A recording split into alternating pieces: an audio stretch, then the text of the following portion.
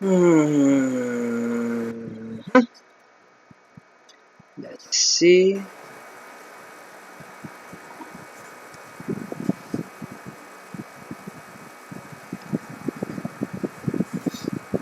Got excellent connection. Not bad.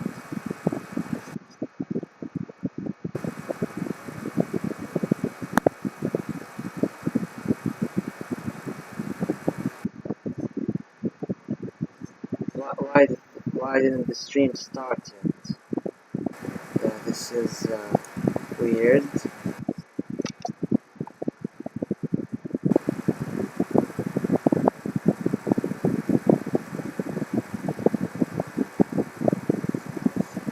Should have started.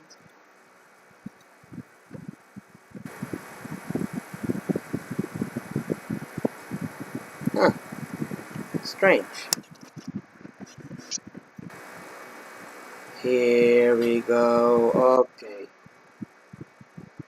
Okay, now it started. Weird how YouTube operates sometimes. It's weird. It tells you're streaming, but then it restarts the stream. It's weird. Now let's see the sound quality. Streaming, but then it restarts the stream. The sound quality is good enough. Now it's time to send it everywhere we can send it to. Don't mind the weird voice next to me, it's the fan, so that I don't overheat and the laptop doesn't overheat, especially with CML. The laptop does not like CML. It's quite a strange thing, actually. Right, let's okay, here we go.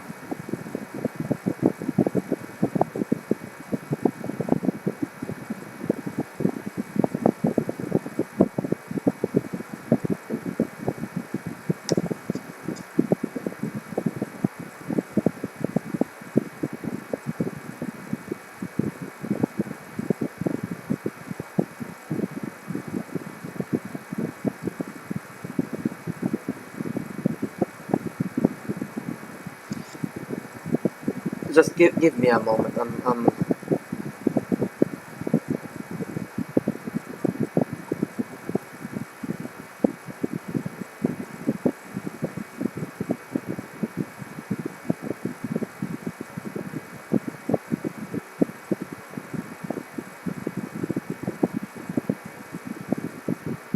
Alright, now we send it everywhere we can send it to.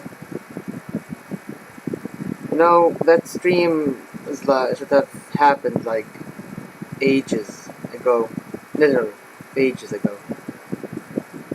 Ever since this thing, ever since, what the fuck it's called? Homeland or Death DLC was released. Yeah.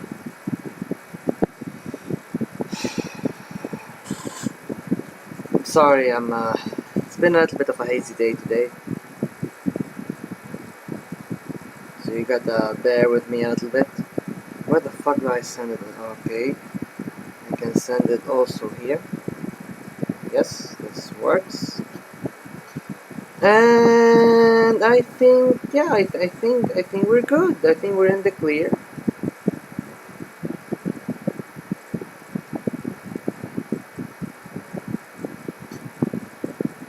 Hello everyone, this is Bad R Boy, and we are back playing China Mouse Legacy. So, right off the bat, we can see a few changes here. I think these buttons lead to the website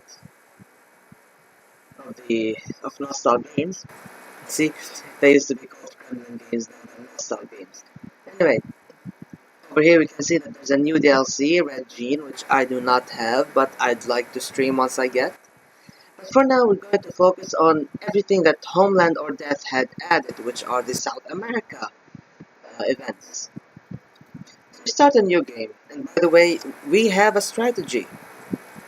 Let me show you the strategy real quick, actually. Let me Alt-Tab, go into OBS. Here's the strategy.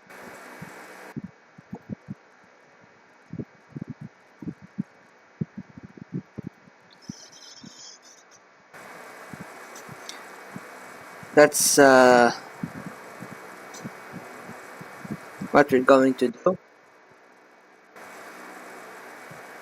And we're going to be getting most achievements we want to get out of this. I'm basically aiming for soft power achievement, which you get all of South America under your influence through events, and I want to get them all of them as leftists. So first things first, this run is going to be focusing more on being with the Soviet Union, so I will just rebuild relations and not cause any harm, because it protects us, makes things easier to get more people into our spheres.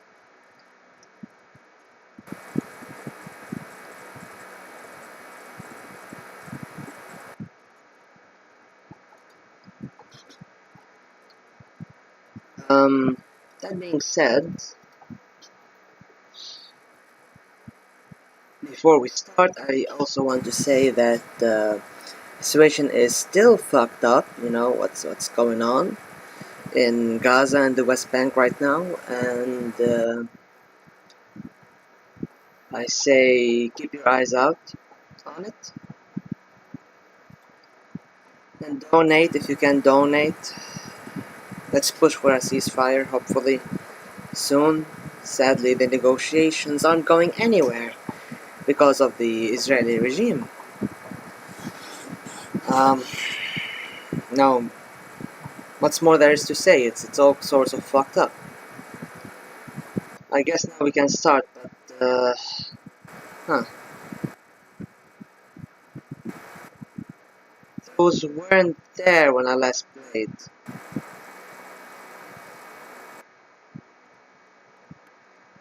I see.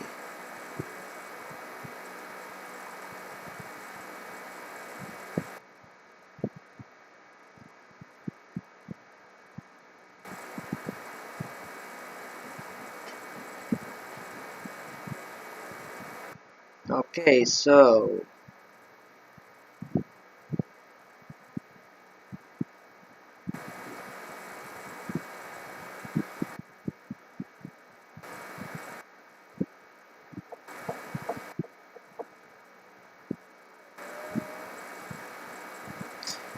it's new ways to actually conduct these wars. That's interesting.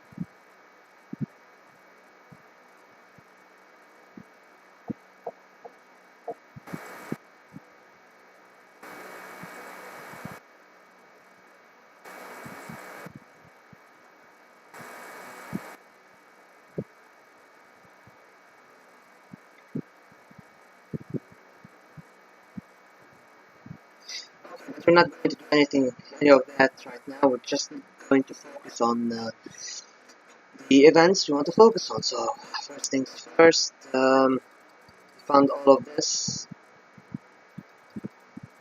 Okay, let's put everything into state Mac. This and this, 15 in this, 10 in this, and put 5 into industry. And I'm going to dump a lot into science. And we're going to have to rush the military tech so we can actually influence South America. We can actually do it on the map. Actually, let's see it right here. Fuck's sake, come on. Okay, so we pick South America, and as you can see, we cannot do anything. We need new intelligence techniques. We need the second and third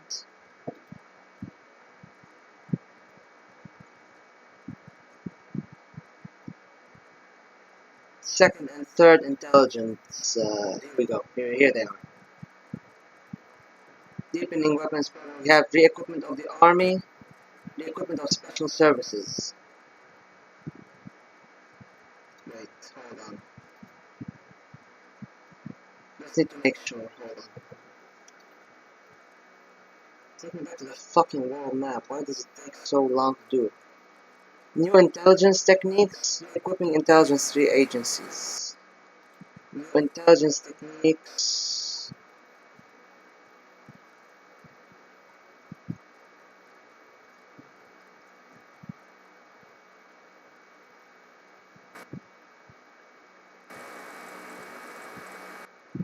The new intelligence technique. Yeah, we need to get this. So we need to rush and get this to be able to do it. So we need to focus a lot of our money on. At the start, at least, we need to focus a lot of our money on research. Now, let's go into politics, like usual, and get the guys we want to get. I want this guy to be. Wait, why can't I? Ah, here we go. Support and health. Here they are. All right. Want him as my. Where the fuck is? I want him as my premier, and I also want him in the south. Where's the mother guy? This guy. I want to support him. I want him as my MFA, and I want him in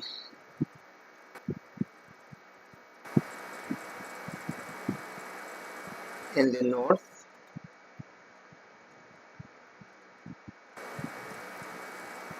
So far so good. And yeah, I'm not going to do anything after that. We need to support communication structures to establish relations. We need like 20 before Brezhnev dies. And we need to expand our relationship. Okay. That being said,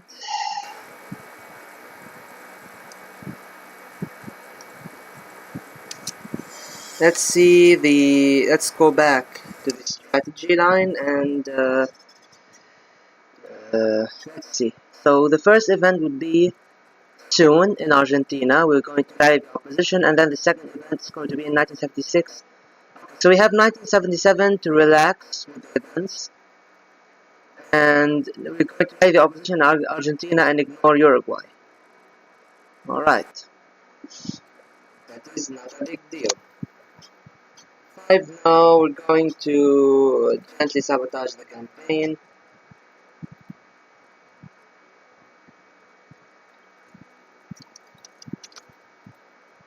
Criticize Deng and fight with the. We're gonna do nothing with this. It's not worth it.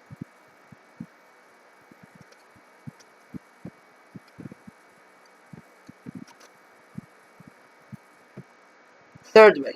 Economic difficulties prompted the government in the spring of 1975 to adopt a tough anti-inflationary program. The jump in prices and the freezing of salaries provoked mass protests in Buenos Aires, the capital of Argentina. In the same year, the country was divided into 5 military zones, each commander of which was given full autonomy in unleashing a carefully planned wave of repression. A number of revolutionary organizations, including the Montoneros, a group of far-left Peronists, and the AAA death squads under José López Reg, stepped up their efforts to escalate political violence, including kidnappings and bombings. Against the backdrop of harsh, repressive, and punitive measures by the army and police, soon President Isabel Perón was detained. All television and radio stations were taken under the control of the military. Regular transmissions to them were stopped, after which the first official message was released, which reported that the power in the country was under the control of the military, as well as the need for citizens to strictly comply with the requirements of the military, police, and security forces. The appeal was signed by General Jorge Rafael Videla, Admiral Emilio Eduardo Macera, and Brigadier General Orlando Ramon Agosti. The following morning passed without any high-profile incidents. No one resisted the coup, but the putschists decided to start detaining workers, students, political and trade union activists. Abductions of all opposition representatives from their homes, places of work, and on the street have begun. Resistance to the military is fragmented. However, with a good leadership group, it would be possible to rally liberal, centrist, and left parties, as well as Peronist left groups and trade union organizations, with each other in order to create an organized resistance to the putschists. Try to rally all opposition forces against the military. The political system will change. Establish trade ties with the new government, nothing will change. So we're going with this. With the support of our intelligence networks, we were able to rally all the trade union, democratic and left forces around the Peronist guerrillas and organize a single underground center in the jungle. The coordinating council of the opposition was not only able, with broad popular support, to save and protect from illegal arrests, but also to organize strikes throughout the country, which completely stopped all production. In the conditions of fierce resistance within the junta, a coup took place. Roberto Eduardo Viola, with the support of Ramon Diaz, Orlando Ramon Agosti, and a number of generals, arrested the leader of the junta, Jorge Rafael Videla, Admiral Emilio Eduardo Macer, and a number of their ardent associates. After which he announced an amnesty and it entered into negotiations with the opposition within the framework of the Round Table. During the negotiations, a compromise was reached. The military abandoned the ban and persecution of trade unions and political parties, taking upon themselves the provision of order and stability in the country for an indefinite period until the end of the crisis, thereby assuming the authority to appoint the president from the cabinet of ministers and set dates holding parliamentary elections. Despite the protests of the Peronist left, the Democratic left and trade union forces agreed to such an agreement, and the Peronist left had no choice but to agree to the demands for disarmament and transition to peaceful actions, so as to not escalate the situation. But in response, they demanded arrest and persecution of the AAA organizations and their chief, Jose Lopez Rega himself, and the junta agreed to this. In Argentina, peace and order were restored, repression was stopped, and the Ministry of Economy was headed by General Ramon Diaz, who began the implementation of a policy of corporatism while maintaining state control over key industries. But the junta is well aware of that their rule is not eternal, but will drag on to the last. Let's see what kind of government Argentina now have. By the way, I don't have music because, number one, I don't feel like putting any music. Number two, music will be distracting from me reading the events. And number three, my laptop will fucking blow up in my face. I seriously need an update, but I can't really update right now, you know. So Argentina is a right-wing dictatorship instead of proto-fascist regime, I guess. And the state system is liberalism. Okay. Now we go to the Eurasian map and we continue our day as usual.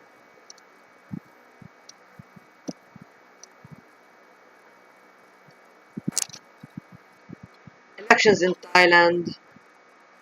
We're going to support the CPT and create a coalition of left Democrats. I mean, I'd like to have Thailand alongside me. Would that be neat?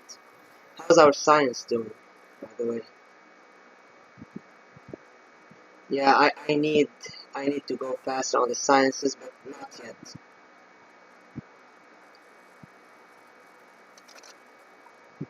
Guys, we will do nothing. But our party is not too happy. But when's our party ever happy, you know? End of the Portuguese Revolution. Let's fuck with Portugal. Why not? Let's fuck with Portugal.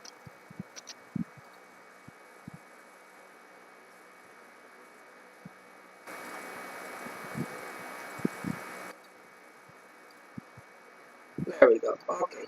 We don't have money, but we have good growth. Okay, we're going to call everyone to go away. I could run off the rest until they leave. Nah, I should have went with the second option. I'm gonna get a coup anytime soon. Or like soon enough.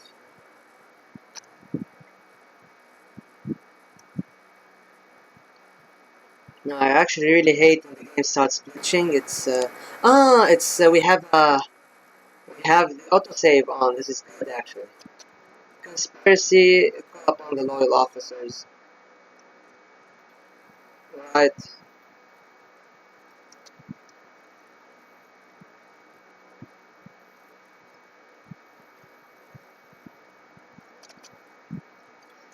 put some more money into propaganda, and let's put our science at 20.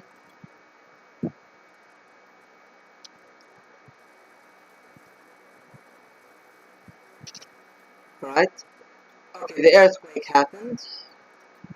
Let's take 5 from the budget, and now we need to get more money into, oh, here we go, sciences. Let's do some science. Let's re-equip the army, and then we will go to these two quickly, as fast as possible. I don't think I'm going to support Somalia in its war. I think that's something that I want to do. Military charter. Okay, let's read this. Juan Maria Bordaberry was elected president of Uruguay in 1972 in the midst of an institutional crisis caused by Pacheco's authoritarian rule and the terrorist threat. He continued the authoritarian methods of the previous government, suspending civil liberties, banning trade unions, jailing and killing opposition figures, and appointing military officers to most senior government positions. On June 27, 1973, Bordaberry dissolved Congress, suspended the constitution, and gave the military and police the power to take any action they deemed necessary to restore order. For the next 3 years, he ruled by decree with the assistance of the National Security Council, COSENA. Gradually, Bordaberry became even more authoritarian than his military partners. In June 1976, he proposed a new corporatist constitution that would permanently shut down parties and establish a permanent role for the army in power. It was further than even the military wanted to go, and they forced him to resign. His successor, Alberto De Micheli, issued Institutional Law No. 1, suspending the call for general elections provided for in Article 77, and Institutional Law No. 2, which created the Council of the Nation, also not provided for in the Constitution, giving it the power to appoint the President of the Republic. The President and members of the State Council, members of the Supreme Court, the Court of Disputes and Administrative Cases, and the electoral for fuck's sake, Electoral Court. However, he refuses to issue the next institutional laws, according to which a new wave of political repression should begin, to which he is threatened with the resignation from the military. By bribing and pressing where it is necessary to convince the military to give the old man a chance. Seize the moment and make trade deals, but nothing will change, or we should keep up. Let's see, what does the strategy guide says? By the way, Galiots, friend of the channel, made. For Uruguay, we will ignore all this. We will keep up. In 1976, Acacio Mendez was appointed President of the Republic by the Council of the Nation, a body controlled by the armed forces. A position which he assumed on September 1, signing among other things the Institutional Law No. 4, which banned the political participation of 15,000 citizens for 15 years. Also, one of his first acts as president was to issue a decree suspending the political rights of the leaders of all parties. In 1980, he held a plebiscite to amend the constitution and legitimize the existing government, but the majority of voters opposed. He was a tool in the hands of the military. During his reign, human rights were violated. Thousands were arrested and exiled. The military junta tried to create the appearance of legality of what was happening and presented a draft constitution which was boycotted by the majority of the population. A specialist in administrative law, Mendez also practiced law at universities. He was a professor of administrative law at the Republican University from 1934 to 1955, but left university teaching as a result of a confrontation with a student union, who accused him of promoting Mussolini's fascist regime in Italy. The new government did not want to be friends with us. We don't want to be friends with them either. Let's support communication networks and be gone on our merry way. We will build a mausoleum for now. Now we can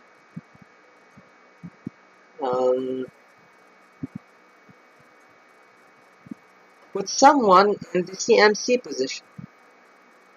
I think I'm going to. Oh, I can't put this. Shit. I'm going to remove Wode from power because he fucks with me a lot. He's firm and he is harsh. He's not good. Maybe I can't support. I can't support Dang. He's under investigation.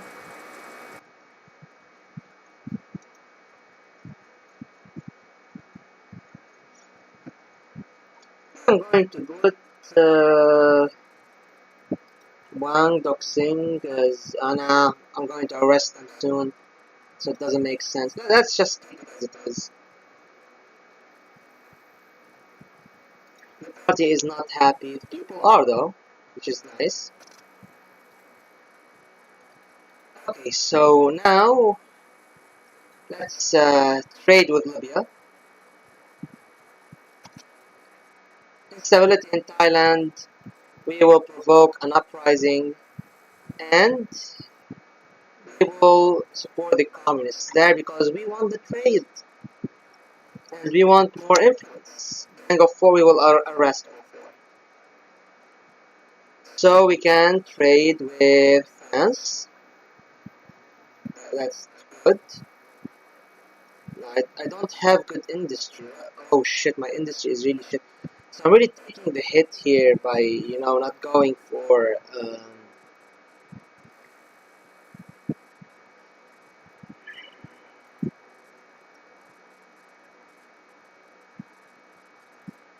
I mean, I'd like to put Deng Xiaoping in here, but for now... Oh, who's this guy?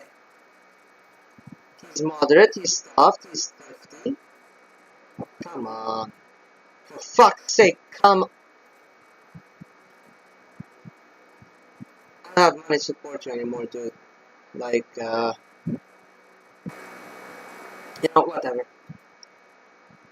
Shit. Let's put Wang Zhen for now in the east. Hey, good morning, Nestor. How are you doing? I hope you're doing alright.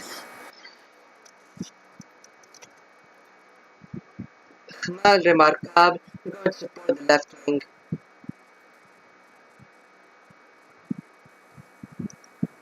Because I want to avoid war with Vietnam. It's not in anybody's best interests. And we need more intervention points. Hello there, Hidalgo de Andalusia. I'm good, I just woke up, I'm about to get... Yeah, I hope you have a good day at work, my friend.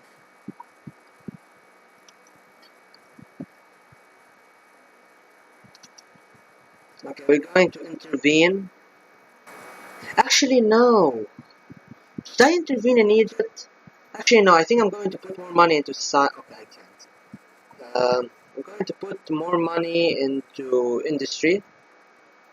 And because I want to make actually more money, so I could actually... Hidalgo, I don't think I've seen you on the server on the channel before. Are you new to the content, or do I know you from somewhere?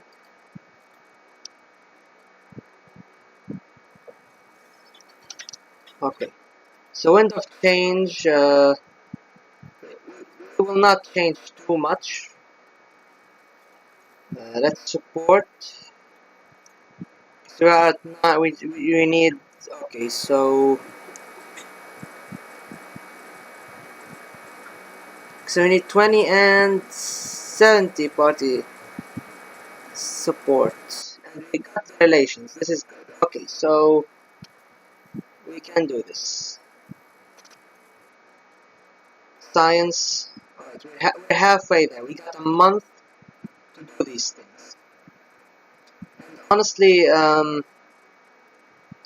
world map. Take me to the world map. And if you look at the strategy, I don't think there's too much countries to fuck around with. Like, so Ecuador is the one to do this. And later, Paraguay in 1983. So it's not, and Brazil and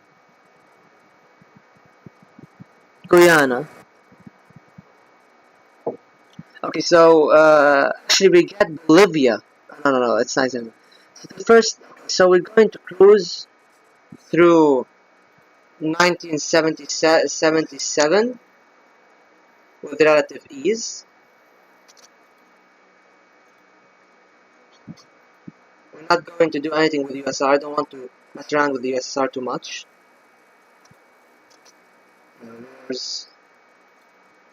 Okay, so I will need some money if I am to.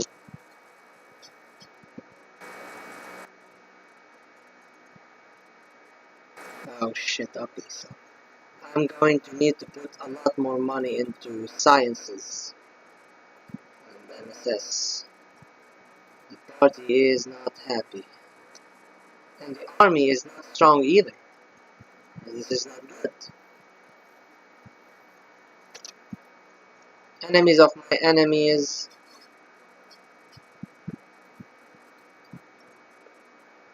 Shit. Well, I got enough to arrest the conspirators. Let's see, where's my dude? Come on, I'm supporting your rise, man. And I can't get them. I need to get them. To none of this is good.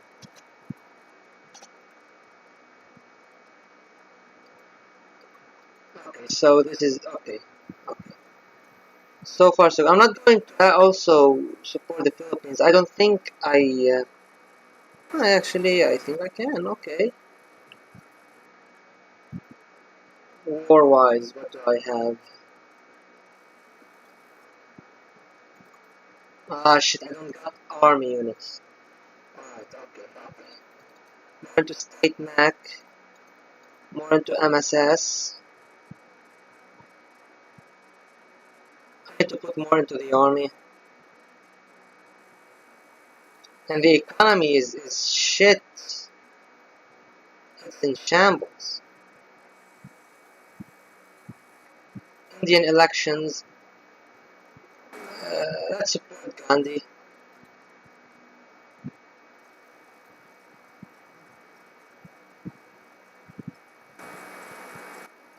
Yeah, I'm not going to upset the USSR too much.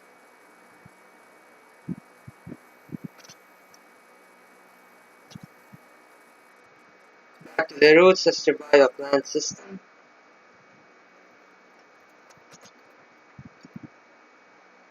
Let's focus on scientific research. This is good. Okay. So we're going to have to boost scientific research stuff. We don't got the army to support. Okay, you know what? The communists can live. Got it. For fuck's sake. Okay.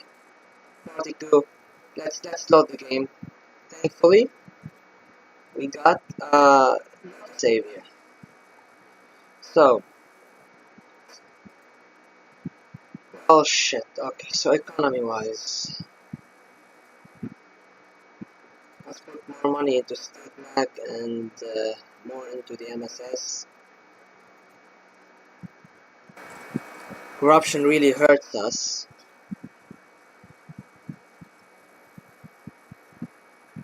Okay. I did not intervene in Egypt, no.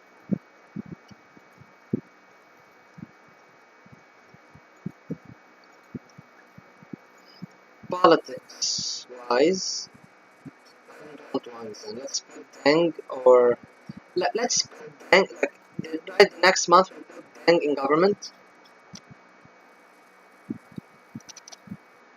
Wind of change, brings out the Cultural Revolution. Then we got trade with France. Science.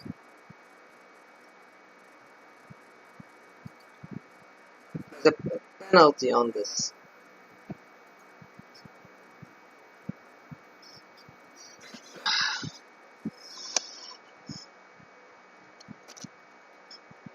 President of the USSR.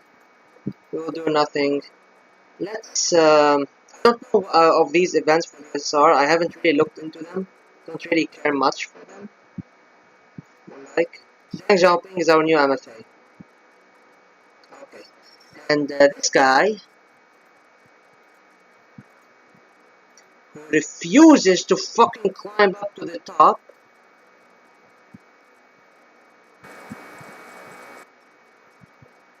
You know what? Yejiang is in the capital. fuck it. Let's boost the research. We need to boost the research. And actually, politics. Let's support Ye Jiang and let's put him as our CMC as well. CMC and put him in the capital. Now, corruption will rise, but we're going to be getting faster and faster with our. Let's look at our corruption. Man, Guahaha do be trolling though. One, huh? Okay, so not much change in corruption. The party is actually happy with me because the party is full of reformist fucks. Okay, let's do Mangwaha. Yes, that asshole. I just. Oh shit. He's not even the. Okay, so he lost Thrifty. He became sick. So I lost all interest in him. Fuck you, asshole. You baited me. Oh. Yao Ji. Let's see. Can you rise, Mr. Yao Ji? Okay, no, he can't rise. For fuck's sake. You know what? I'm not going to spend time on these inferior assholes. Let's just go with what we got and see what to do from there. Yeah, we got a conspiracy. Let's arrest the conspirator. It's really fucks with me, but it is what it is. Wars. Let's see. Okay.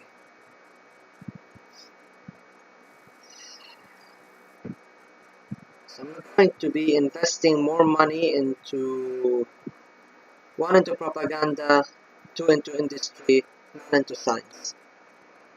So yeah, Mangwahaha, Guanha, whatever his name is. Ah shit. You know what? Fuck it. Let's do this.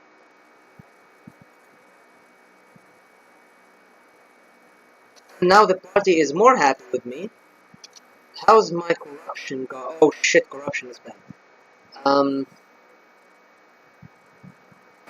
more money into the MSS.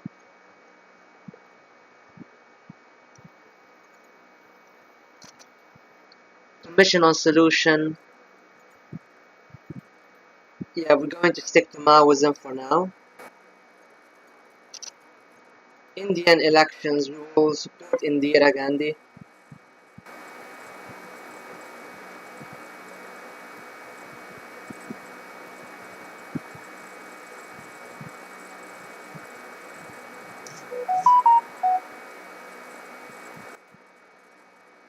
Okay.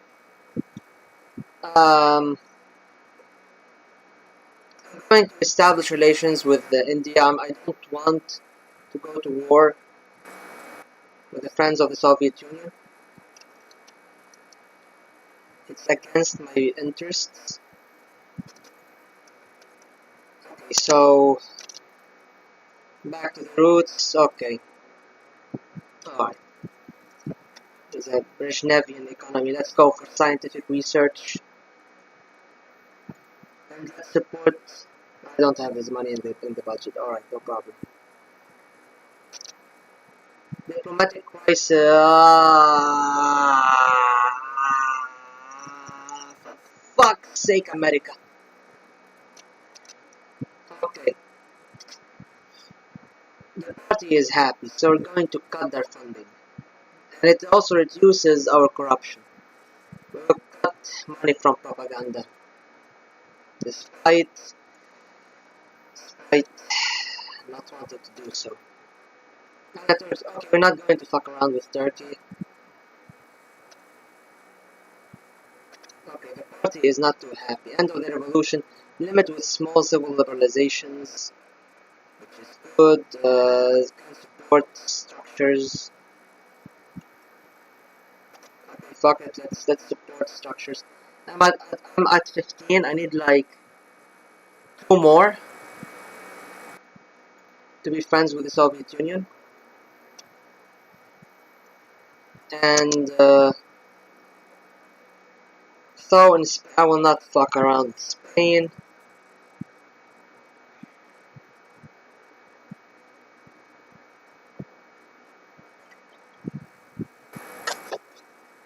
Just going to focus on fixing our economic situation, right? See, the party is happy. The Soviet Union is as well. Oh, I can. Okay, I'm actually near there.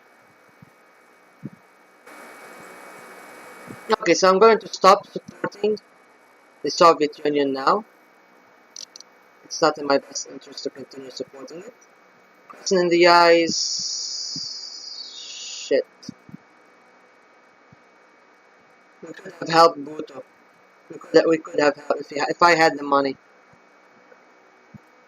And I can't establish relations with India, so I'm going to exit and I'm going to load the game.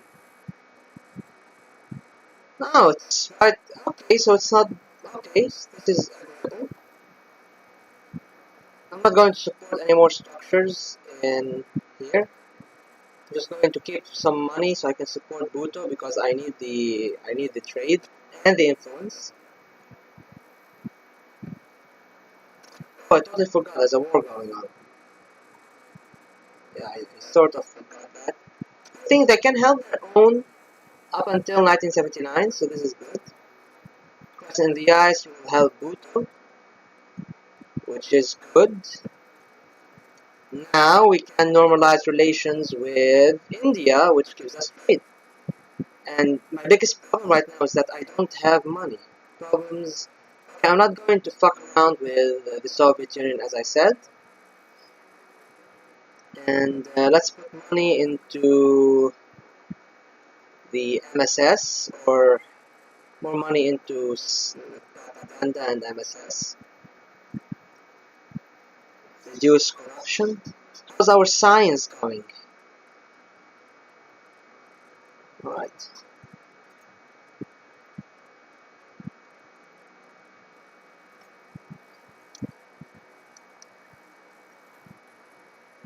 I don't want to support communication structures right now. The war for Ogaden. I'm not going to do anything here. Yeah, because Somalia is going to lose this war, and it's going to go under American influence. I really, really, really. What fuck it? Let's help Somalia a little bit. Maybe get some money out of it. Let's put some money into the army because we do need army military formations.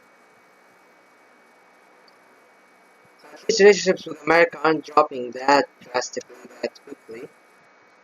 And sending weapons to Somalia is going to help us, hopefully. Let's put more money into the army. At least 15.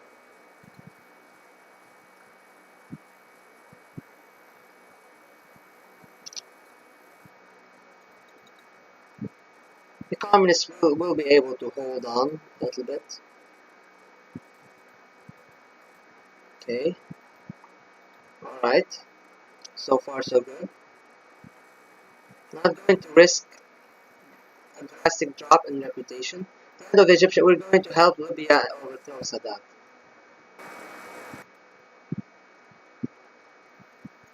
So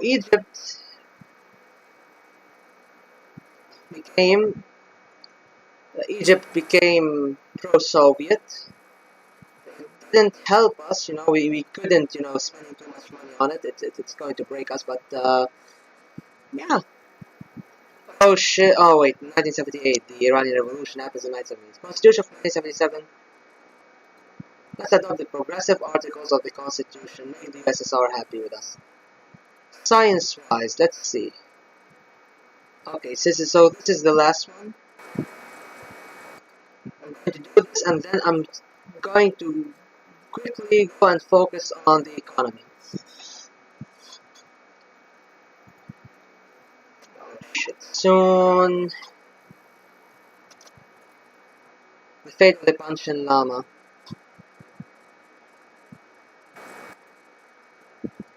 Let's release him.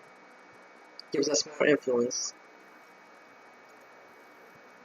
And hopefully I'll support the Islamists in this because they went up new or you know what, let's mess a little bit with the USSR. It's not a big deal. If we get trade with Hungary, it's a good thing. Burmese road to socialism. Fuck it. Give him money. More trade. I like trade. I like money. Money is good in these games. Alright, so Somalia is probably going to win this war. At least I'm hoping that be the case. We got fair enough agents. Homeland of Democracy and support PASOK.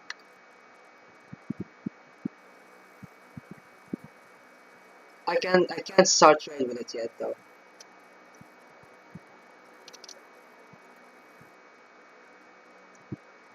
Corruption is not alright. We're going to put a couple money into propaganda, one into the MSS. Oh, American relations are going up. This is neat.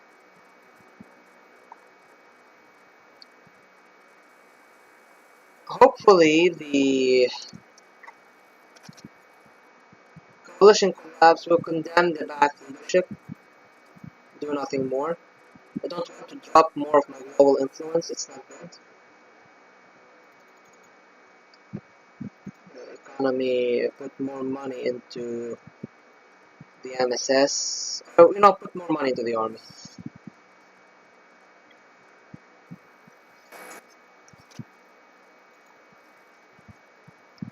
Thankfully, there's an autosave, so if my laptop overheats, I don't instantly lose everything I try to build up to.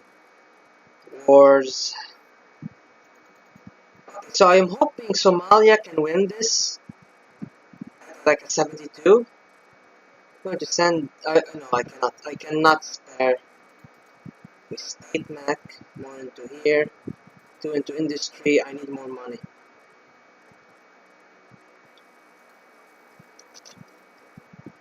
Red of 70s. Yeah, okay.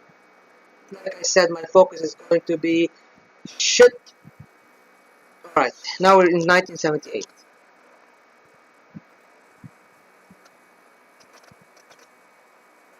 Okay.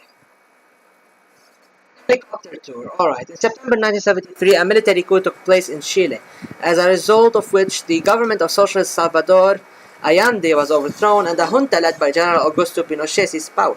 The new regime immediately curtailed the reforms begun by Allende and began mass repressions against its opponents, under which even the Christian Democratic Party, which contributed to the putsch, fell under. According to Chilean immigrants and foreign media, on the first day after the coup, 3,225 people were killed. Another 37,000 were severely tortured. The elimination of social guarantees, the complete opening of the market for foreign corporations, and the active implementations of neoliberal reforms led to the impoverishment of the majority of the country's population, and the beginning of the consolidation of the opposition against the dictator. It is represented by two forces, the more right-wing Democratic Alliance AD, led by the CDA, and the Radical Party, and the more left-wing People's Democratic Movement, MDP, led by the pro-Soviet CPC and the Left Revolutionary Movement, MIR. These two blocs cooperate with each other, but the first stands for the peaceful removal of Pinochet from power by constitutional means, and the second for the violent overthrow of the junta. China was one of the first to recognize the Pinochet regime and even expelled the old Chilean ambassador, a member of the Christian Democratic Party, from the country, after which the entire Maoist opposition broke off contact with us. Therefore, if we want to intervene, then we will either have to look for a weakling in the government junta or put up with AD and MDP. We'll start restoring contacts with AD and the MDP. The Chilean opposition is a conglomeration of the most diverse forces, from anti-revisionists to the right-wing nationalists. Since we had almost no contacts left there, in order to reach the leading centers of the AD and NDP, we had to use the help of the Minister of the Interior of the Pinochet regime, Sergio Harpa, who led our people to the leaders of the CDA, Eduardo Frei and Patricio Aylwin. Thanks to the assistance of the Cuban friends, it was possible to restore ties with the Immigrant Central Committee of the Communist Party of Czechoslovakia, headed by Louis Corvalan, as well as the leader of the MIR, Pascal Allende. Although there is no need to talk about their trust in us after 1973, both blocs really need outside help, since the Pinochet junta, with the help of the United States, is very effective in suppressing the partisan movement. The negotiations with the dictator have not yet led to anything. After tense negotiations, an agreement was reached on cooperation between China, the Democratic Alliance of the Peoples, and the People's Democratic Movement. In addition, the opposition parties agreed under the influence of the PRC and the USSR to form the Coordination Council of Chile. It included communist Louis Corvalán, Volodya Teitelbaum, and Gladys Marin, socialists Carlos Altamirano, Ricardo Lagos, Clodomiro Almeida, and Raúl Opero, Christian Democrats Eduardo Frei, Radomiro Tomic, Eduardo Boininger, and Bernardo Leighton, radicals Anselmo Sule and Anibal Palma, and also the MIR member Nelson Gutierrez, and head of the anti-revisionist HRCPD Eduardo Artes. The opposition are strengthening, but after that the Pinochet regime severed all relations with us and began organizing a new wave of repression, including purging the entire state apparatus of civilians and strengthening control over censorship and state corporations. Things do not seem to be very well in Chile.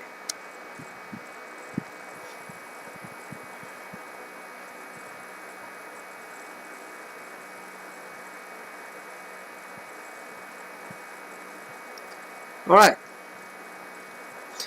Now let's check the strategy guide for a bit. Right, so we're in 1978. We got through Chile. Next event would be Paraguay. We will ignore the first event in Colombia, and it wouldn't be until we reach Ecuador. It's in like 7 months 7. So we'd have a not to say beforehand, which is good. Okay. Alright. Shit. That's money and propaganda. Propaganda is really suffering the most in this one.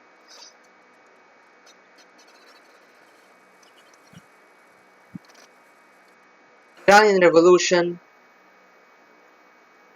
Let's support the left-wing organizations, but we probably won't be able to support too much. Like, we don't have the agents or the money in the budget. Let's go to the wars, and we cannot support Somalia. We don't have the... Right, it's okay. That's alright.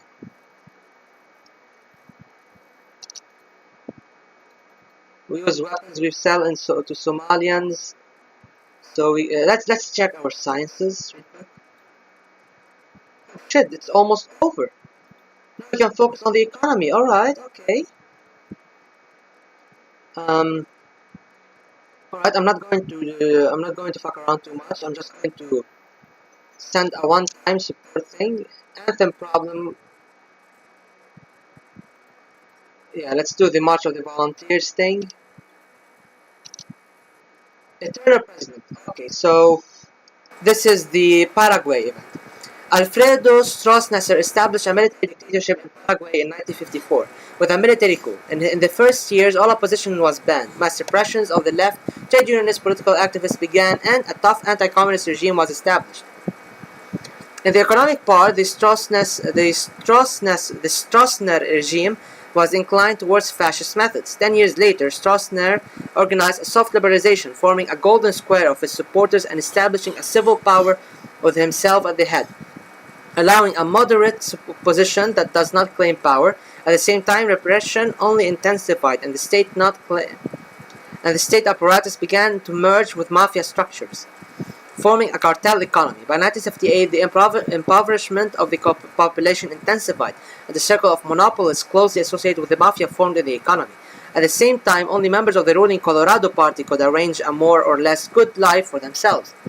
However, party leaders and part of the military believe that the anti-communist rhetoric has exhausted itself, and Stroessner's rule has been too long. Before the 1978 election, Stroessner called a meeting of the Colorado leadership and top generals. He raised the question of whether he should move away from active politics. Most of the meeting participants were categorically against it. However, an opinion was expressed about the admissibility of Stroessner's departure to the ordinary presidents, and the nomination of General Andres Rodriguez, the commander of the 1st Army Corps and the relative of Stroessner himself, to the post of head of state.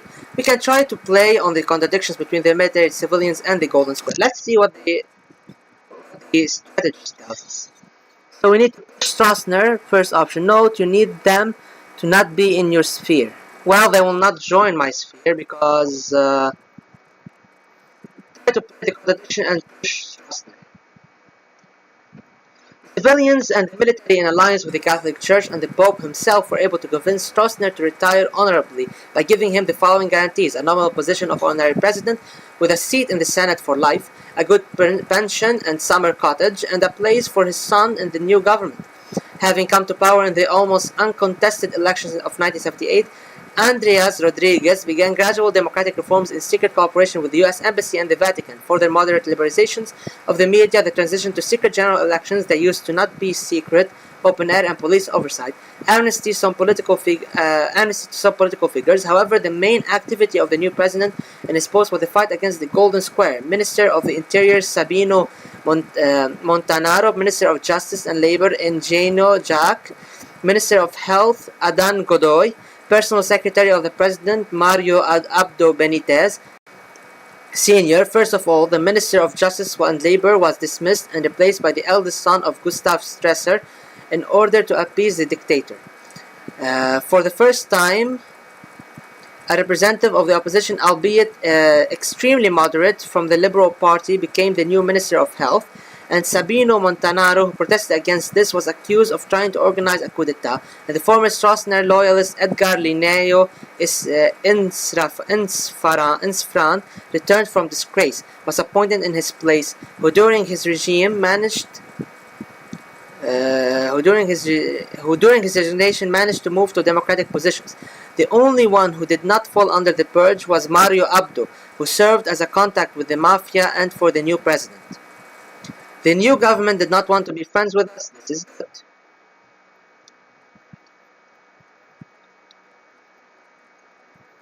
Alright, now we need... Once the science will be over, come on. Okay, it is done. It is done. Good. Let's go to wars. And let's send military help to Somalia. I think Somalia is going to win this.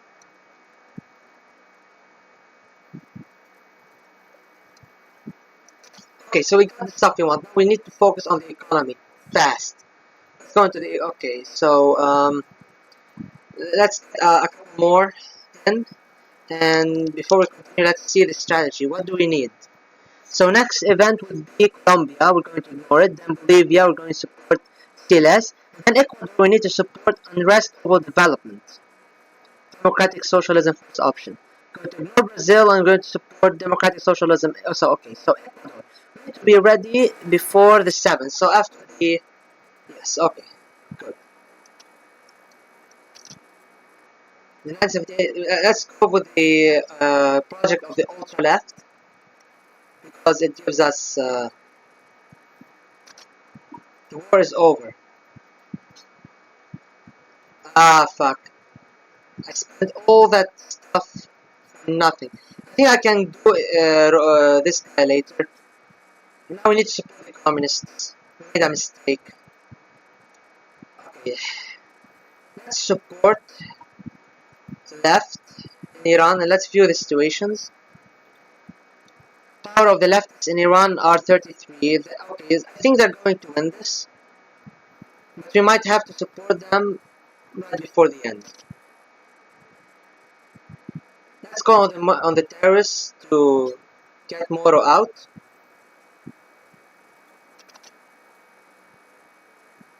I'm not going to undermine Portugal. There's no need for it.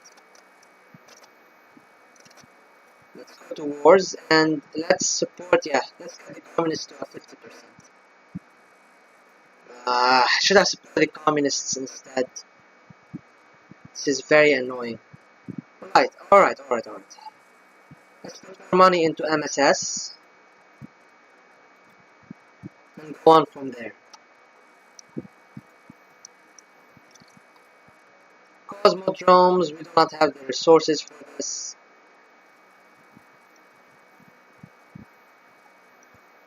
Let's try and support some structures with the USSR. So we need 3 more, and then we need to send money to a Swiss bank.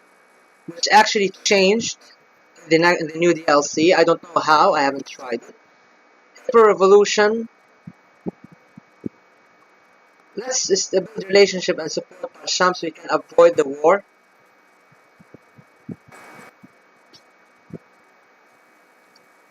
Alright.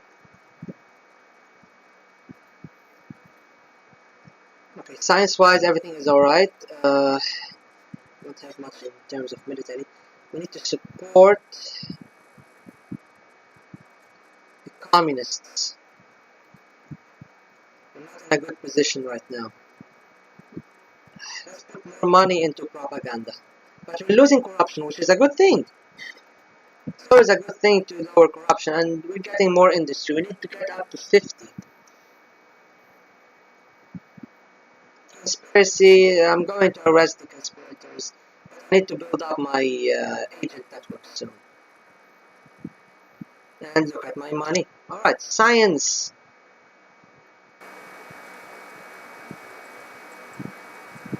Okay, we'll now research this. Put more money into state mechanism. And into the industry. Let's look at the industry very quickly. Beijing's ping. Okay, this is cheap propaganda. But there will be an event soon. I'm not going to intervene in Chad. Actually, listen, hold on. Let's go to wars. I'm going to diplomatically support Chad and send weapons to the communists. I think I can appeal to the people in the next thing. Let's see Ecuador for a bit.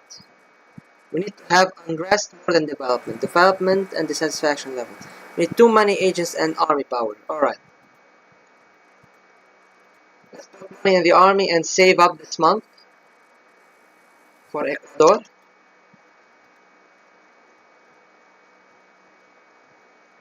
Okay, let's read the Colombia event.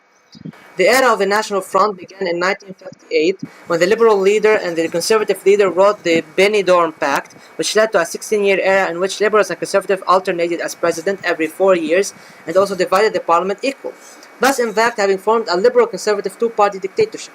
The front arose as a consequence of civil wars between liberals and conservatives between 1948 and 1958 and served the purpose of reconciliation and stabilization in the country. While the National Front reduced violence and helped raise the GDP, it led to a stalemate between the two parties. The liberal and conservative parties held nearly equal power in both houses of Congress and were unable to push for major reforms with a two-thirds majority, as securing bipartisan support for policies was nearly impossible. This inability to reform gave rise to intra-party factionalism, which manifests itself in the creation of party social movements. The growth of dissident groups opposing the National Front led to the disintegration of the latter and the holding of free elections. The main current candidates are Julio Cesar Turbay Ayala for the Liberals and Belisario Bantacur Cuartas for the Conservatives. However, if the rest of the opposition parties can really unite with each other in the National Opposition Union, then they will have a chance to turn Colombia finally into a democratic country. Yes, it's literally America. We can support the right dictatorship, we can support the liberals, we can support social democracy, but we will keep out. During his presidency, Bentancur began building affordable housing, opened universities, and promoted the fight against illiteracy. Bentancur also negotiated with numerous armed rebel groups. Thanks to his efforts, a ceasefire agreement was signed for a period of 1 year. A mixed commission was created to discuss the process of disarmament and reconciliation, and part of the rebels embarked on the path of legal public activity and political struggle. The Bentancur government contributed to the development of democracy in the country during his term. The law of the elections of the mayor, municipal and judicial reforms, the charter of the three television, and the law of national holidays were approved. The administration also began exploration and export of coal to boost the economy. Bentancur successfully campaigned against the drug trade and against the integration of narcos into the official political system of the country. Another key feature of Bentancur during his presidency was the decentralization of Colombia's administrative and financial administration. The municipalities were given the wide autonomy in the use of taxes. In addition, the direct election of mayors who then had been appointed by provincial governors was introduced. I think yes, we should have ignored the first event. Now the next event is going to be Silas, but we don't have money. Okay, time to go and start inciting unrest in Bolivia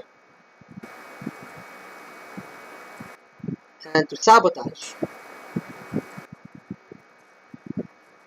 Unrest and sabotage. Fuck. I sure would wish that um, I would surely wish that I'd have enough. Ah shit. Bolivia, my country, are all on fire. General elections were held in Bolivia on 9 July 1968. Elections were held for the first time since 1966 when several military coups took place in the late 1960s and early 1970s. The main candidates are Juan Pereda, an air general and confidant of former dictator Hugo Banzer, supported in his presidential campaign by the Nationalist Union of the People and the Nationalist Revolutionary Movement of the People, Social Conservative and Nationalist parties. I did not support the Shining Pass, the event didn't pop up, and I'm not going to support them in the event. And Hernan Silas, nominated by the Democratic and Popular Unity Front, a coalition of left nationalist, socialist, and communist parties, is a strict Democrat and social reformer. The rest of the candidates do not have the chance to get at least 50% of the votes, since in the Bolivian elections it takes just that many votes to win the elections, which is why the position of the first democratic elections is very precarious, but it is on them.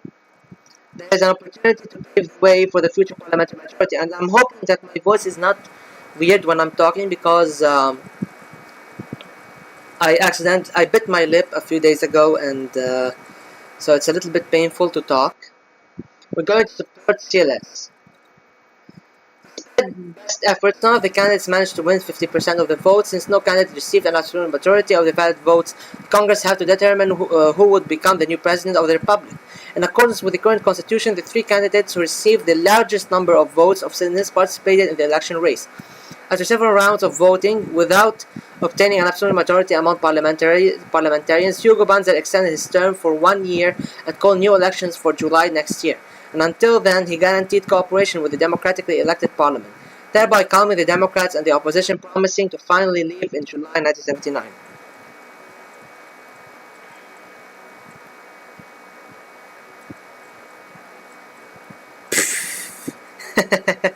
Well, boy seduction goes strong, destroys lip. No, it's not. It's not the case.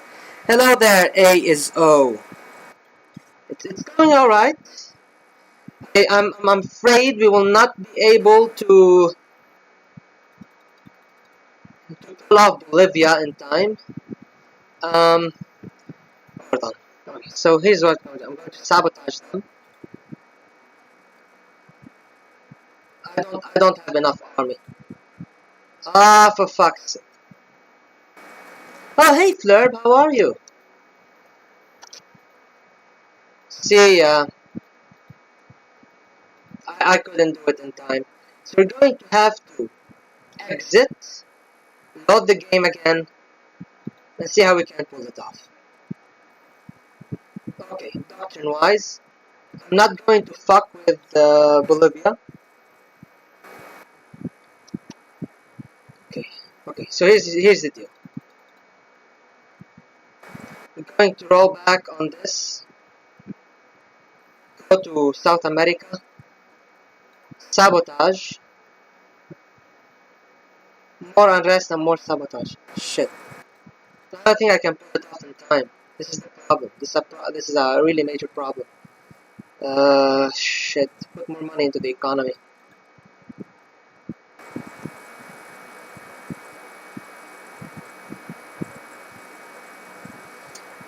I need to have unrest more than development in Bolivia, in Ecuador.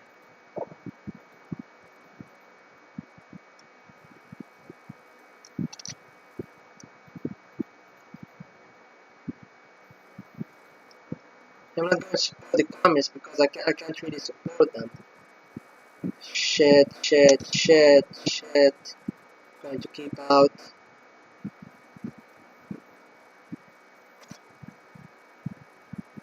So I'm just going to support the unrest. Because that's how what the I'm not talking about Bolivia, I'm talking about Ecuador. I'm talking about Ecuador. I need dissatisfaction over development. Because I'm following this guide over here. You see?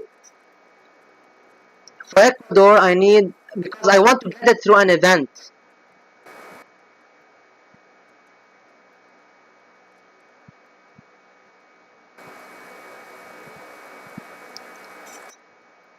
Hold on. Because I need unrest over development.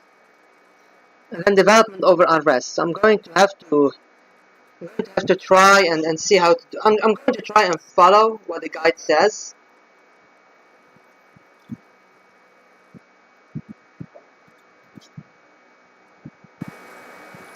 No, it's not. It's for the 1978 event. I'm just going to try and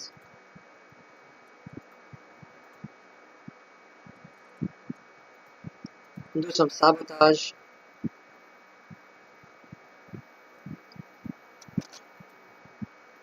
Let's support CLS. Okay, so I got one more chance at this.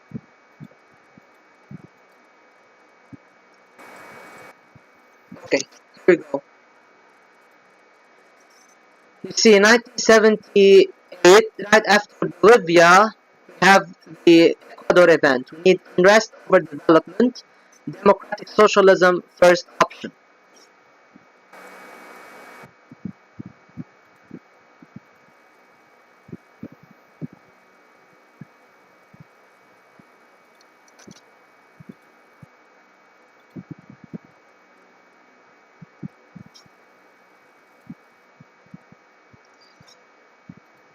Hmm. Okay, okay. You're telling me I can get it later? I'll try and get it later. But later it says development over. Let's start.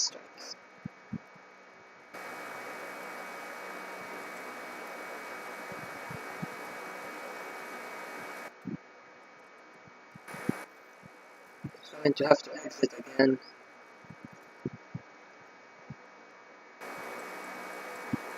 But okay, but I get it to be like socialist or what?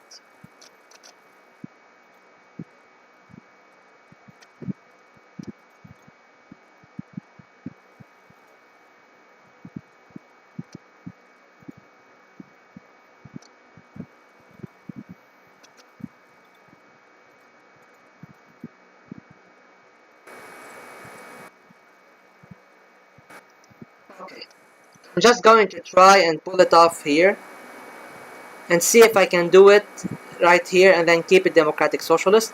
If not, I'm going to go for the latter.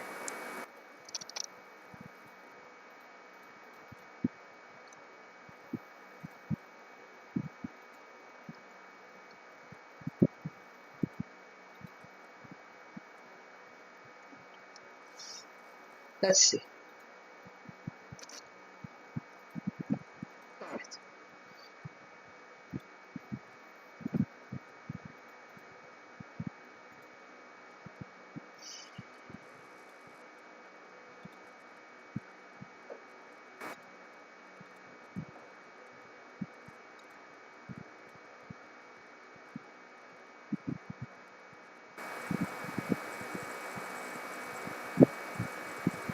I'm guessing sabotage knocks it down by 2.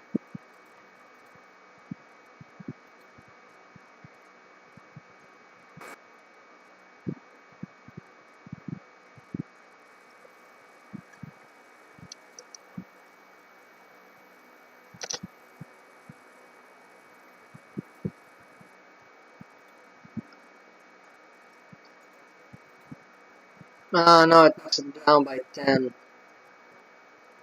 So basically I'm wasting resources here. Because There's no way I'm gonna get it before then.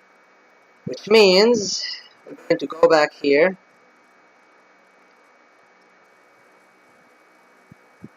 Yeah, there's no way. Let's load the game. Okay, I'm not gonna stress over them now. I think I need to worry more about sending weapons to the communists in Thailand. And I guess we're gonna have to keep this in mind later.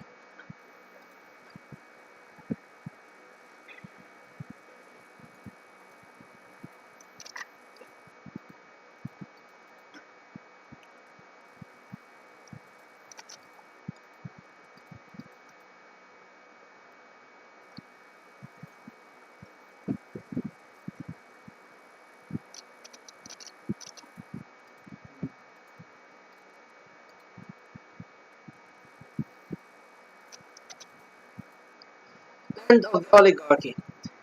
Arsomena Monroy became president of Ecuador. During his 20-month term, he promoted reforms, among them cheap housing, progressive income taxes, and annual bonuses for workers.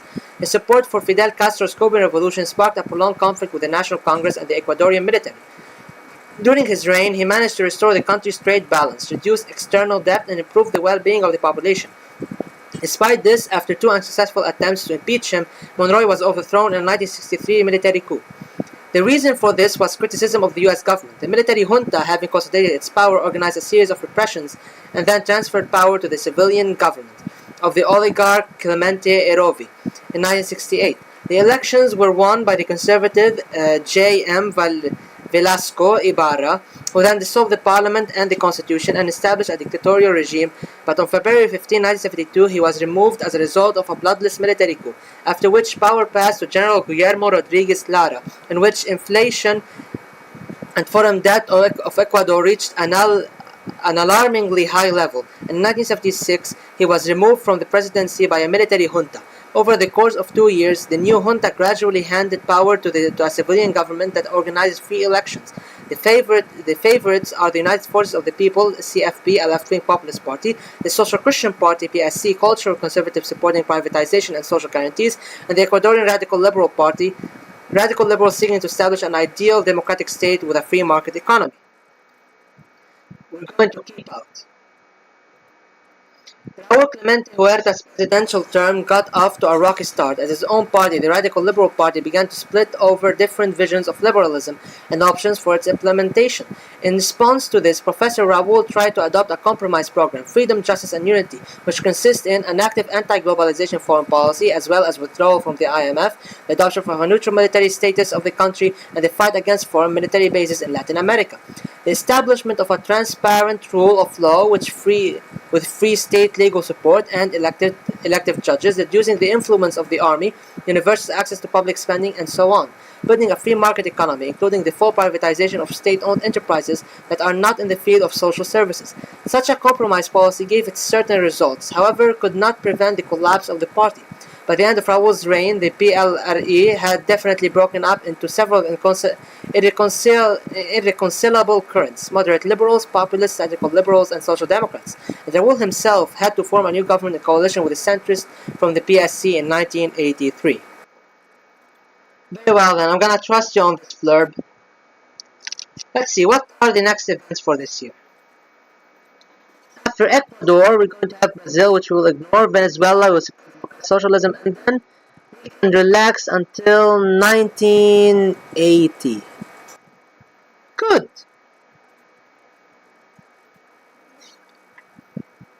So, let's support Chad diplomatically and send weapons to the communists. Economy-wise, how's my economy? How is my economics doing? Economy-wise, okay, it's not good. It's really not good. Okay, let's put more money into our industry and one into propaganda. We need to quicken our industry. We need to build it up. And we really need some money for America. I think I can support the Maoists, but not right now. I think I'm gonna try and see if I can get them via other ways. Let's see, how's the leftists doing in Iran? Well, they're actually winning. I don't need to support them much further. Okay, I'm going to hold off on supporting them till the very end. 15 into propaganda, 2 more into industry. Okay, I can put more into industry. Let's put more in the army.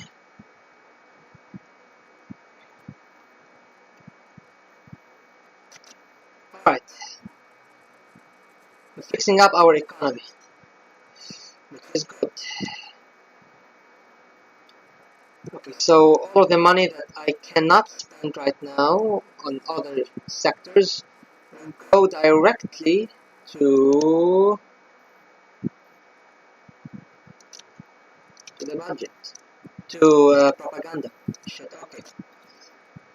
Happy Brazil has long been ruled by a military junta that maintains the appearance of democracy, the so-called a controlled democracy, that sees elections consistently won by Arena, a conservative Brazilian political party created to provide political support for a military dictatorship.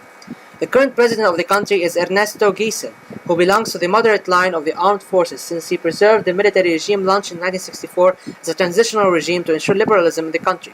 Under the reign of Geisel, a gradual transition to liberal democracy began, the weakening of censorship and the reduction of repression, along with the increased control over the courts and over governors by the state. However, he is not running for a second term, and the growing opposition could win the upcoming elections. There are currently two candidates, João Figueiredo from Arena and Euler Bento Monteiro from NDP.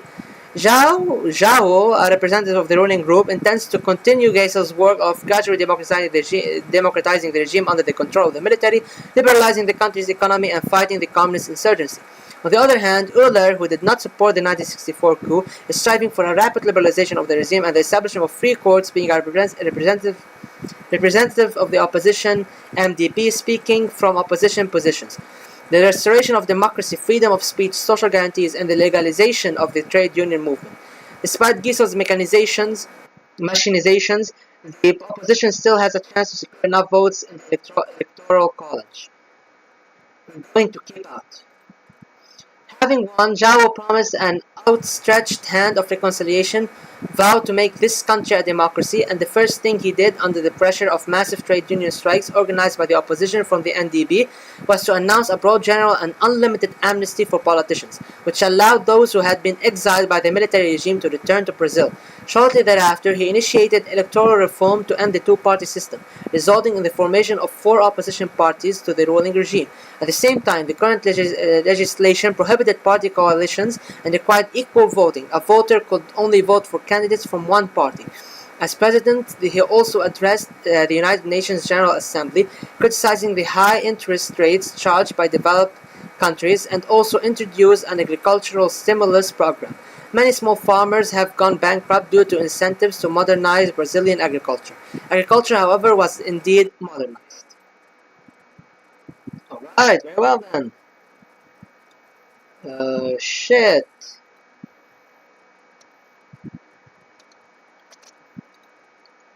Large scale project, we will cancel the project, which is not good for our economy, but I digress. Okay, so I'm going to go less with propaganda here and go for more relations with the USSR. Now we can restore relations once we get enough party support.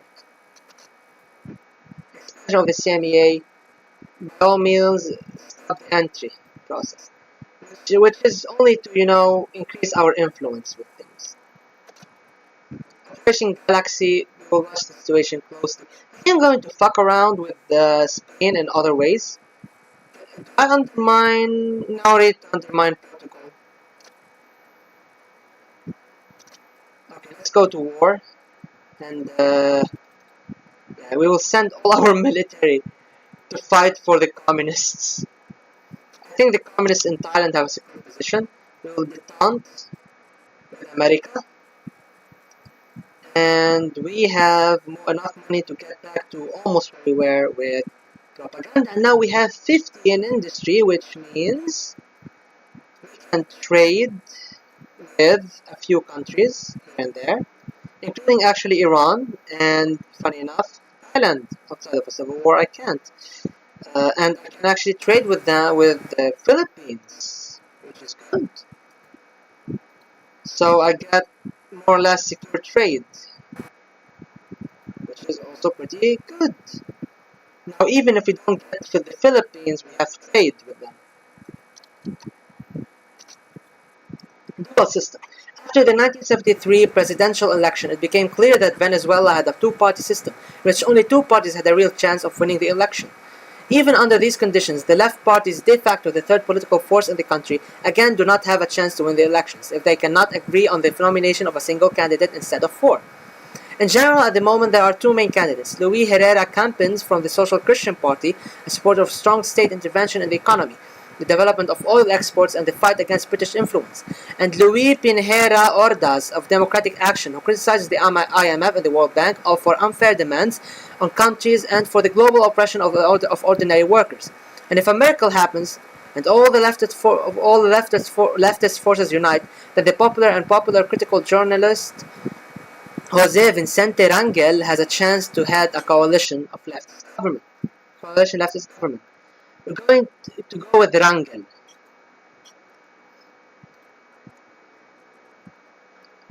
Jose Rangel, a well-known journalist and TV presenter, was elected as president not by some leftist coalition, but by the fact that all leftist parties supported his candidacy. This meant that in Parliament, Rangel had to form a blue-red coalition of the moderately left anti-imperialist MEP, the center-left MAS, and the economically moderate left but socio-politically conservative COPEI.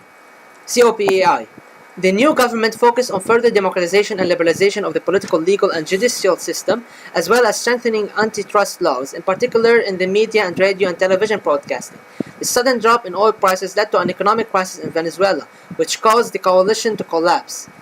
COPI demanded cooperation with the IMF and partial liberalization, while MEP and MAS offered IBEC under the CMEA, taking loans from socialist countries and developing internal trade with Latin America. This led to the formation of a government led by an obscure left-wing retired officer, Francisco Cardenas, who began to form a government from the MBR 200 underground officer circles.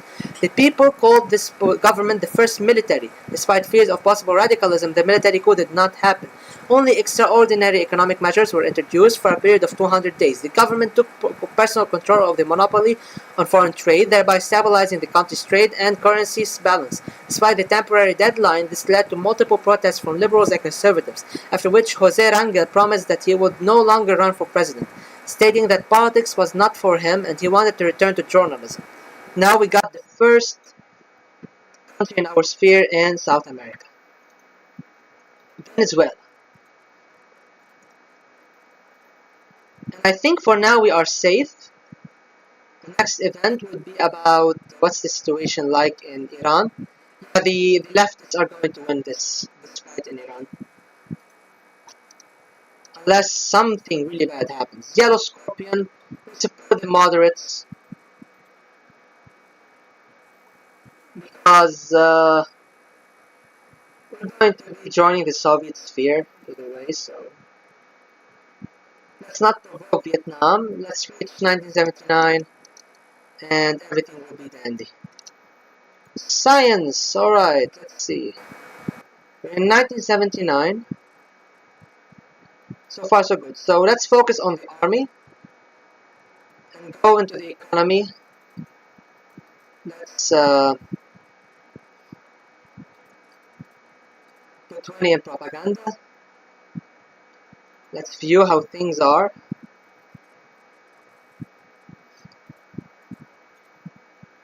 The leftists are going to win in Iran, so we have Iran. Agricultural reform, we will organize collective farms.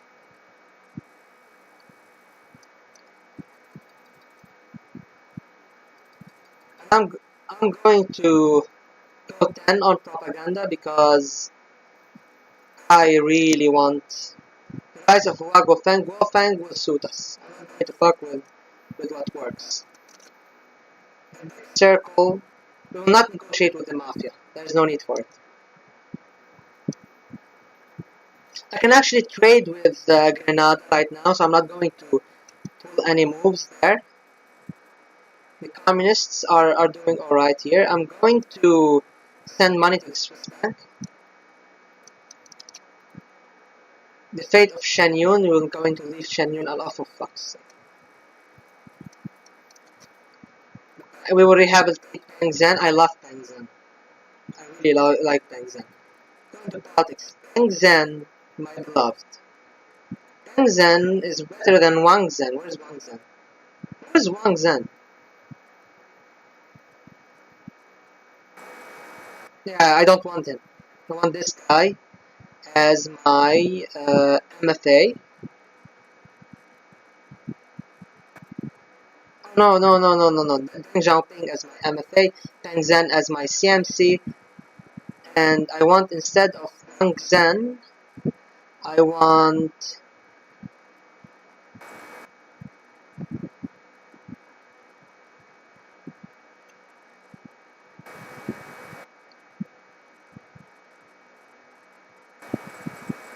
Here we go, Ye Jiang. Oh yeah, Ye Jiang remains here, okay. Okay, so this guy remains here. Instead of Wang Zhen, though, I want to put Wu Jing instead of Wang Zhen in the east, because he's a scientist, and we need to develop science quickly. Conspiracy, let's arrest the conspirators, alright. So far so good. The fate of Wang Zhen, hash up the case. I'm not going to rock the party too much. Li Jianan's fate, declare the charges fabricated. For fuck's sake, this whole party thing is killing me. Okay, the leftists are going to win in Iran. It's actually cool, you just need to support them once in the event and later on wars. That's okay. Okay. We won in Thailand.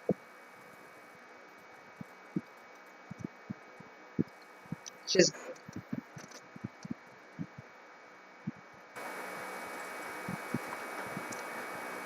Wait, what's for a thirsty moderate?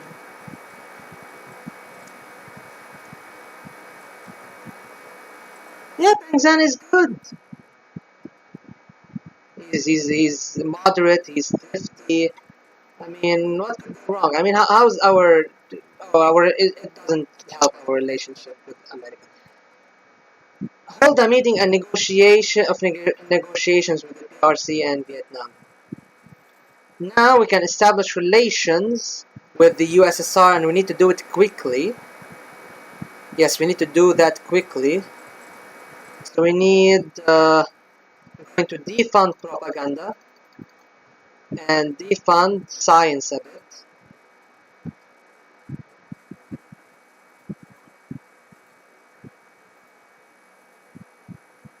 We can only do it once a month. Iranian Revolution, and our side has won. What are the events for South America in this year? 1979, we only got Bolivia. Big deal. So we will escape problems with America. Elections in Spain. We will eliminate Carrillo.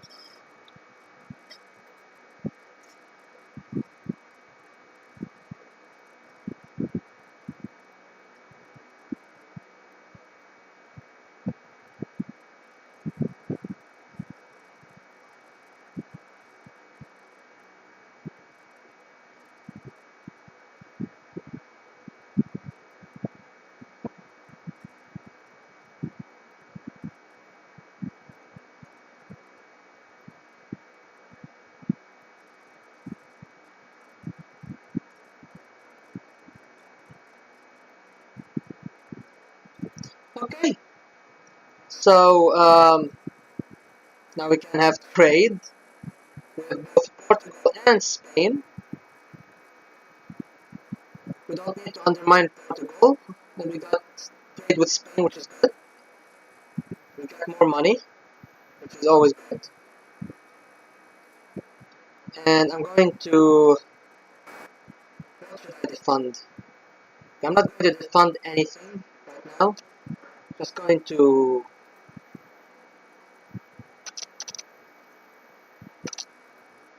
a war between two Yemens.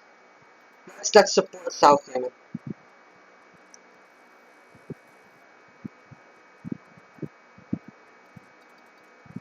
And hopefully they can unite Yemen. Let's go on the deficit with, let's go under 20. Defund science. For fuck's sake, once a month. Okay. Here we go. Alright, let's re-establish relations with the USSR. And get associate status in the CMEA.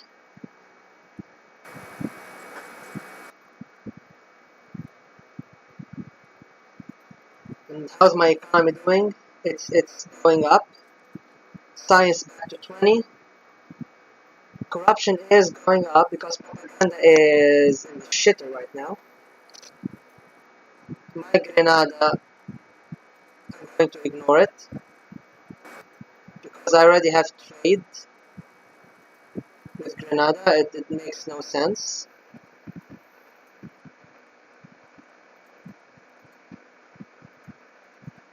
Start putting money into propaganda. But we're going to have to defund something very quickly for the sake of American relations. The solution of Santo, yippee! Santo is gone, baby, alright. I think South Yemen is going to win this war.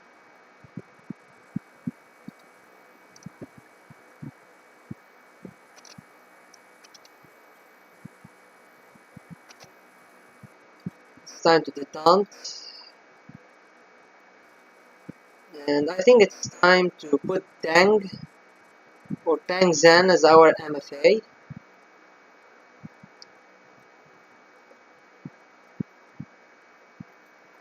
Ah, I can't put Deng anywhere.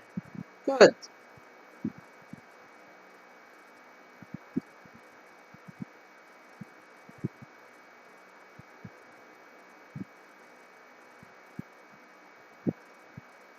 Yeah, let's replace the reformists in the country. Have a good day, Nestor. Good luck at work. Let's get this guy as our CMC.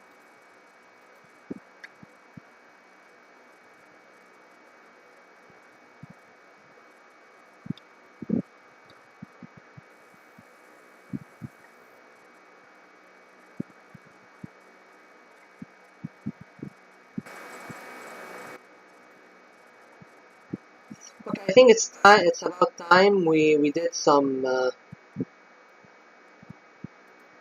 research into the agriculture. Oh, by the way, I totally forgot to. I totally forgot this decision, which is holding me back. The check policy.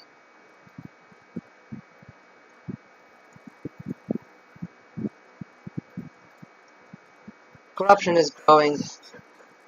I might have to. So, and our industry is growing as well. Economic Union. Let's join the CMEA actually. Yeah. Now, American bullshit will not affect us.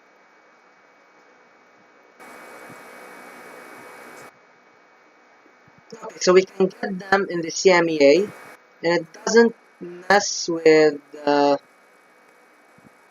UAR stuff. Okay, so they don't need to be in military positions. Ah shit, they can't join with the UAR.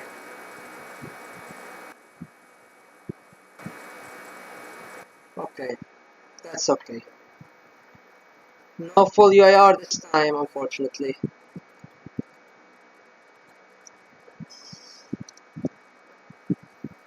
Let's get these guys and let's make a strong CMA.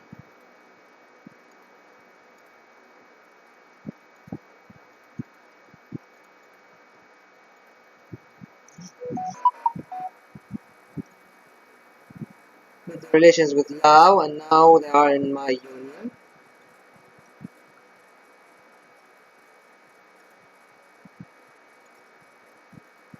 Okay, so now we're having a rather. Oh, no, we can also trade with Mongolia. Cool.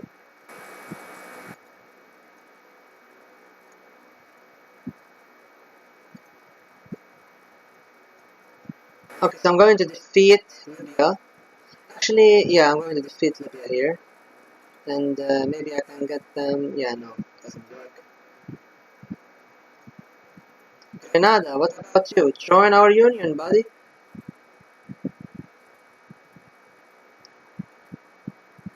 Somalia, I need to wait to be able to do this. But we're going to be getting South Yemen as well. Can I get? No, I can't get them in a union. I can't get them in a union. Yeah, soon I'm going to make an agreement with Yugoslavia because Albania is out of the picture.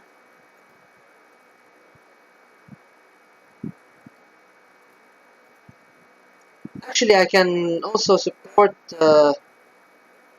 leftists in Turkey. That's cool.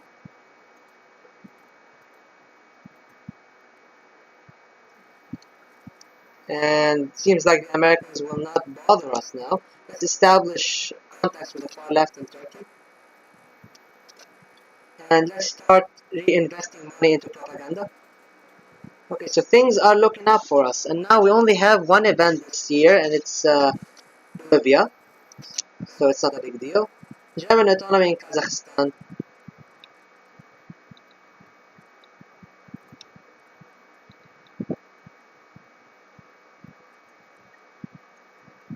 I think we can play with the leadership in Brezhnev. Hold on.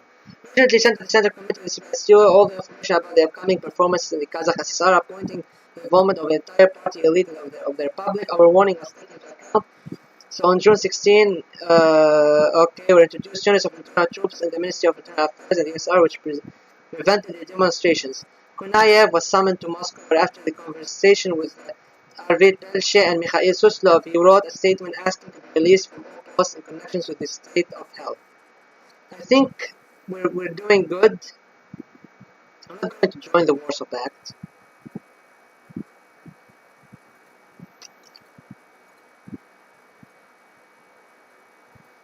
Okay. Relationship with the USSR is more important. Politics, no, I can get Wood, I can get him as my CMC.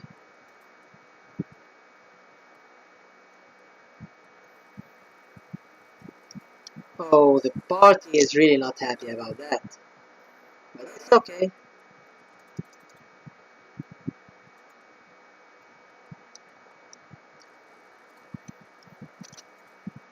Elections in Italy.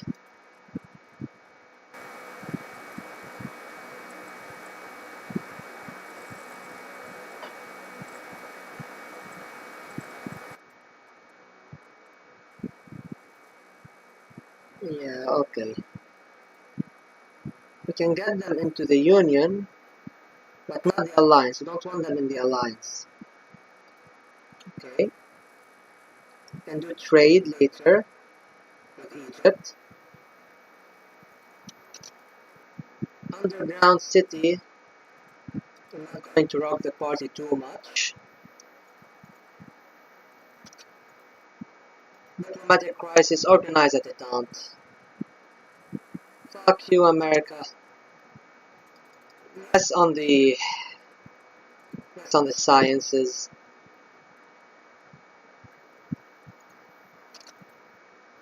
The end of Iron Uri.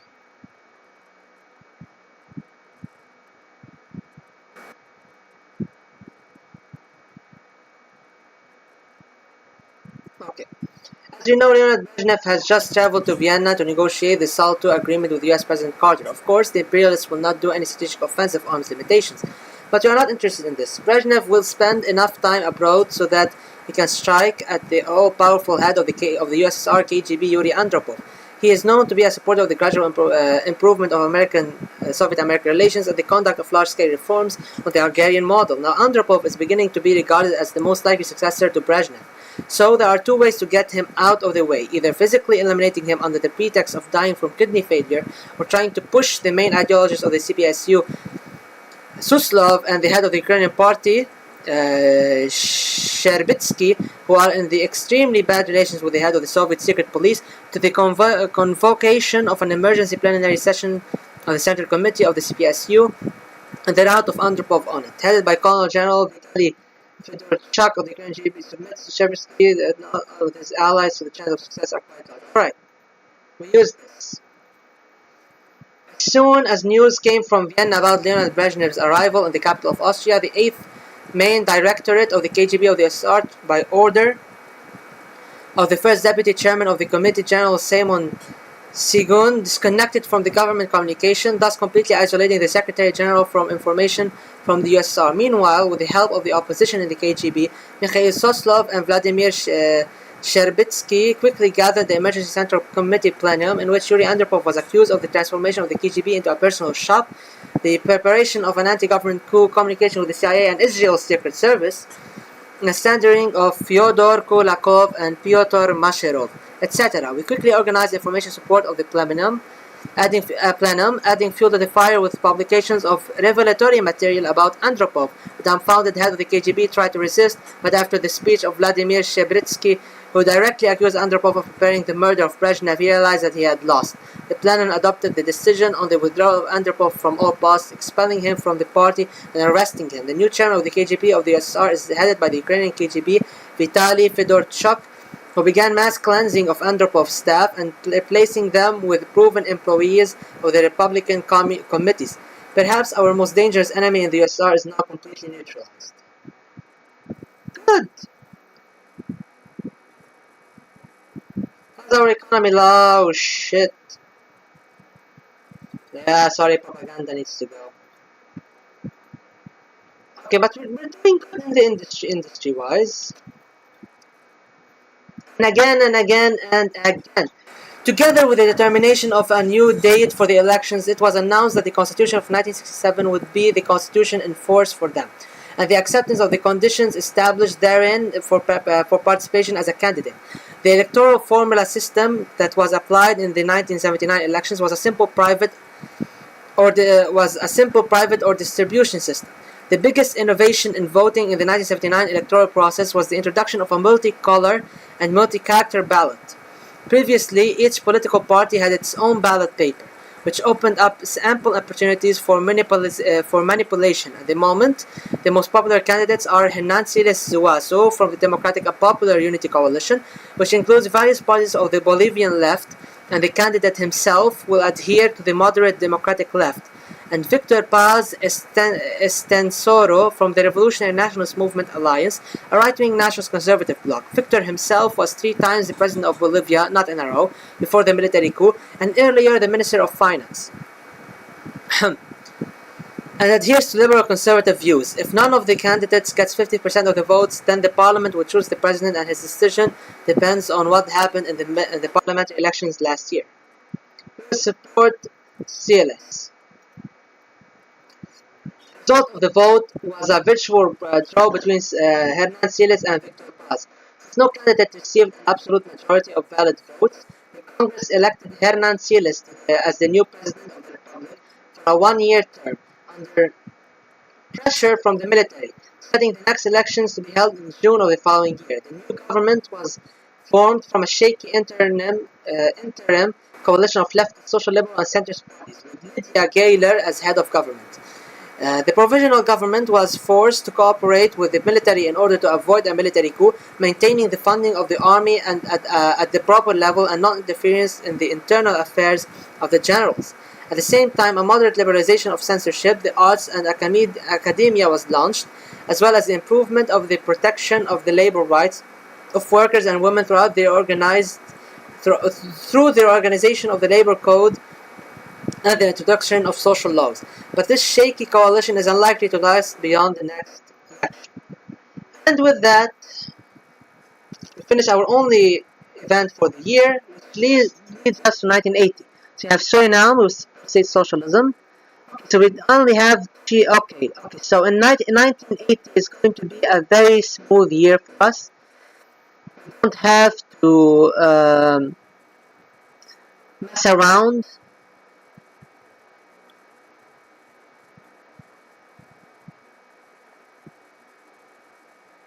Don't have to mess around too much. And then 1981, 1982, it's going to be easy as well. So now it's 1983 is when shit becomes annoying. Okay, so we're basically just so we're going state socialism, democratic socialism. Democratic socialism in Bolivia, assassinate Pinochet. We're going to ignore Uruguay and ignore Guyana. Alright. Works for me. Economy wise, how's I really seriously need more money in the economy. Let's go to the wars and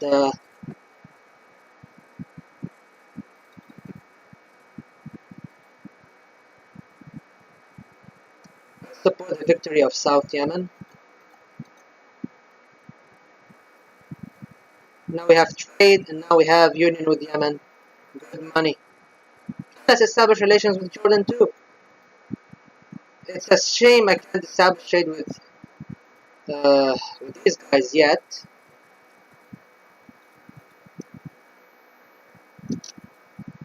Take an example from Japan. No, we will not adopt the Japanese bullshit. Okay, I'm going to put, okay. So we need to put a lot of money into propaganda so I can put more money into industry. Commission on Human Rights, we're going to join it.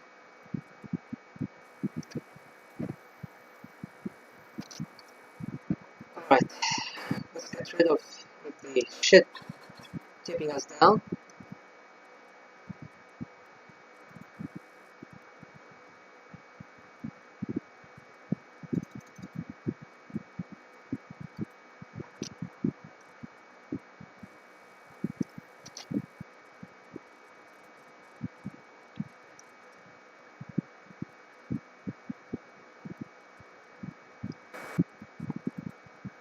Okay, we're not going to deal with this.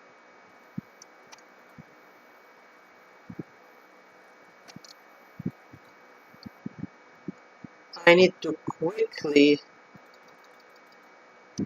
go back to 20 in propaganda, 20 in science, and 20 in army. And it's really good that we are in the CMEA, because this is making it a real breeze for me.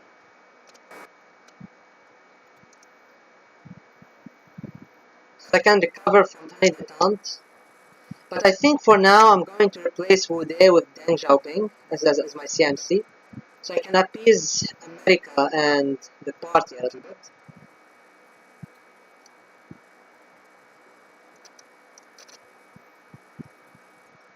Red Rising Sun, this I could have had Japan. I totally forgot about Japan being a thing. You know, I'm not going to deal with Japan now. It's not my problem nor my concern. I'm going to put more money into the industry. Okay. More money into the army.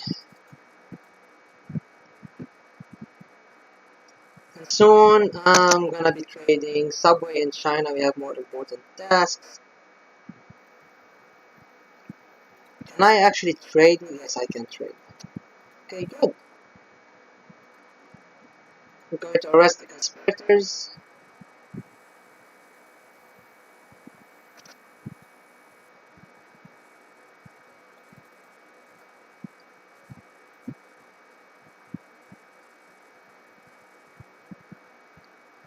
Oh shit, I need more money into services.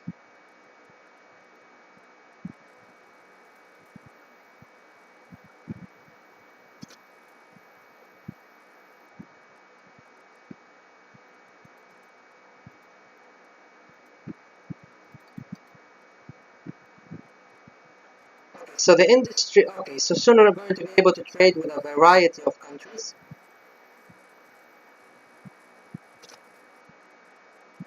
We're almost there in terms of that.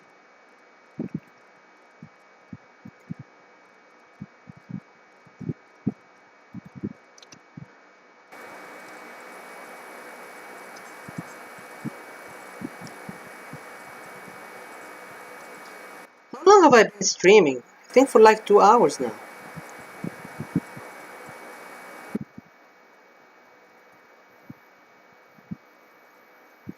Okay, I think now I can, yes, I can trade with Iraq. I can trade, shit, I can't trade with Syria. Okay, let's get, can get Iraq into the Union. I can trade with Egypt at least. I can trade with Sweden.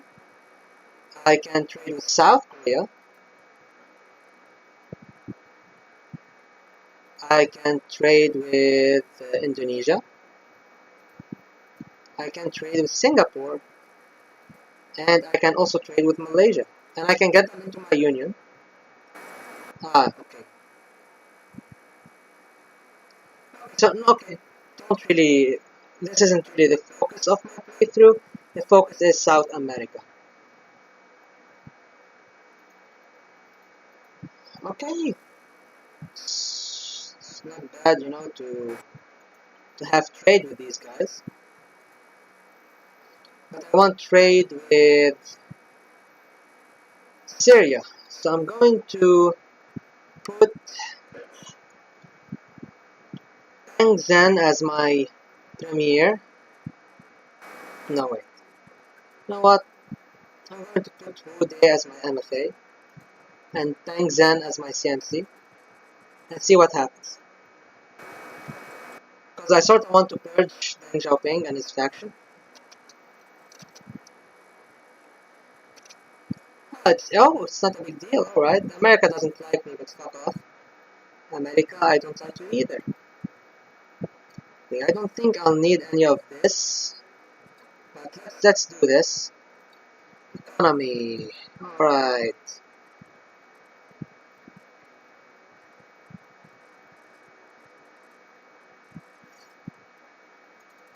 Going to put 16 into services.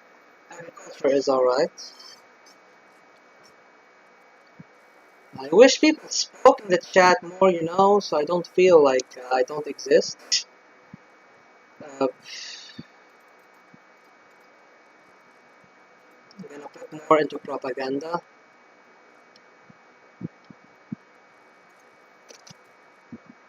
Just hold and then leave. After the April Revolution, the PDPA faced many difficulties associated with the lack of experience among its members and abundance of feudal and religious remnants in Afghanistan. However, due to the relative equality of forces between the two factions of PDPA, it was possible to avoid major political conflicts. In particular, the members of both Kasham and Khalq, with the support of the USSR, succeeded in removing Amin from the government and the Central Committee with accusations of violating the principles of collective leadership and Pashtun nationalism. However, the uprisings and the reactionary groups, especially the Islamists, which began at the beginning of the year, are gaining momentum. Some citizens of Pakistan and Iran are joining them, illegally crossing the border. And even the USA managed to somehow drag their weapons and advisors to Afghanistan to help the Mujahideen.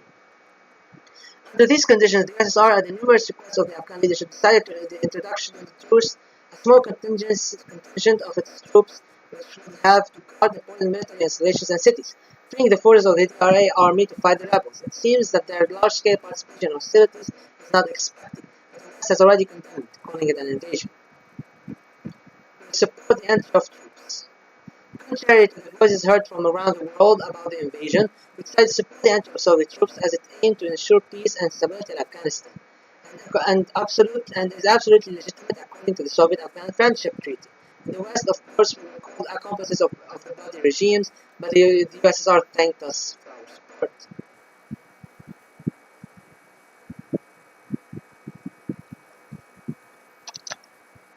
Diplomatic rival detente with the United States.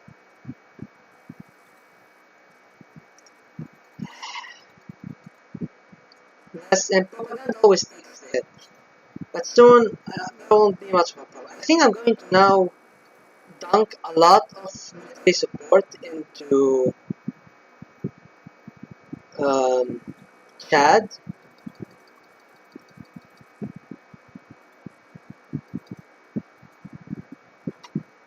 So I can get Gaddafi.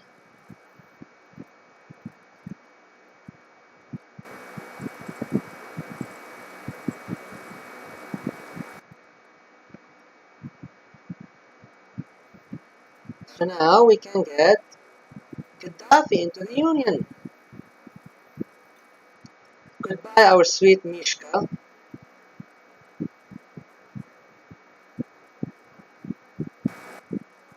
I'm going to the Moscow Olympics.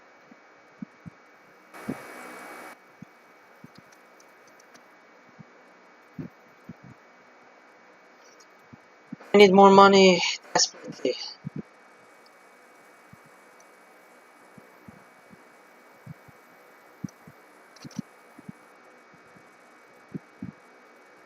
I cannot remove the reformers from power.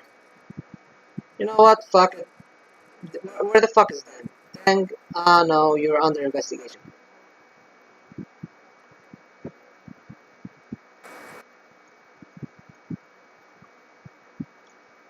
I'm getting Deng back into the MFA position soon. Since when did the stream start? I don't think it started an hour ago. I think it started more than an hour ago. Who knows? I think it's because I'm talking a lot to the mic, so it's taking more street time. What decisions can I do?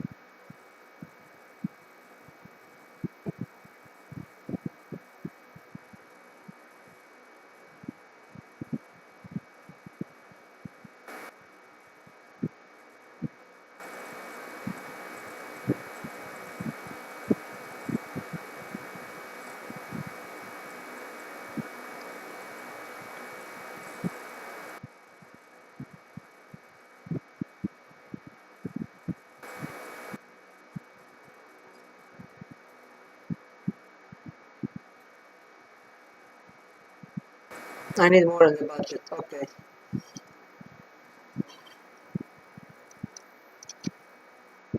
Young country. The reign of the first president of Suriname, Johan Ferrer, from the Social Democratic National Party of Suriname, was marked by economic recession, rising unemployment, and government corruption. The hastily created Surinamese National Army had many non-commissioned officers who tried to unionize and complained about corruption and low wages. Prime Minister Hank Aaron refused to recognize them and arrested the instigators, prompting a military coup on February 25, 1980. It was organized by the head of the military union, Senior Sergeant Desi Buterres, with the help of 15 other sergeants. Buterres began to rule Suriname as the head of the National Military Council he created. Dissolved parliament, abolished the constitution, introduced a state of emergency in the country, and created a special tribunal that tried the cases of members of the former government and big businessmen.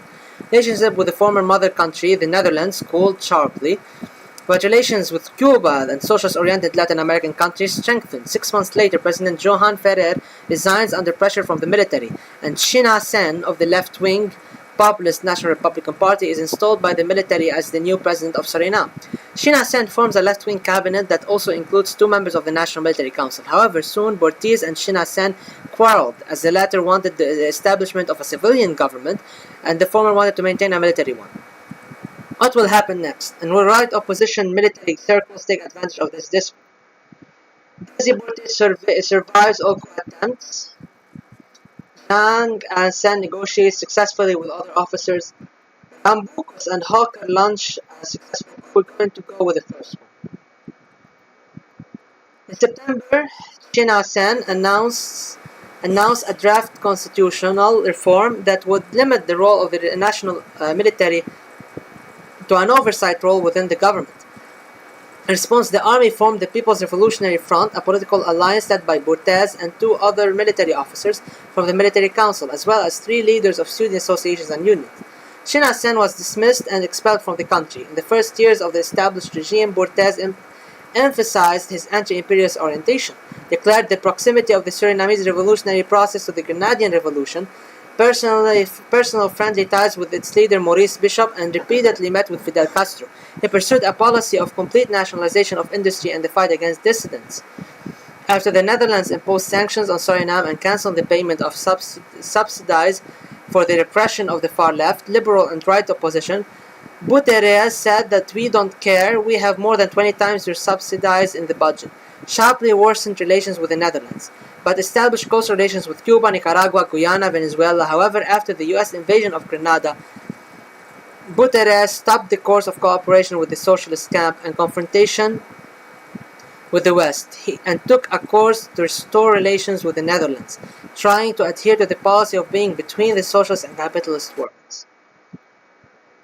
Yay!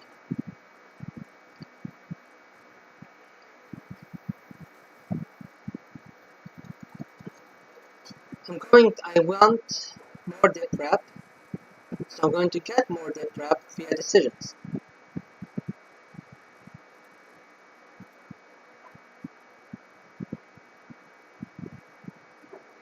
Alright, and now I can trade with Syria and get them into the Union.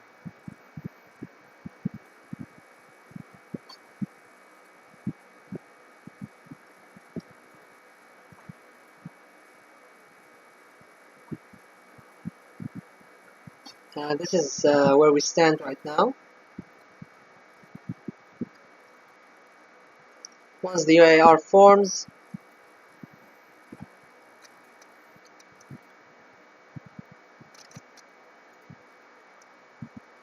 how do I get the Stalinist crew in Albania? This is the question.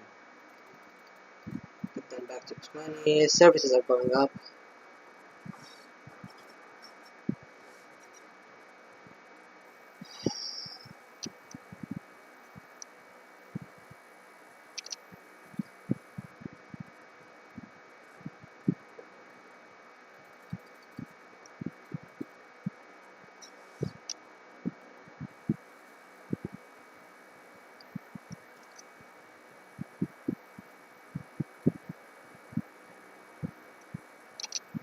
Science.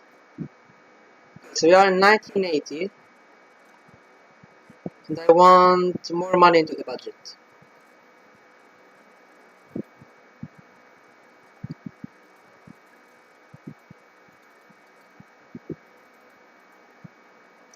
I'm going to decrease corruption as much as possible.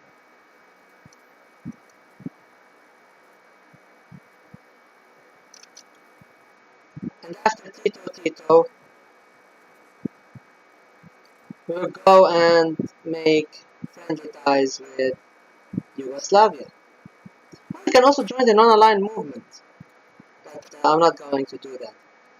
Radiance begins. The military junta in Peru, led by General Juan Velasco Alvarado, unlike other Latin American juntas, carried out leftist reforms, such as agrarian reform, protection of indigenous culture, improvement of and protection of labor rights, and empowerment of trade unions. Up to the declaration of a syndicalist model of the economy, the negative features of the junta were the seizure of control over the media, total censorship, and persecution of the opposition. However, measures such as the nationalization of natural resources and the expropriation of foreign companies on the one hand, and the rejection of friendship with the Soviet Union on the other, led to the country's international isolation and economic crisis. In response, in 1975, a coup led by General of Division Francisco Morales Bermudez turned to the IMF and began to comply with the requirement of international financial institutions in exchange of large loans, privatizing, deregulating and democratizing the country.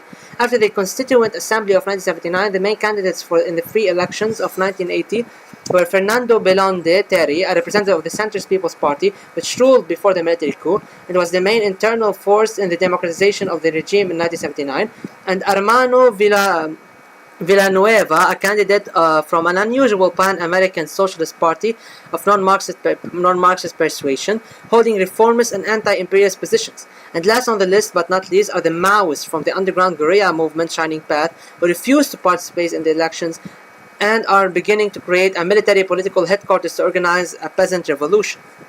Now, contrary to what some of you might want, I'm not going to support the Shining Path. According to the strategy here, we're going to support the second option, democratic socialism. And to be honest, the shining fast would break off relations with you very fast. It's really annoying. One of Belonde's first actions after his second coming to power was to return the newspaper seized by the military to the rightful owners. Thus, freedom of speech was restored. However, he did not want to cancel the expropriation of land carried out as part of the agrarian reform, which eliminated agrarian feudalism of the country. At the same time, the new president tried with all his might to break out of isolation and restore relations with the United States, Britain, and France, and achieved great success in this field in economic policy. Belonde surrounded himself with a liberal economic team led by Manuel Oloa, director of the newspaper Expresso, the Minister of Economy in his government, who focused on the partial privatization and development of irrigation and road infrastructure projects begun under Belonde's previous presidency. Although large residential complexes have been built in Lima and various cities, urban and rural infrastructures has been reconstructed almost throughout the country, and a national plan for the supply of drinking water and sanitization has been implemented. Most of the privatization and deregulation reforms have not been carried out through Parliament. All in all, the new leadership was a breath of fresh air the last years of the military junta's stagnation. Alright.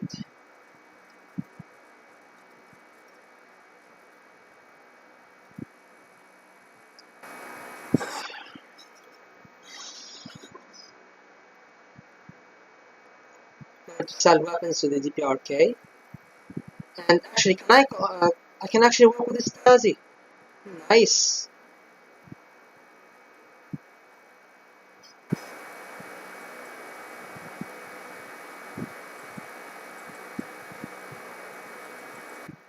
I think maybe you can even flip France into communist. I'm not sure though. Let's look. What do we have as? Okay, so we have.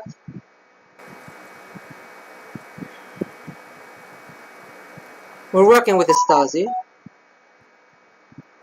We have plus 0.5 in the budget.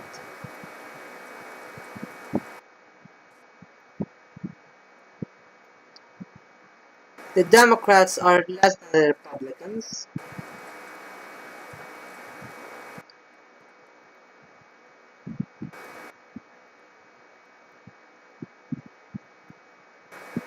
Okay, we need to remove this backward economy thing. How do I do it? I think I need to get these all up. Basically fix up the economy. Let's prepare for a detente with the Americans. Somalia's golden age. Okay, we're going to make Somalia into our ally, and we're going to get it into the Union. So now we're back. God loves Trinity. Alright, let's read this. Are you gonna be able to do any of the intervention in Eastern Europe? The new update added? Intervention in Eastern Europe? Oh, that's with the new DLC, not the new update. I do not have the new DLC. Someone has to buy it for me because I don't have access to, or I don't have a way to buy things online yet. I'm looking into it, but not anytime soon. In the 1980 Bolivian presidential election took place on Sunday, June 29, 1980. Since the candidate received more than half of the votes, the National Congress had to choose a president from among the candidates with the most votes. In these elections, citizens had to cast a single vote for all positions: president, vice president, senators, and deputies. The polling station count was not final. The parliamentary computer tables were created, which, although they could not change the results recorded in the protocols of the table, had the right to cancel them. The main confrontation in the Congress is between Herman Siles and Hugo Banzer Suarez. The old politician Victor Paz Estensoro has not received a single vote. Hernan is still a representative of the left coalition, and if earlier this coalition successfully won the parliamentary elections, then he will be guaranteed victory in Congress. The other candidate, Hugo Banzer, is from the National Democratic Action, a national conservative party, and the former dictator of Bolivia. He also has little chance of winning if the right-wing conservatives had not been able to win popular support before. outcome is not clear. We're going to support Siles. After coming to power, the fragile Bolivian democracy found itself in a very difficult social, economic, and political situation. Economically, Bolivia was bankrupt. In addition, hyperinflation, 27,000%, was unleashed, which destroyed the purchasing power of employees, leading the country to anarchy. This situation arose due to 18 years of successive coups and military violations. Fortunately, the great parliamentary support allowed Siles to find answers to solve the situation, given that Siles was always against violence and was fundamentally ready to resort only to democratic methods of government. First of all, a temporary fixing of prices for essential goods was established, and in response to an attempt by trade unions to arrange mass rallies, the rights of trade unions were expanded. Mandatory membership of workers in them was established, and a ban on the creation of an employment contract without the participation of trade unions, despite the attempts of the right-wing National Conservative to paralyze the adoption of laws. The new leadership, my voice is becoming sore, my throat. The new leadership carried out a denomination, increased the minimum wage, introduced a minimum food basket for the poor, and increased the number of government orders to create new jobs and develop infrastructures in the country. With the full support of the people, the fugitive Nazis were arrested, as well as the initiators, participants, and accomplices of the previous military coup, including Hugo Banzer. A purge took place in the army, and then all parties and movements formed by accomplices of the coup or supporting the coup were banned, and she herself supporting any of the past military coups became a criminal offense. With the support of Congress, the people, and labor unions, Siles began to implement his plan to create a moderate socialist democracy. And now we have another friend in South America. Of course, I want to remove Wude and put Deng as my MFA, and I'm going to support the Maoists because I want to keep enough power for trade with Lebanon, diplomatic crisis, background with the West.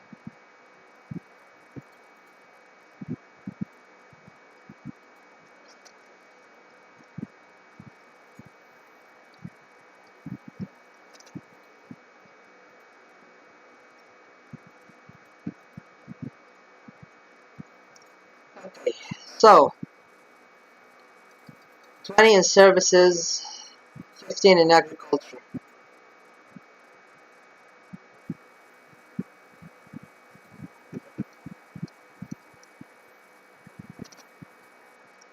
Pan-Arabism, we will form the UAR.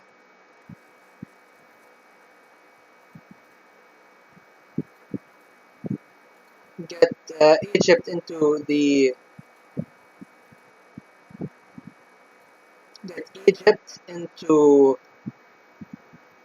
Union, and I need to find a way. I need to support Saddam's nuclear efforts. That's the only way I can get him under my thumb.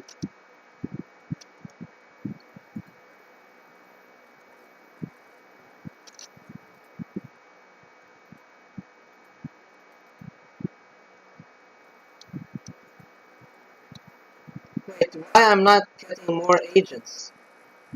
What happened to my agent network?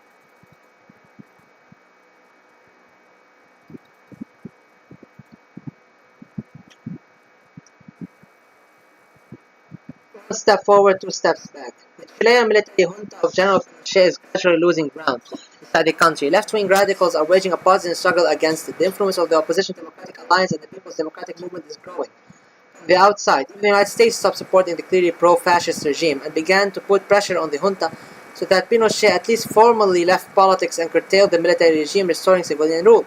The help of the Chilean opposition from the USSR and Cuba does not stop, and the economic crisis of 1979 only increased the impoverishment of the people and increased anti-Pinochet sentiments. In this situation, Pinochet, the main ideologue of his regime, Guzman, decided to begin a gradual liberalization of the regime. It was announced that in 1990 the junta would cede power to civilian government and resume the activities of the National Congress, holding multi-party parliamentary elections. and elections for new president of the republic. According to our intelligence services, only the now hastily created pro-government parties, two center-right and two center-left spoilers, will be admitted to the elections. And Pinochet himself and the spoiler candidate Antonio Zamorano will be nominated for the presidency, but now the opposition is stronger than it used to be. Provoke a power transition from Pinochet to moderate. Okay, no. Assassinate Pinochet. Thanks to joining the fight against the military junta, China was able to restore contacts with the opposition and achieve the unification of the entire armed underground with the pro-Soviet Patriotic Front of Manuel Rodriguez, named after the national hero of Chile. Luis Corvalán, the leader of the pro-Soviet Communist Party of Chile, illegally returned to Chile with the help of the USSR and the PRC and gradually led the guerrilla after the Democratic Alliance could not agree with Pinochet and his influence waned, and the People's Democratic Movement became radicalized. As a result of the actions of the combat detachments of the PFMR, the military commander of Santiago, General Ursúa, the leading ideologist of the regime, Senator Guzman, were eliminated. The national flag of O'Higgins, later raised over the Andes, was stolen. Thanks to the assistance of the Chinese intelligence services, the Operation Siglo XX was carefully designed, an attempt on Pinochet. The site of the attack, the Cuesta de las Achupalas, was a narrow road through the mountains. Nearby, partisans and a house posing as seminarians. When Pinochet's motorcade arrived in the chosen area, it came under heavy fire. The terrain did not allow the dictator's guards to use radio communications with nearby military and police units. An RPG fired from a Soviet grenade launcher hit Pinochet's car, causing the car to explode and burn to the ground, killing the dictator. This was the signal for the beginning of an armed uprising, which the confused military and Carabinieri did not expect. Passers-by actively joined the attacks on administrative buildings, and opposition parties supported the rebellion. The regime fell. Power in Chile passed to the Transitional National Government, which was headed by Corvalán, the leftist Christian Democrat Radomiro Tomic, and the socialist Clodomiro Almeida as co-chairs. The 1925 constitution was restored and neoliberal reforms were stopped. In the first multi-party elections, the CPC, the Castroists, the Christian Democratic Party won. Yeah, I cannot read the rest. It doesn't appear.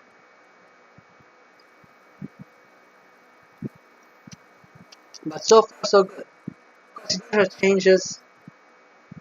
Let's leave it.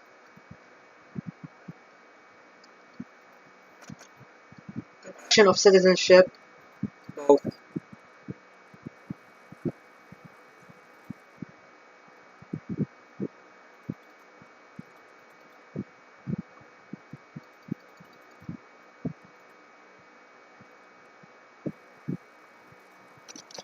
And doctrine-wise,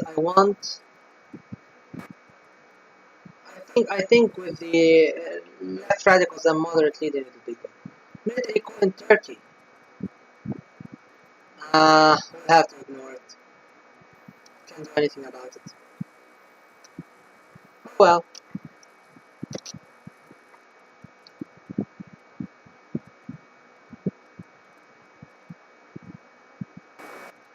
Yeah, we're not going to do anything in Poland. We're just going to get our trade and nothing more. I can't do anything with Romania. I can actually establish trade with.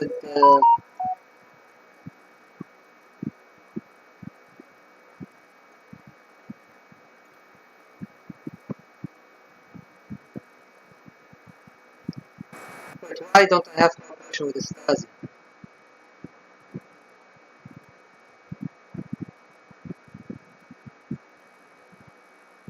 Cool. I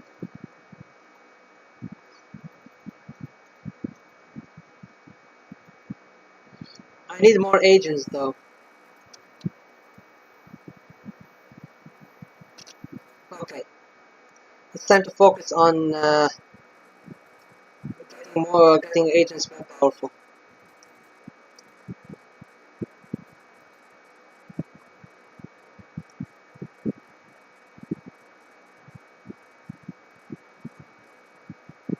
I'm going to put money into the reserves. It does nothing much right now, but who knows, maybe in the future.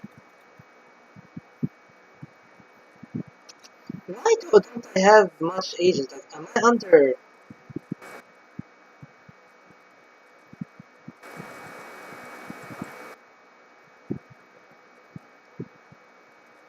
Like, I should be getting more with the Stasi. Like, what the fuck? Why did they stop working with the Stasi? Ronald Reagan won.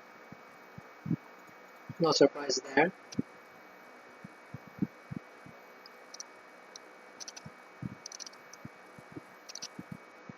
Wheels of Samsara, Guyana. Initially, Jagan and Burnham were in the same party. However, Churchill's victory caused concern due to his possible connection with the USSR, and soon Burnham created a moderate split from the People's Progressive Party, creating the People's National Congress, and with the support of the British authorities, received power in the country. By reorganizing the electoral geography, placing loyal people in the police, and expanding the powers of the police and special services to unlimited, as well as giving social guarantees to the black population and political posts to representatives of local Indians, Burnham severed all trade ties with Britain, introduced a complete ban on imports and autarky. The country was transformed into the Cooperative Republic of Guyana. All large and foreign enterprises were nationalized. A program was adopted to provide food, work, and housing for all citizens. All political privileges of the British government were abolished, and political repression of critics of the regime began. You know, guys, I'm going to read this silently because my voice really, like my throat is really annoying me, and I'll let you read this alongside.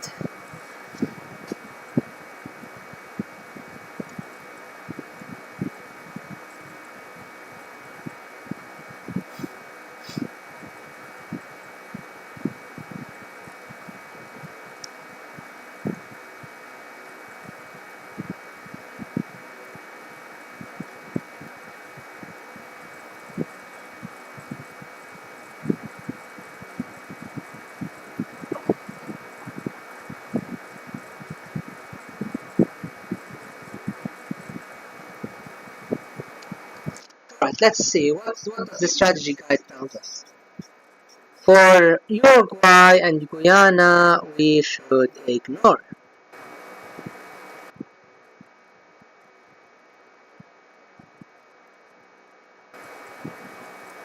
Okay, let's go with. Let's keep that. On December 15, the CEO of global support, Parliament resulted in the election plus another 10.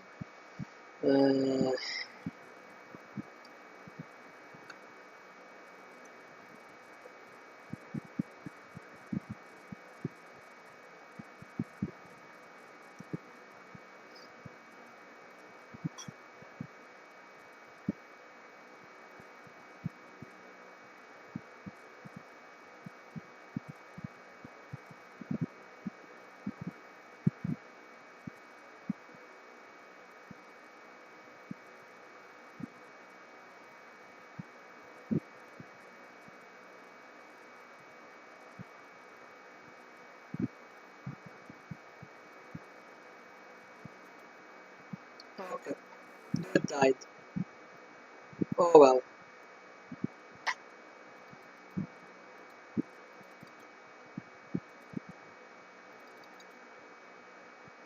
We need to squash corruption somehow.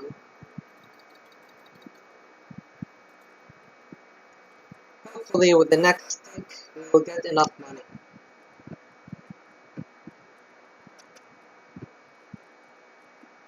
Am I working with the Stasi still? Why do I keep losing the Stasi stuff? What's up with that? Seems bugged. Overflowing is an honor. Let's go with scientific research.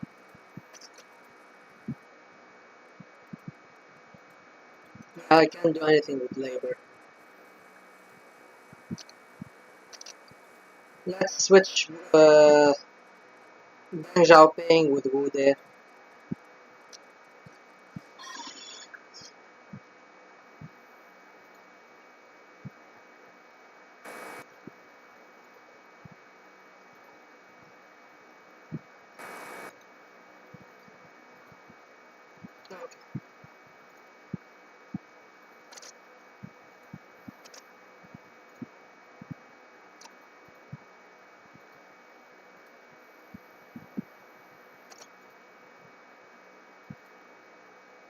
Okay, so far I'm working with Stasi. I think I must have misclicked. Elections in France. We will support Marche.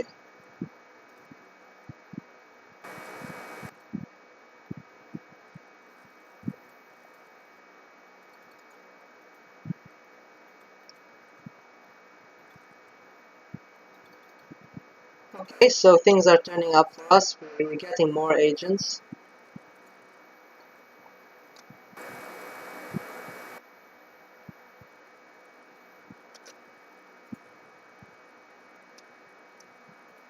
I keep losing the Stasi stuff. It's annoying.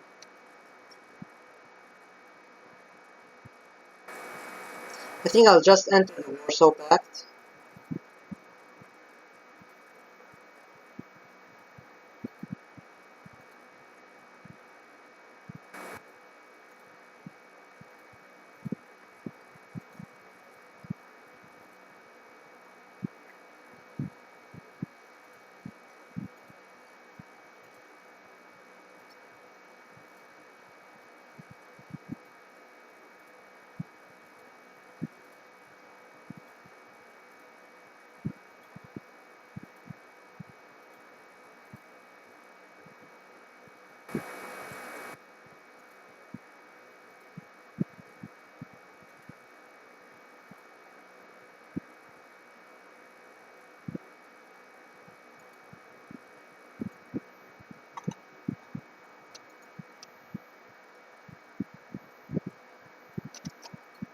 Okay, corruption is dying down. I'm gonna put more money in services, industry, and agriculture.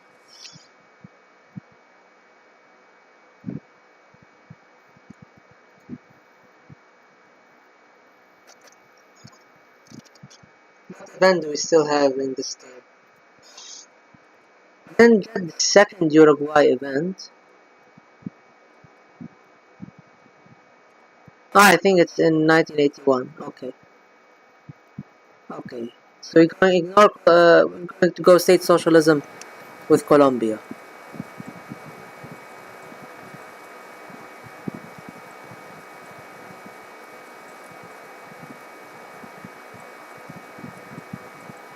Okay, so for Paraguay, we need more unrest than development. I can start doing this later. Let's see. Trumping's designation. No, let's keep him. Oh shit. Yeah, definitely let's keep him. Put him as MFA and as Premier and MFA. We need to reduce our debt run. Science-wise. Okay. Let's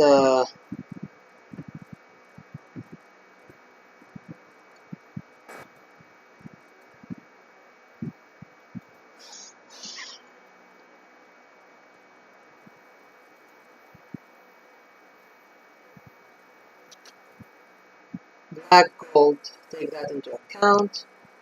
Yeah, I don't think we can get Iraq into anything. Elections in France and who won? According to the results, Georges Marchais won in France. Cool.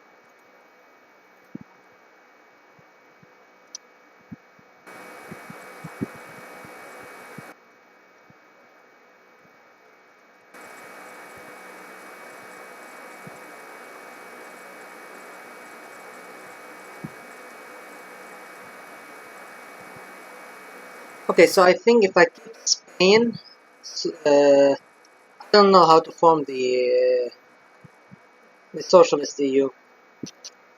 It's beyond me. General President. Confederation first presidential elections will take place in June of this year in the Philippines. Okay. Ah, shit. Okay. Well, we can always support the Maoists for the next few years.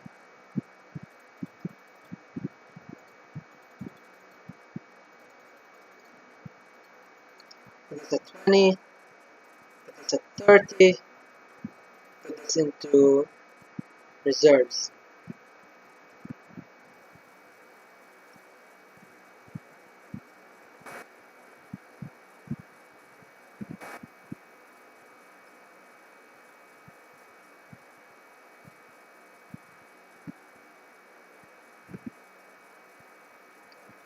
Now over time we're going to be very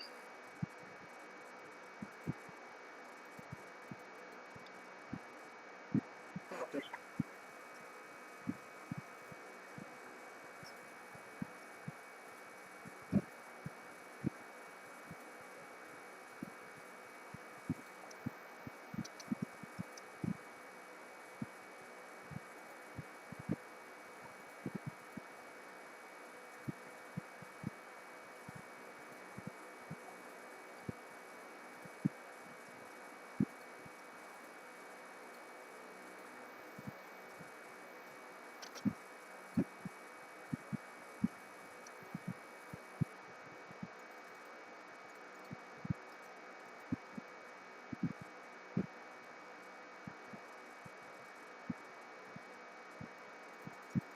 Put this at 40, put this in reserves. I think we will be getting enough money for the near future.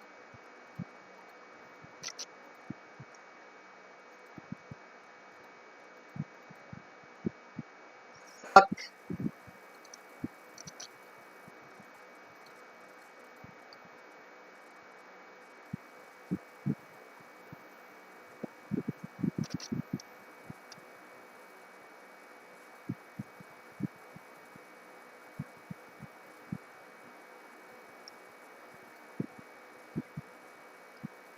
I think I'll be able to get Saudi Arabia, get the Gulf countries soon. Oh, for fuck's sake.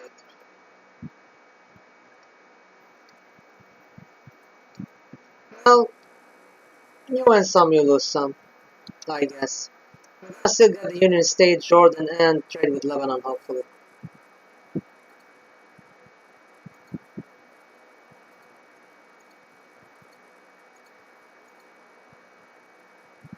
Okay, so our influence is like 60 in all of those. Let's try with the Stasi. Again, I keep losing my cooperation with the Stasi. It's driving me insane. Oh shit, not envelope. Oh shit, my phone. Okay.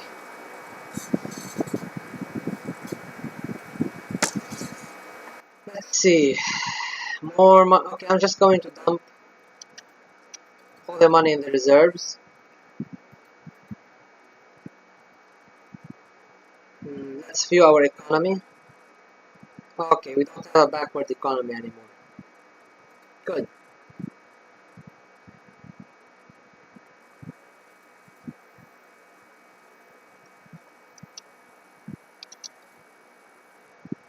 Austerity policy.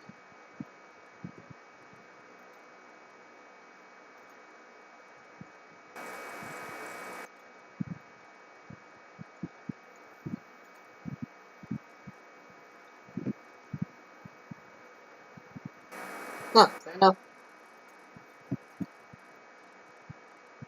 Okay. Gregory Alvarez was originally a radical representative of the military junta. His promotion to command of the army created internal divisions within the army. In 1978, he issued service number under which the activities of Information Defense Service were subordinated to his command. The refusal of the director of the SID, General Prantel, from such submissions led to a 60-day arrest and resignation.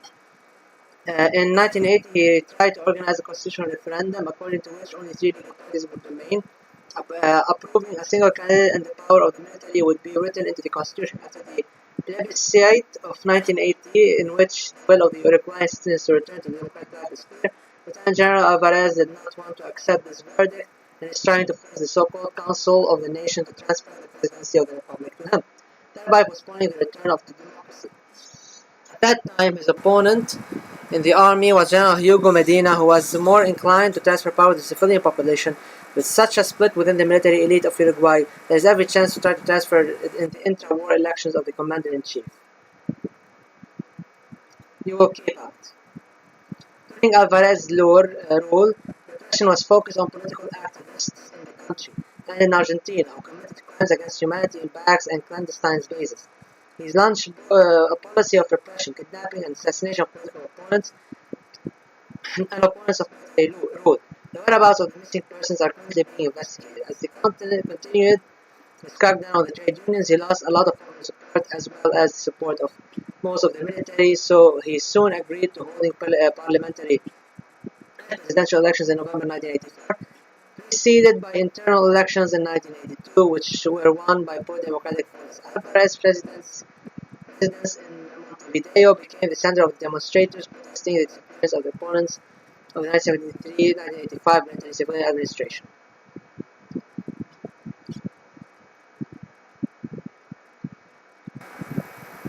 So now we look back at the strategy. We have now Colombia coming up. Then I need to... Okay, so now I need to focus on Paraguay. And then it will be Ecuador in 1984. Okay.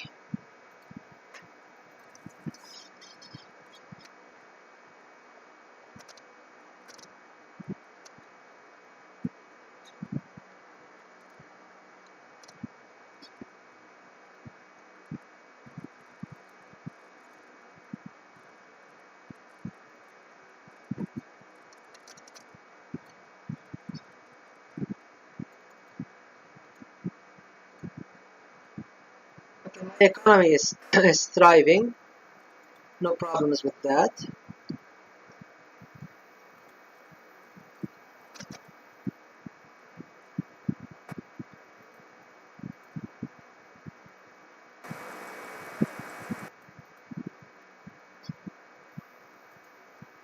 Oh, oh, we didn't have trade with Finland initially. Yeah, should forget about that.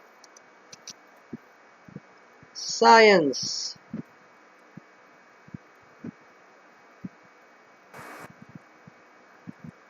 I don't think I'm going down. More of that.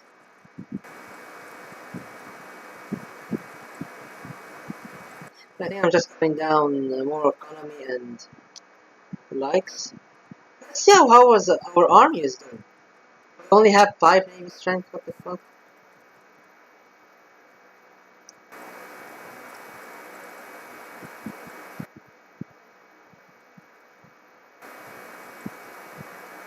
Oh, here. Okay. Now I see it. That's how you increase navy strength in the game. That's cool. That makes invading other countries easier. That supports you, and welcome back, Albania.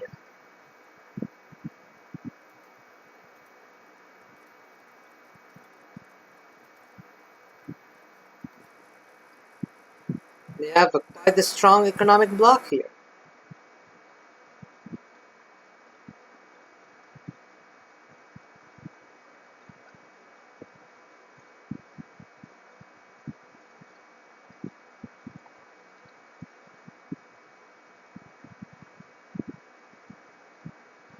Huh. Why did our influence go down the shitter in Saudi Arabia? Like, excuse me, what?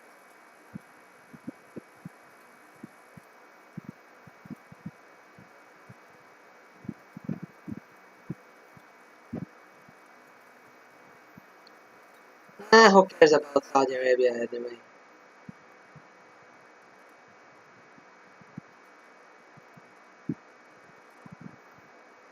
I don't care about the peninsula.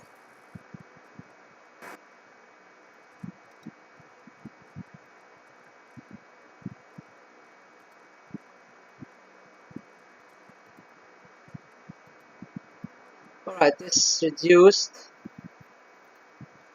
things.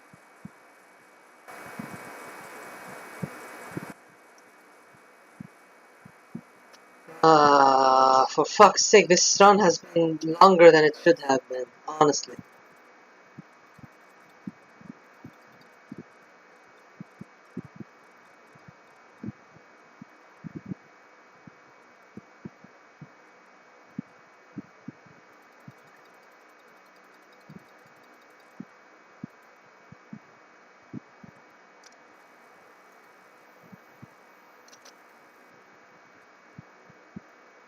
Okay.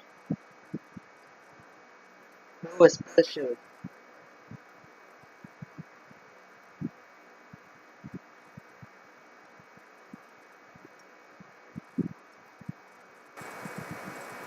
Why is this a messed up game, Camus?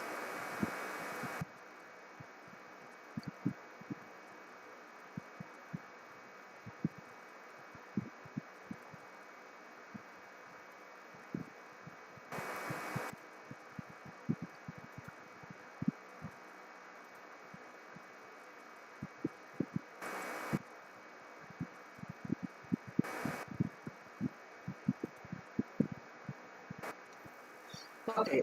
So, Camus, regarding this game, it starts around the time Mao dies. So, what you can do in this game, you can either um, continue, get the radical faction in charge and do even worse than Mao did. Excuse me.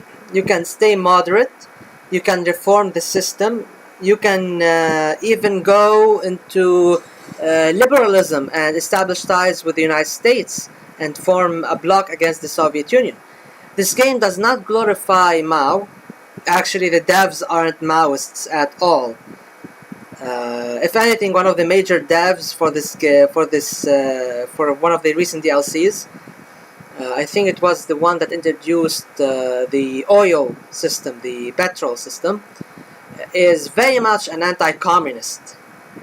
So the dev team is not glorifying Mao, and the game itself doesn't glorify Mao.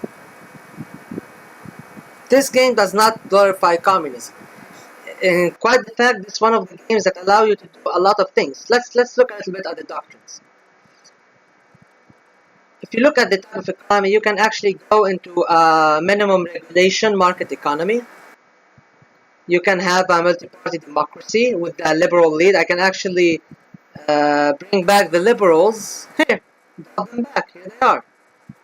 You can go change your policy on religion, on the military, on a lot of things. Economy-wise, you invest in whatever you want. Politics-wise, where's Zhao Jiang? Did he die?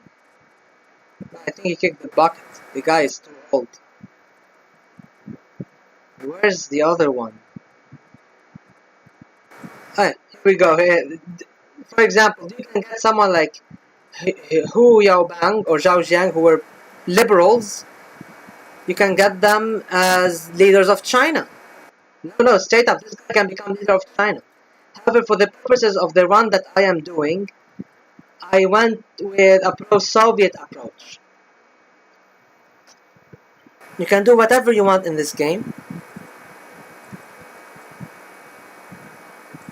So the game does not glorify communism. The game gives you a choice in a certain time, in a certain period, where you can go either way. And I like that about the company, because they allow you to win no matter which system you choose. Also, this whole communism killed a shit ton of people. The Black Book of Communism isn't really a good historical, resource. It's been very much debunked, and I believe, books like this, or falsification of history like this, is what actually makes it hard for people to discern what was real atrocities and what does not, which is bad overall. Misinformation is always bad. Information is always good. I'm not here going to run apologetics for Stalin or Mao or anything. I'm not even a communist, and I don't really believe in communism. I'm myself. I'm an Arab socialist. I'm a Nasserist, and I believe in Nasserism. I really have no horse in the race. For like, communism isn't something I'm gonna defend till I die, or isn't something I'm going to fight against. This isn't a hill I'm going to die on. Golden Triangle, we were going to fight against the drug dealers. And besides, even in this run, most leaders that come in charge with our support going to be socialist, democratic socialist, or social democrats. Not even communists. Like the only one are in Chile. That's because we literally took out Pinochet. Like that's a net positive. South American socialists are quite lovely. Ah, shit. Okay, we lost Portugal's. Okay, we normalized. Okay, so Portugal is back. Good for them. Good for them.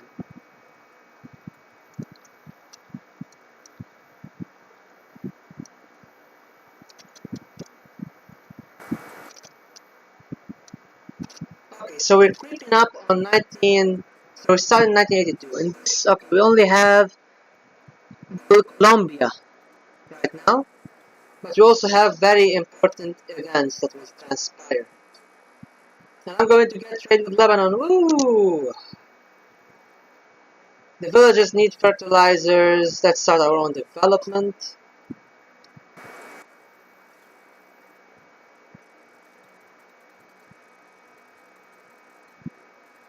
Yeah, I don't think I need more army.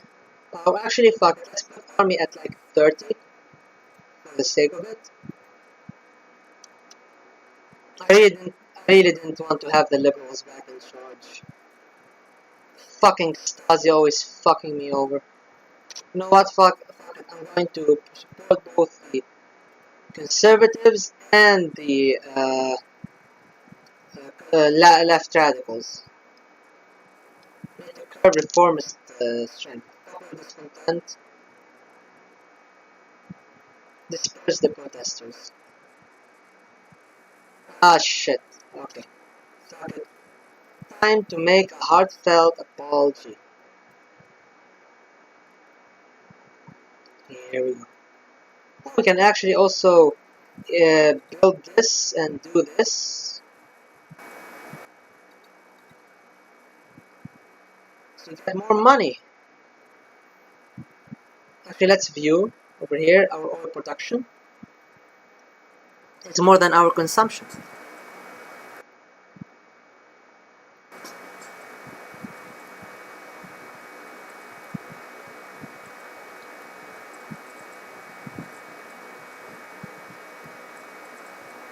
Okay.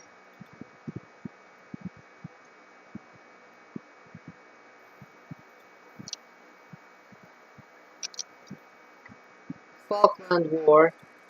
We are going to support the fuck out of Argentina.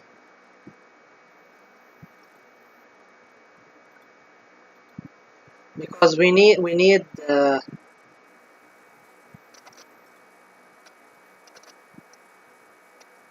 UK to we need the Conservative Party in the UK to lose strength.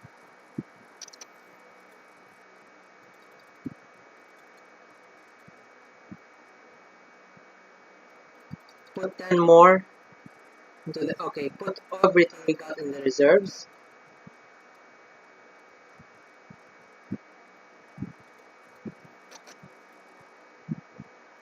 Second chance. In 1982 there was guerrilla boom in Colombia due to the prevailing conditions of extreme poverty throughout the country, which led to the strengthening of leftist movements, and if they had an opportunity to legalize, now they would have a chance to come to power legally. At the same time, there was a big boom in cocaine trafficking in the United States and Colombia. Drug lords consolidated in the Medellin and Cali cartels, using their fortunes to buy huge farms, animals imported from Africa, etc., and laundering money, investing in social work. In such conditions, the new party that was burst into the light is the New Liberals and their candidate Luis Carlos Galan, with a social liberal political and economic agenda. At the same time, traditional parties and their representatives also participate in the elections. Belisario Bentancur Cuartas from the Conservative Party, standing on the positions of political democracy, cultural conservatism, federalism, and economic liberalism. Alfonso Lopez Michelsen of the Liberal Party, former president of Colombia until 1978, who created the primary industry, streamlined the legal system, and also suppressed labor and union protests and brought the country to peak inflation. Depending on who wins, we will find out that there will be real change for the country. Okay, so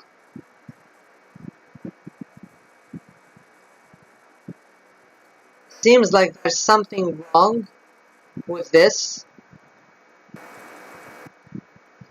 Maybe because I didn't get Ecuador before. Could be. Let me support the Social Democrats. Okay, so Bentancur won the second elections. And this whole run is, well, I got fucked up. So what I'm going to do is I was actually going to try to load the game and increase the satisfaction in Colombia.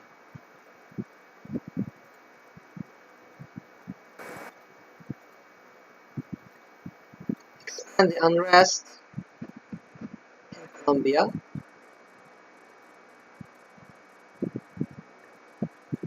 and sabotage progress there.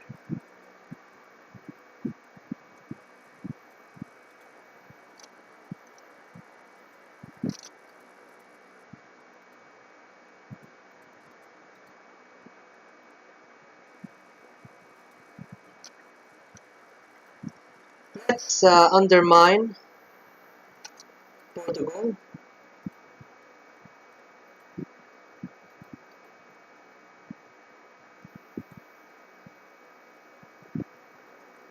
Why don't I have influence in Moscow and other agents?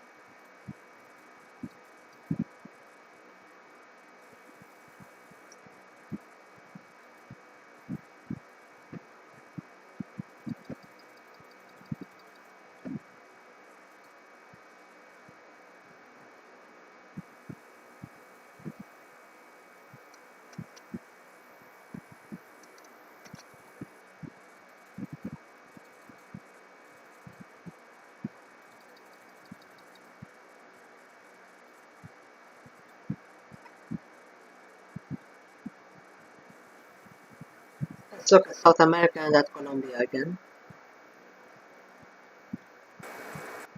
And let's do a little bit of sabotage to ensure that we can get the socialists in charge.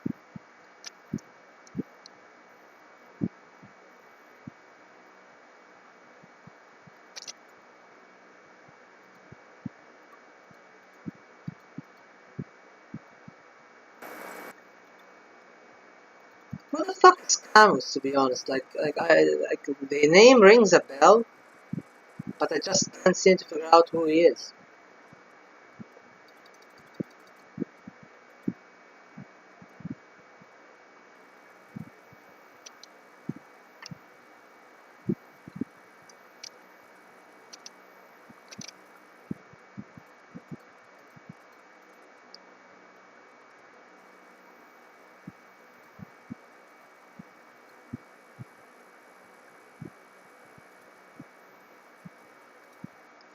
We're going to support Argentina in this war.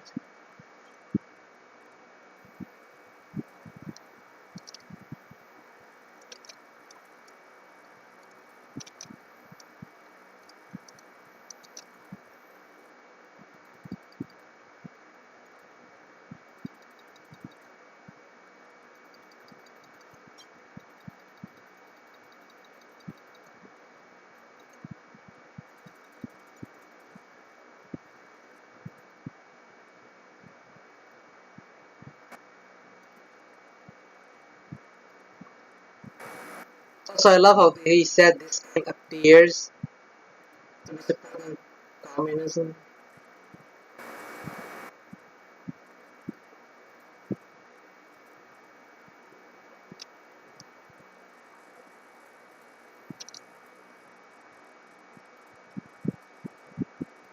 Okay, here we go.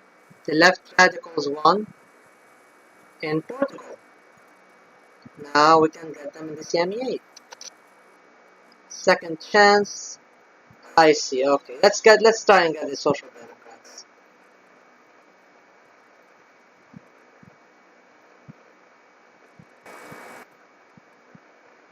But I failed at getting soft power. I think we needed to get Ecuador at first.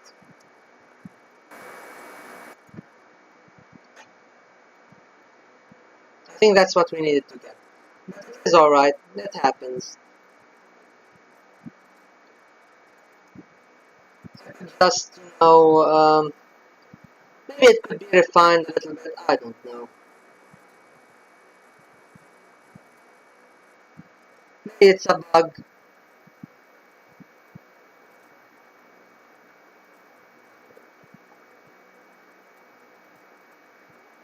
But we flipped Colombia to our side.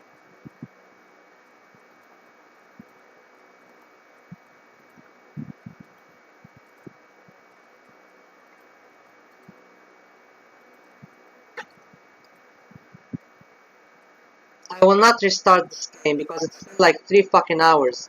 I've been playing for 3 fucking hours. I'm not restarting the game.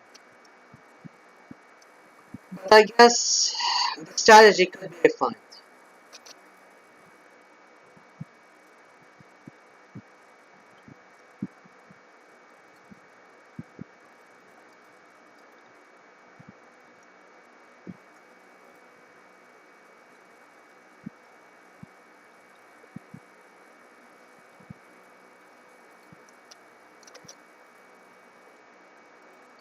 Alright, here we go. Ooh la la!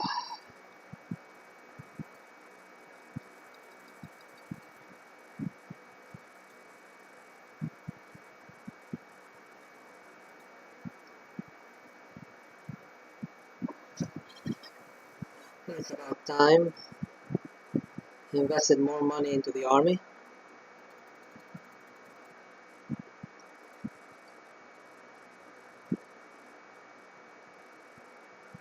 Signing with the Soviet Union is really a good strategy if you want to do some specific stuff, especially in Western Europe, because it gives you a lot of money very quickly.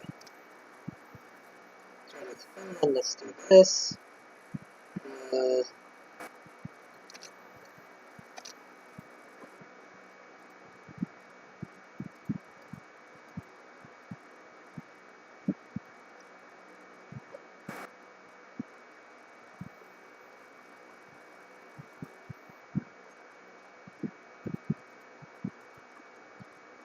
okay, we need to finish the war in Argentina first.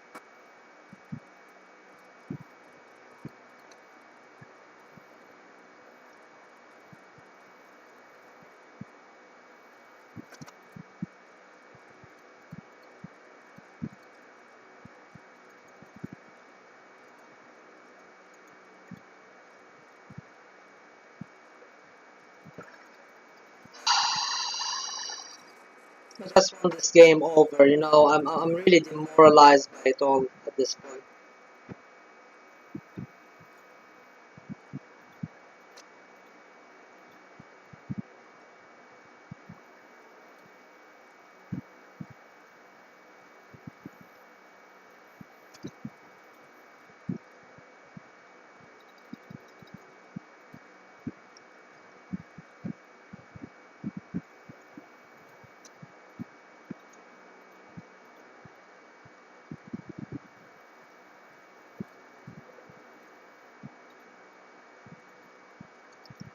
And we for the Union State.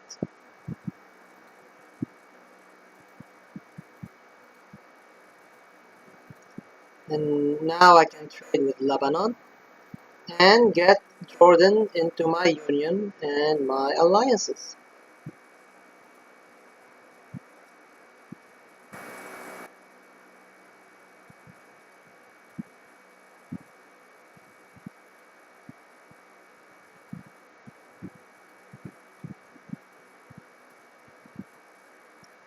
I can't do anything about this.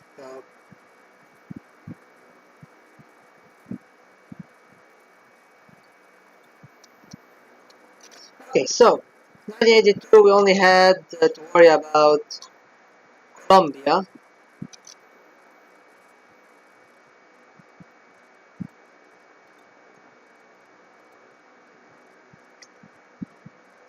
We're going to strengthen the conservatives and left radicals.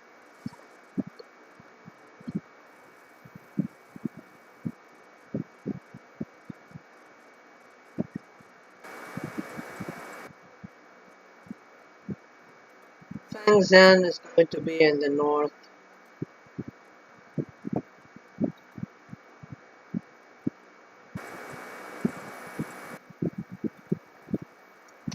I mean, I could probably do like a moderate coup.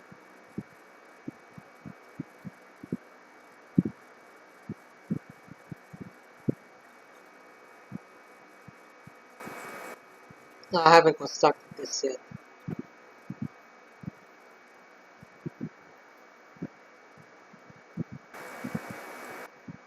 Like I could probably get the moderates in charge. Actually, that would be more interesting.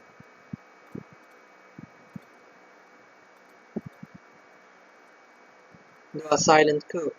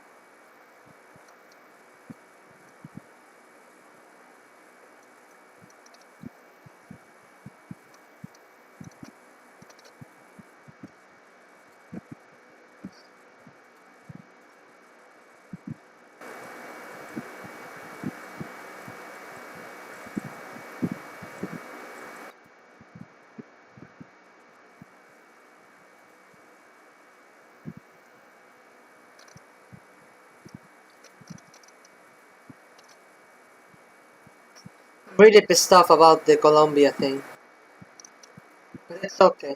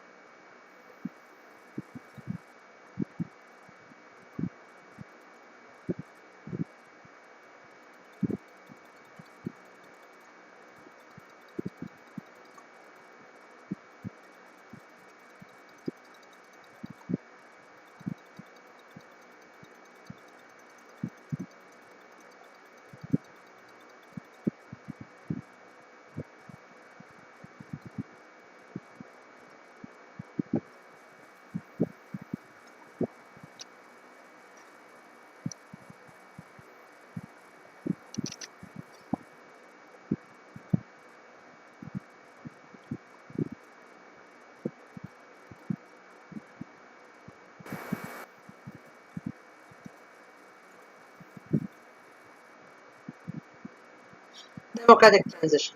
Former dictator Strasser took the pushback of the government's plan negatively.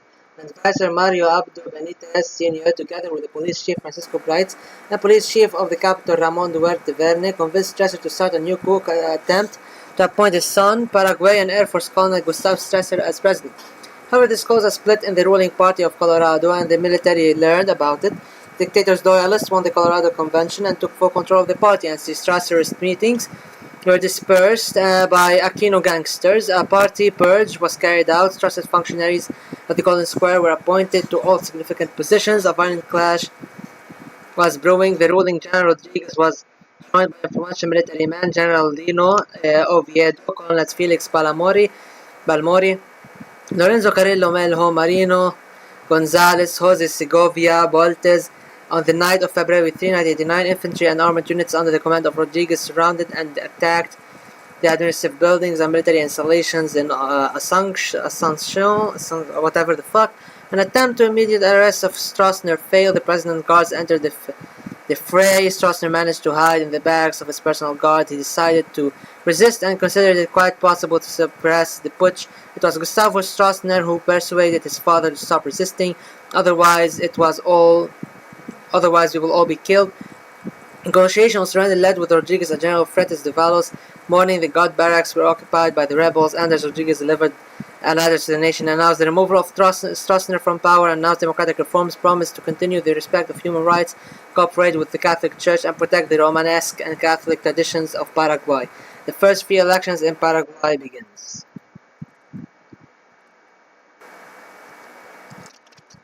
Let's see, who do we support here? Who can we support? Oh shit. Okay, hopefully. Okay, let me reload. We need to reload. Colombia, maybe I couldn't do anything with it, but I can do something with Paraguay.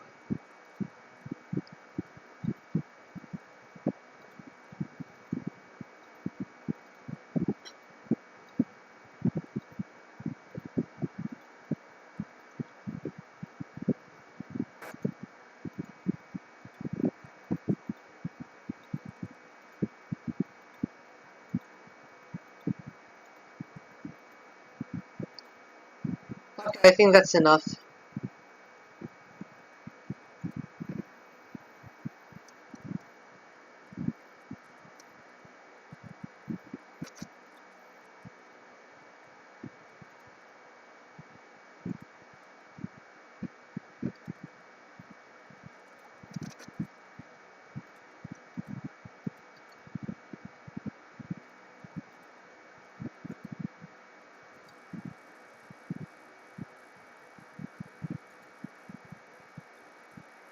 I can't trade with them, but they are in my faction. Funny how things are.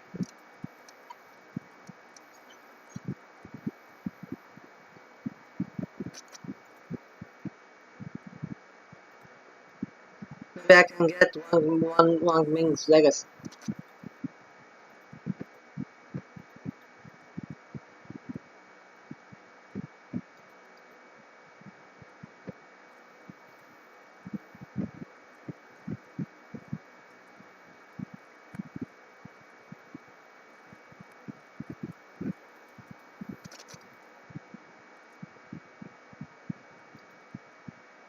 Here we go.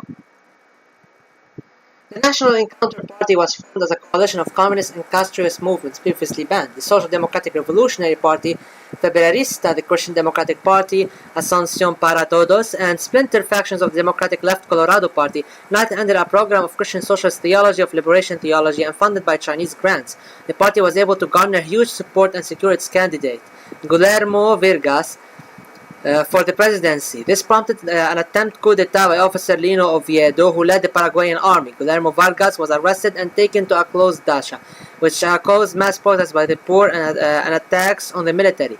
The poor crowd surrounded the residence of Lino Oviedo with 100,000 people, and the military had to let the president go, resign, and free the country. Triumphantly returning to power, Vargas decided to ban the Colorado Party for complicity in crimes against humanity, began mass arrest of participants in the stressor dictatorship, and a massive purge of the state apparatus, law enforcement agencies, and the judiciary. After that, snap elections were announced, in which PN received a majority of votes and launched broad social reforms. Important economic areas were nationalized. Free housing was introduced, broad social guarantees, free medicine, and secondary and higher education. After that, an attempt began to implement the program for building a socialist market economy and a moderately prosperous society. Woohoo! Let's see, who's next?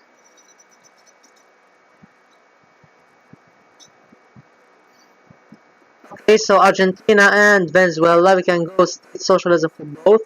Then we can fuck with Ecuador and Uruguay. Ah, yes, Uruguay, not Paraguay.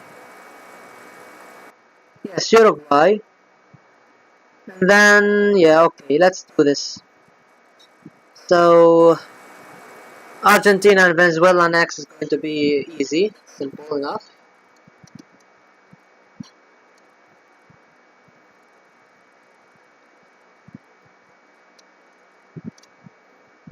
I think I can do the coup right now. So I can probably get Wang Ming back. That'd be interesting.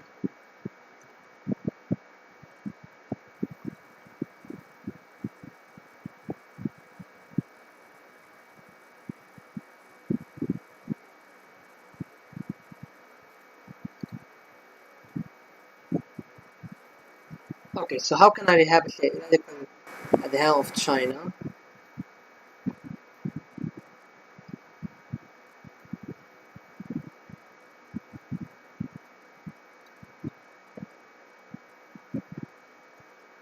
Ah, I need 25 agent networks and a moderate lead.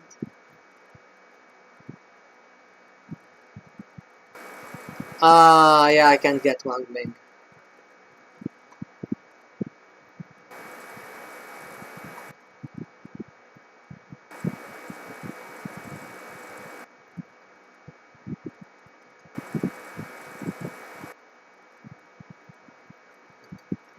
Okay, let's just not mess around too much and see what you can do. Let's stop supporting the moderates. I don't really care anymore about this.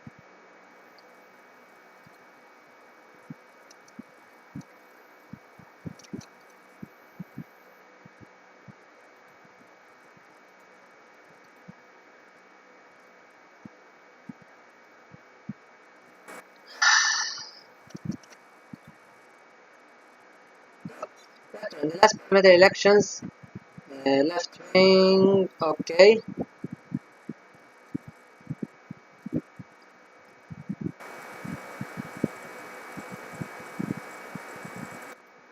Alright, so George Marchais is being victorious here.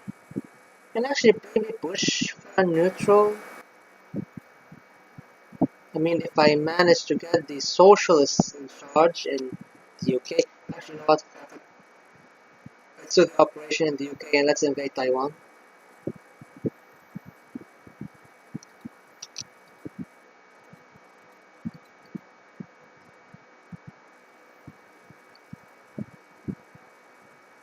Let's get them into our union and alliance.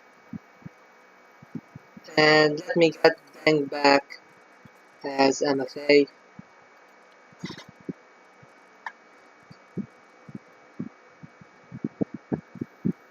Got that Stasi support back.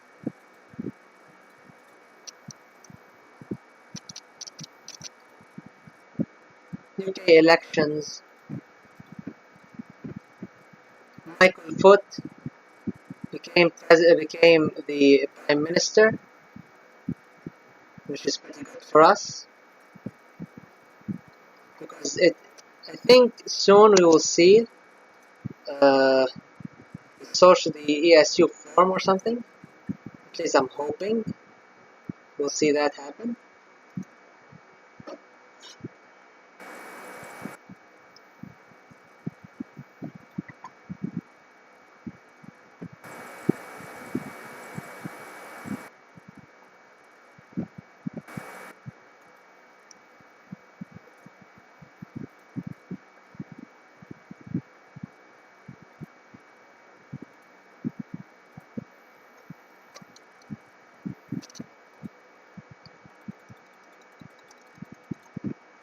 Yeah, corruption is really dead right now. Best thing I can do with my money is to put it all in here, in the reserves. Basically, my industry is booming. What's the next event on the list again? It's gonna to be Argentina and and Venezuela. Okay.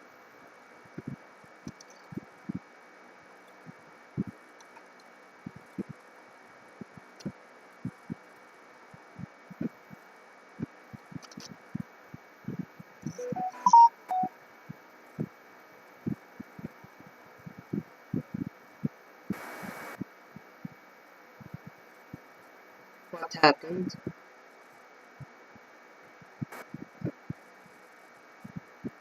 Okay.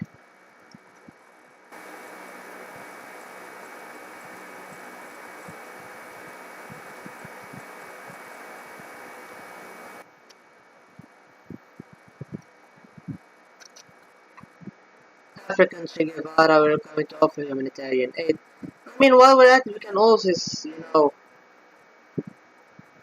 support the Africans. We don't get influence over, yeah, Algeria and Egypt and for fuck's sake. Downing of the we're going to support the USSR.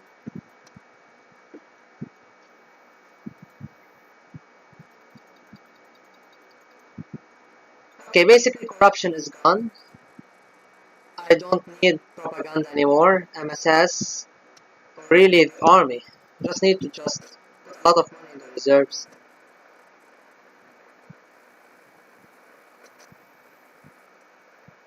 Spain joins the EEC. The opposition of SSWP of the issue of the European integration has seriously changed. Before that, the party was driven by Marxist ideology, called such unions hidden imperialism. Now the socialists aim to join the EEC. However, a big problem with the current political situation for them is that they are in a coalition with the communists. We definitely will not take this chance. As a result, Gonzales had to call re-election for parliament, in which the socialists received a confident majority. After that, a referendum on the country's accession to the European Economic Community. Many political forces, including left and right radicals, urged to vote against, but what will happen in the outcome? Watch the situation.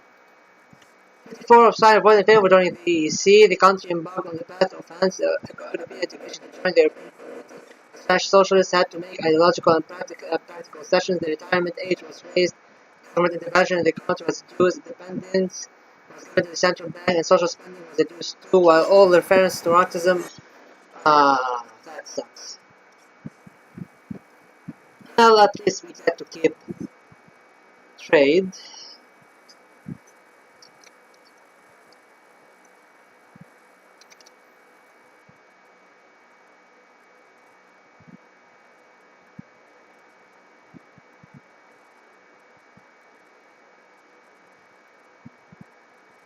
Okay. Inheriting an economic struggling with huge interest rates, the new central bank president reversed those policies, starting to move towards economic liberalization that was complemented by the restoration of the right to assembly and freedom of expression. This was done as a result of the enormous pressure exerted by the large number of political parties that came together in a coalition in 1981. 6 years of internment, wage freezes, anti-industry policies, and restrictive measures have left the GDP per capita at its lowest level since 1968. The real wages at around 40%. Demonstrations, swift and protests in Plaza, suppressed by the police, ending the death demonstrated of the junta's hope that the elections would be postponed. Strong evidence. Buenos Aires police chief was the crime to say that the disappearance were in fact dead. Camp interview which caused widespread outrage. Was wanted to issue a new law for political parties. Once restrictions were lifted, human rights were restored. The new elections are being held under a 1977. During the mid-dictatorship was called itself the Liberation Revolution, which established indirect suffrage and a 6-year presidential term without the possibility of immediate election. The main participants are the Social Democratic CRU, the Centrist Peronist GP, and the Trade Union Syndicalist MP. At the same time, Montoneros, the extreme leftist Peronists who created the illegal APP party, are trying to get into the elections. Let's go with state socialism. In 1983, the Montoneros influenced the left wing of the Peronist insurgents and mobilization movement, and the Justicialist Party with a powerful campaign of posters on the streets and the publication of the newspaper La Voz, drawing over part of the members of the electorate of moderate and centrist Peronists. The growth of popularity and strength of the PAP was also facilitated by multiple amnesties of left-wing political activists. By forming an electoral coalition with the Communist Party leftist movement and seizing control of the Peronist General Confederation of Labor, Mario Firmenich was able to mobilize the broad masses and win the elections. Having come to power, counter-repressions were brought down on the leaders of the junta, participants in the right Peronist AAA and the Dirty War, as well as on members of the government of Isabel de Peron, having cleared the political field of terrorists who killed or participated in the murder of many honest and activists. The 1957 Constitution was declared invalid. Instead, the Constitution Commission was convened, which included members of the APP coalition and the APP itself, the Justicialist Party, as well as small organization, not decisive, but showing the democratic essence of the new constitution. Parliament began to be formed on the territorial base of single-member constituencies, which allowed the Peronists through the CGT to get a majority of deputies, and the presidential republic was established in the country. In the economic sphere, the CGT was declared the state trade union. Compulsory membership in the CGT of workers was introduced. All state enterprises were reorganized into industry conglomerates. Many officials of state corporations were purged, and the bureaucracy that had bloated under the junta was reduced. The Ministry of Planning announced the launch of a plan to increase the industry prosperity in Argentina.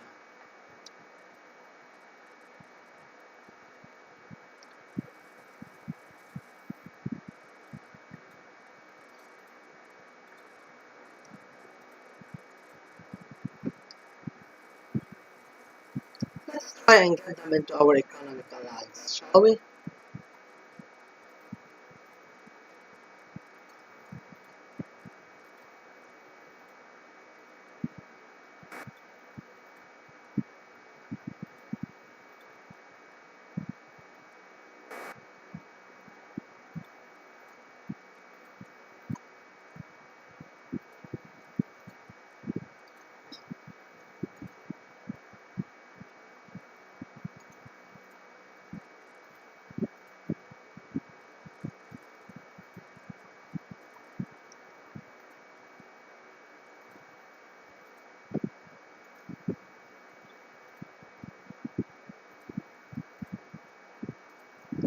Alright.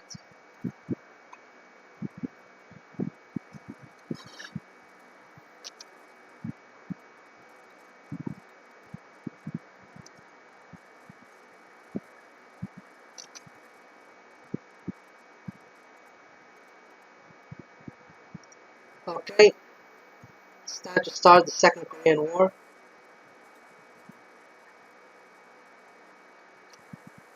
I'm so tired of this game.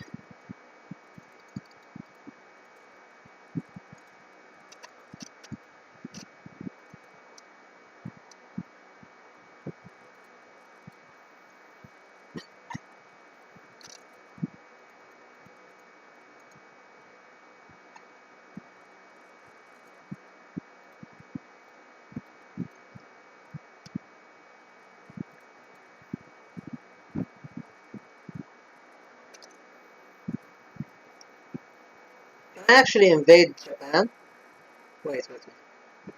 We're not in alliance with the USSR. Alright, fair enough.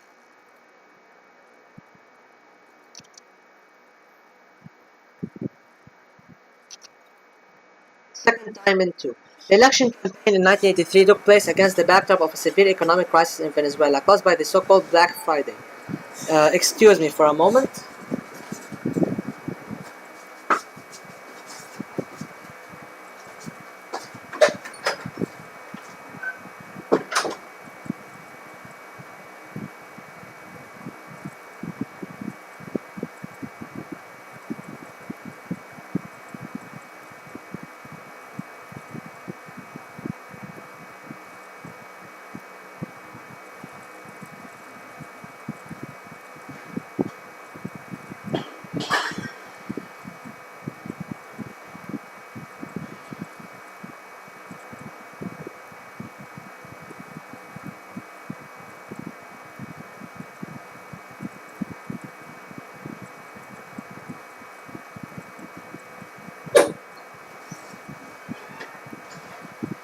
And I am back.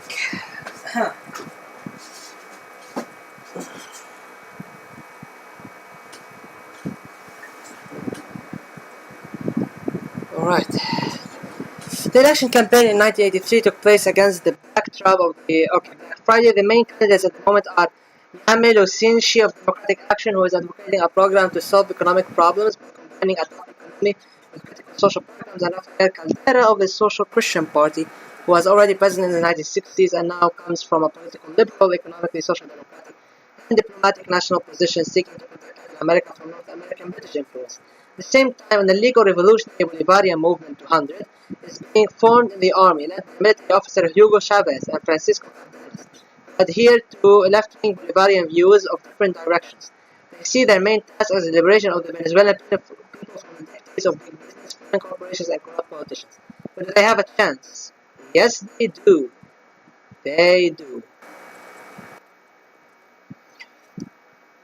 The GPPSP, a movement formed from several left-wing parties under the leadership of retired officer Cardenas, having come to power, began to carry out broad socio-economic reforms: the nationalization of the oil industry, the expansion of the rights of workers and trade unions, and the implementation of broad social programs.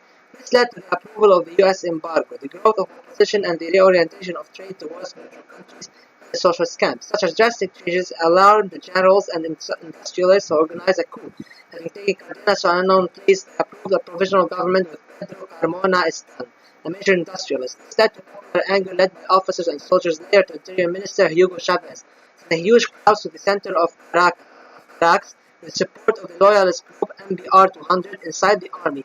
Hugo Chavez launched a counter-coup. The generals were arrested and mid-level officers were promoted. However, Hugo Chavez refused to return Cardenas to the presidency for health reasons, announcing a referendum on the adoption of a new constitution to protect the conquest of the Bolivarian Revolution.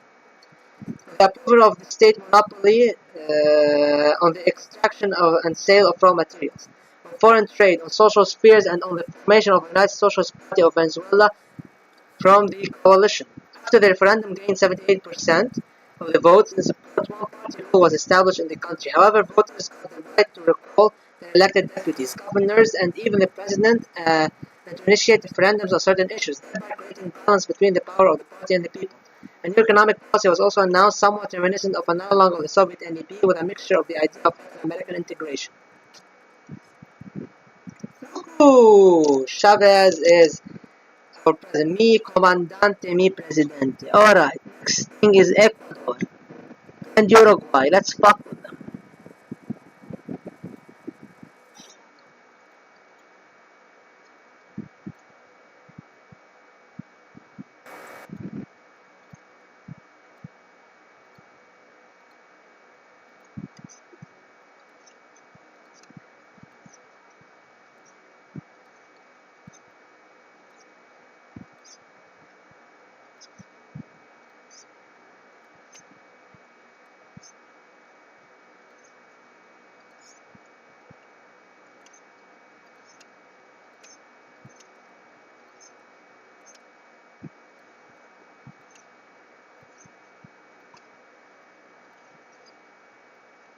Ah, yeah, we went broke.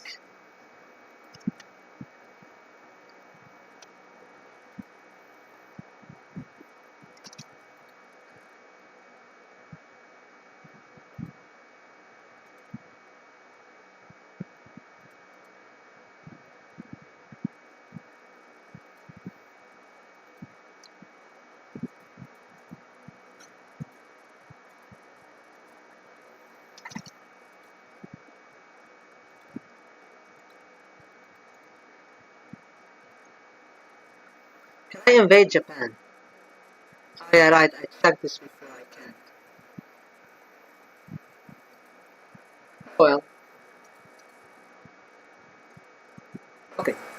Having defeated the military opposition, the civil government in Ecuador was able to form a stable political and legal system and prepare the state for the second after several military juntas generally free multi-party elections. Held in 2 rounds, 9 parties are vying for the presidency of the parliament positions, and 3 of them are the favorites. Okay, the candidate, Democratic Left, the splinter of the Radical Liberal Party, and Angel Duarte, the candidate of the left-wing Populist Union of Popular Forces, which however is now unable to win a parliamentary majority without creating a coalition with other left parties. The election campaign will be serious. While the left is split around several parties, all the right are uniting around the Social Christian Party and the National Reconstruction Front. Let's go with Duarte. Angel Duarte was distinguished by outstanding oratory skills, thanks to which he managed to form a coalition of his rally of the Popular Support Forces, the Left Nationalist Popular Unity, the Communist Party, and the moderate Socialist Ecuadorian Socialist Party, thereby creating a full-fledged left bloc United People Front. In the first months of his reign, he made requests to the State Attorney General's office to arrest all those who participated in the crimes of past military juntas, and to launch mass investigations. Arrest warrants were issued after high-ranking figures of past juntas flew out of the country, leading to numerous law enforcement resignations and purges. Hundreds of thousands of trade unionists took to the streets, thereby supporting the new leadership. All previously banned trade unions were restored, in particular the General Union of Workers was declared affiliated with the state and received subsidies and access to all meetings with documents of state bodies, classified as secret. The new presidential policy was officially called the policy of compromise, relying on the expansion of social programs, labor rights, the development of state industry and the infrastructure, the construction of a socialist market economy, and reliance on the national labor masses were announced. Yay! Now Ecuador.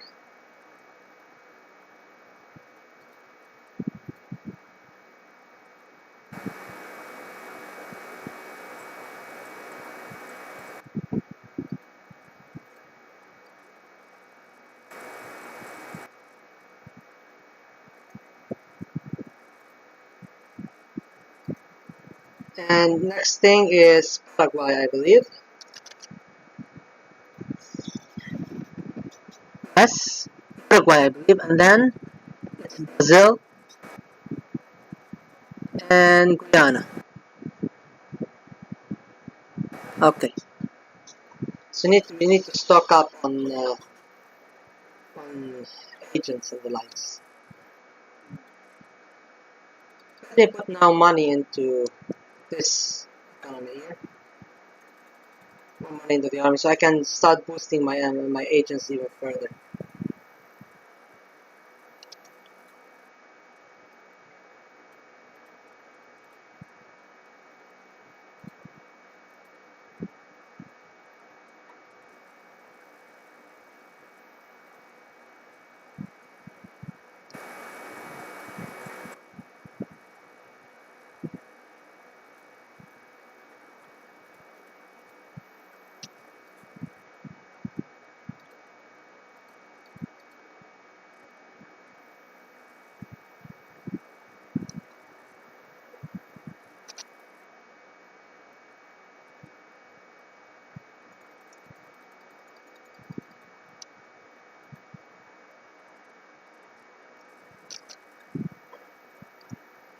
Alright, what I need to do now.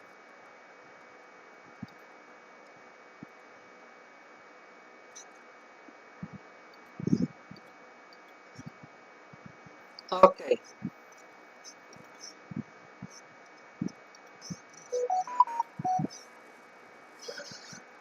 we're almost at the end.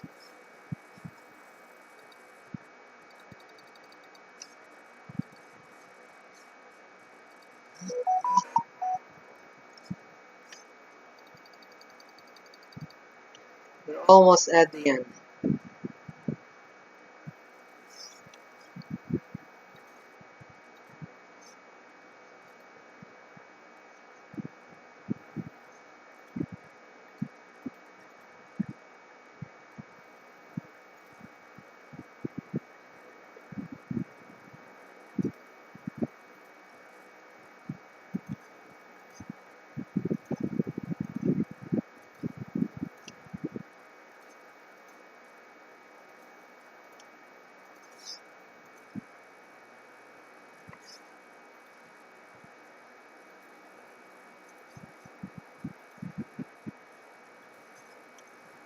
Alright, that was that, I guess.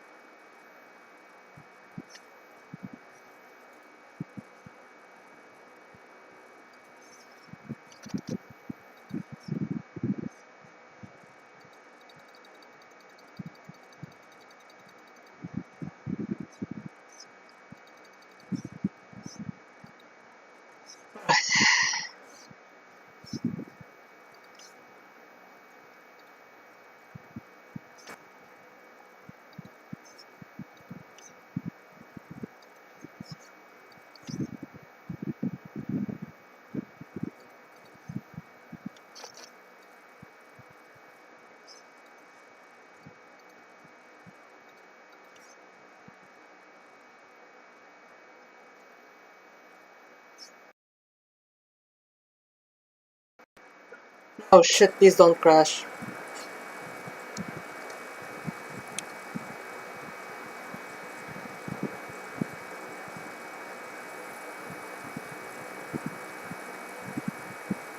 I got so many DMs.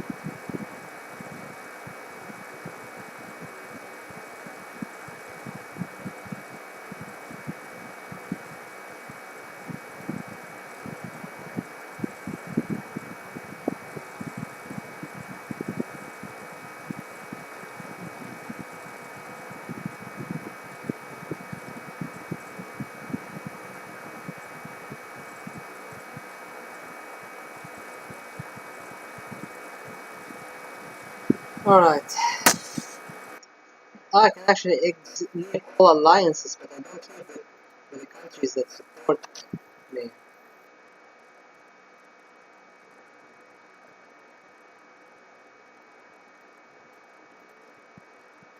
Actually, I wonder.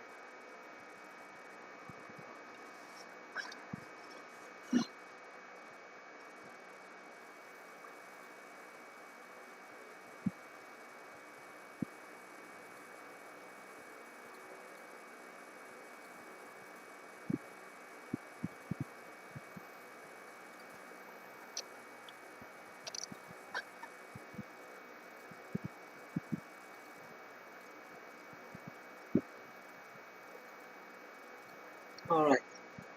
I think now we got enough to secure Paraguay.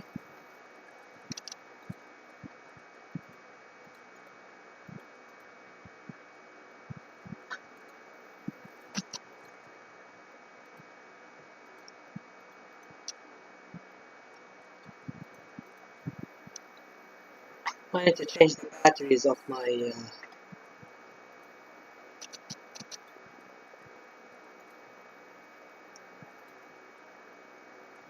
Okay, it's time to...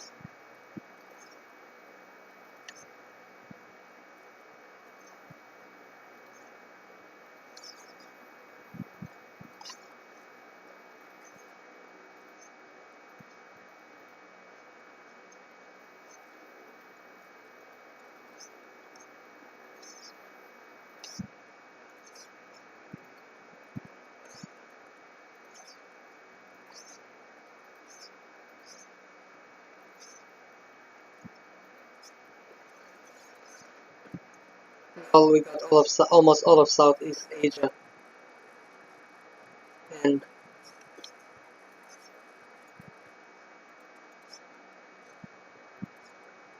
we don't care. Let's get sanctioned, boys.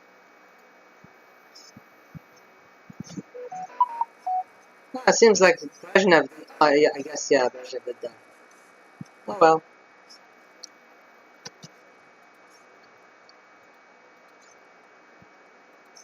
I think it's time to fuck with Brazil.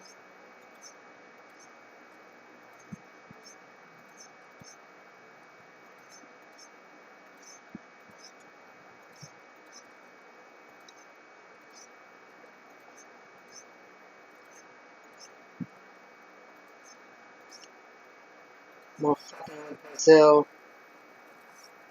so we can guarantee the victory there.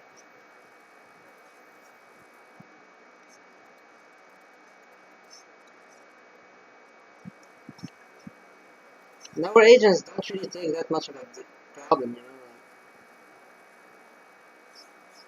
We're getting a lot of agents. It's not like these sanctions are hindering me in any way.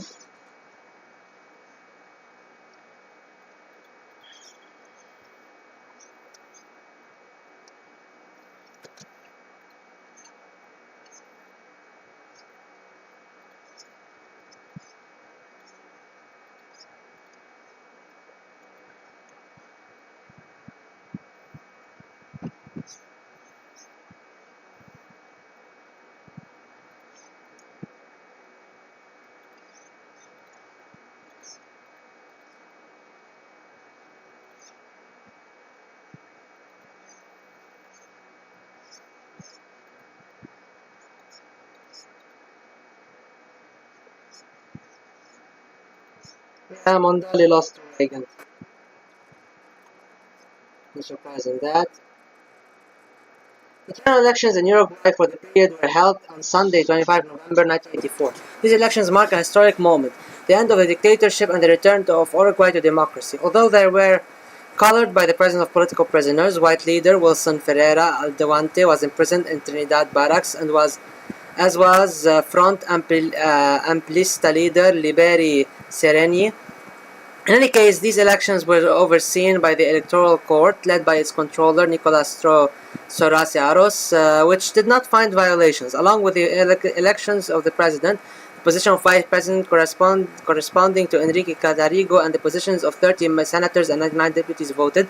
The main contenders in the elections are Julio Maria Sanguinetti, representative of the Colorado Party, and who led this military coup, Alberto Sumaran, representative of the Liberal Conservative National Party, and Juan Jose Crotoyini, nominated from the Broad Front, a coalition of all forces of the left. The winning candidate would decide the fate of Uruguay for the next few years. And we go with Juan Jose Crotoyini. A doctor by the specialty of Crotoyini, having come to power, began to rely on a motley coalition of the left. His first decree was a mass amnesty for all who were accused for political reasons, with the return of all political rights to them, and appointed the well-known left-wing retired military Liberi Sereni Mosquera, who was banned from participating in elections after the coup, as prime minister. The first reforms related to the nationalization of all spheres of health and education could not pass through parliament without receiving the required number of votes. Liber resigned, saying, "I cannot negotiate with other political forces, with forces of dubious origin, and this obviously did not satisfy the broad front."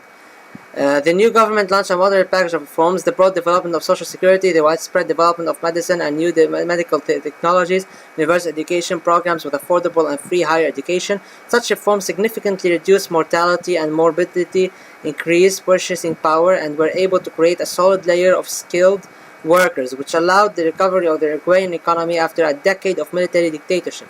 The life of the population is improving, while GDP and investment attractiveness are growing, as is inflation. Now, another one joins the ranks.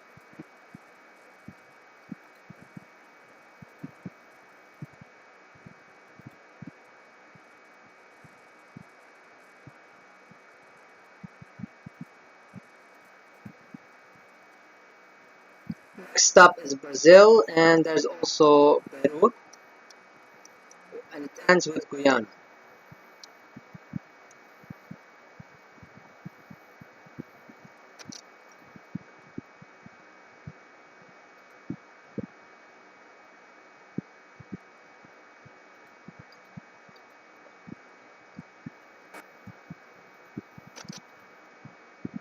Brazil renewal. By now, the existing two-party system has been eliminated.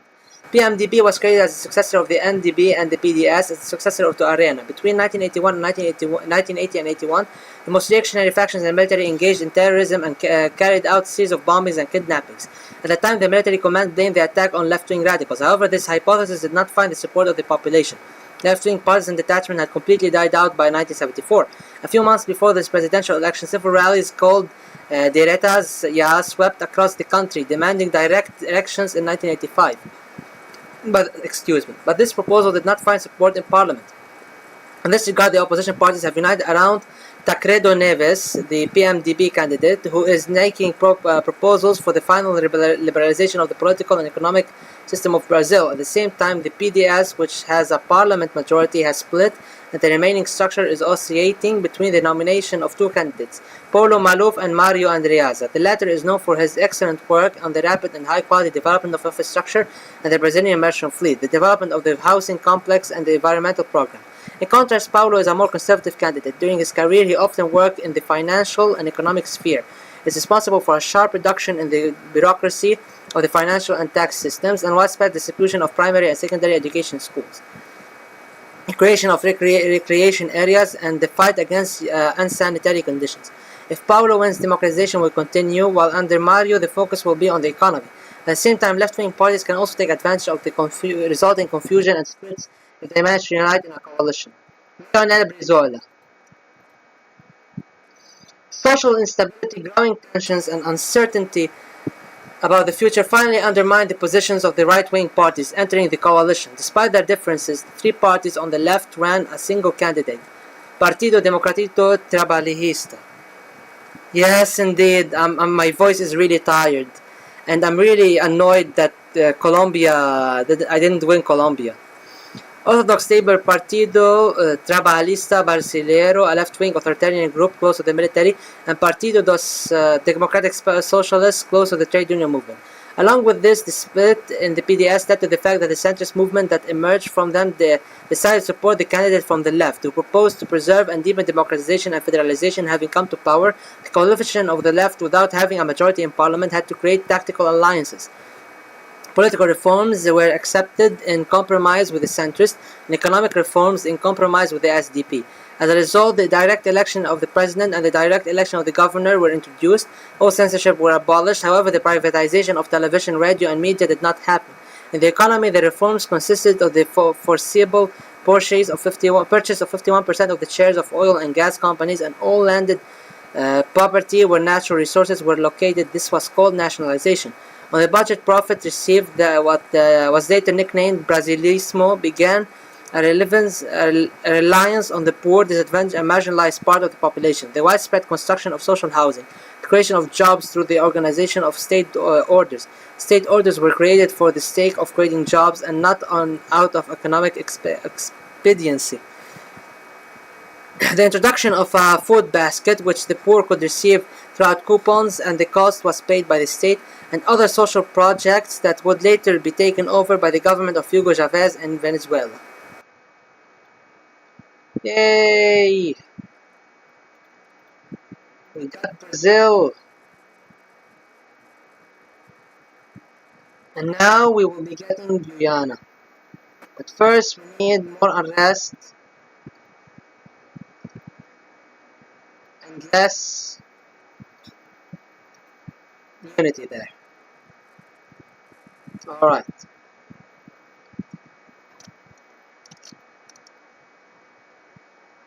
Now France adopted Euro-communism.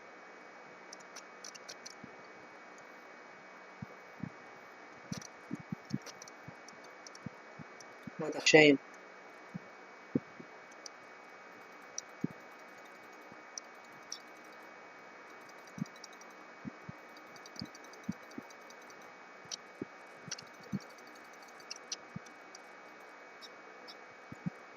But I'm really glad that I got the hang of the economy in Seattle, honestly.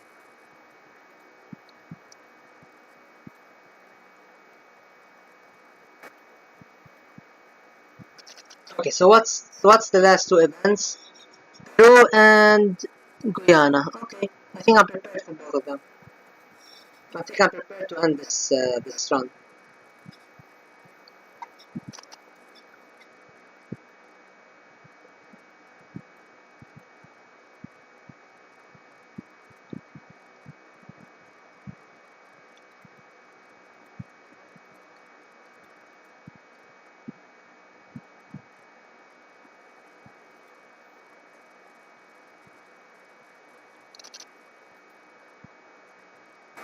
Elections. The 1985 general election in Peru was held on Sunday, 14 April. They elected the President and members of the House of Representatives and the Senate of the Congress of the Republic. The executive and legislative branches of Peru were completely renewed, and the previous president was confined as a senator for life. Due to the high support of the left forces among the people, the confrontation is between the parliamentary extreme left, United Left, and the Pan-American supporters of the Third Way, APRA. The remaining rightists and the liberal conservative democratic conversions and the center-right People's Party, but they have a chance to win only by uniting. The first candidate, Alan Garcia of APRA, comes from an extreme anti-imperialist, anti-North American and anti-communist position, intent on asserting some form of state capitalism and the state's leading role in society. His competitor on the left, Alfonso Barrantes, a former communist and political prisoner, is not only the leader of the literal unification of the left, but also the founder of the city of Huaycan, a self-governing community governed by direct election of a special amalgamated council from each neighborhood's cooperatives and housing communities. Alan also participated in organizing a social assistance distribution program at the level of the Lima City Hall, of which he was the mayor. And a possible candidate from the DK MP coalition would be DK Representative Luis Reyes, an ardent supporter of democracy, free speech, and unregulated market economy, and a former mayor of Lima. Uh, we will go with Alfonso Barrantes. Having come to power, the United Left teamed up with the APRA to obtain a constitutional majority, forming a single leftist government. The leftist program of President Barrantes was the distribution of the glass of milk to all of Peru, providing essential products to the entire poor population of the country.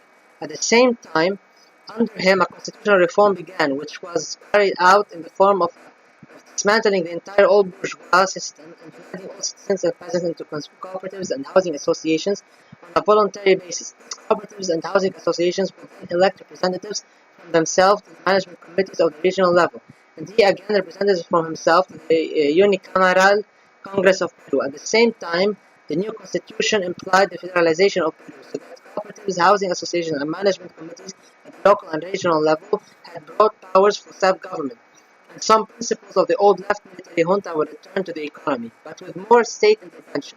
There was the banking sector, and the mining and processing sector were nationalized, and the rest of the private enterprise were obliged to turn into joint stock companies, in which each worker was to be provided with a minimum size of the company's shares to share profits. Also, by introducing progressive taxation, the budget received large amounts of money.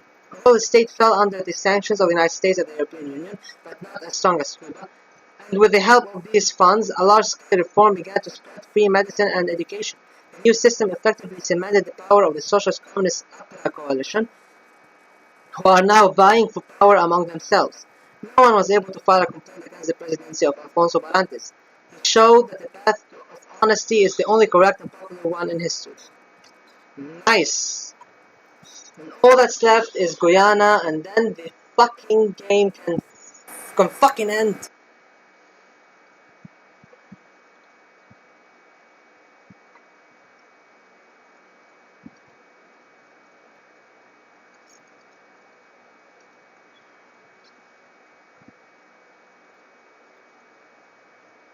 And instantly get them into the Union.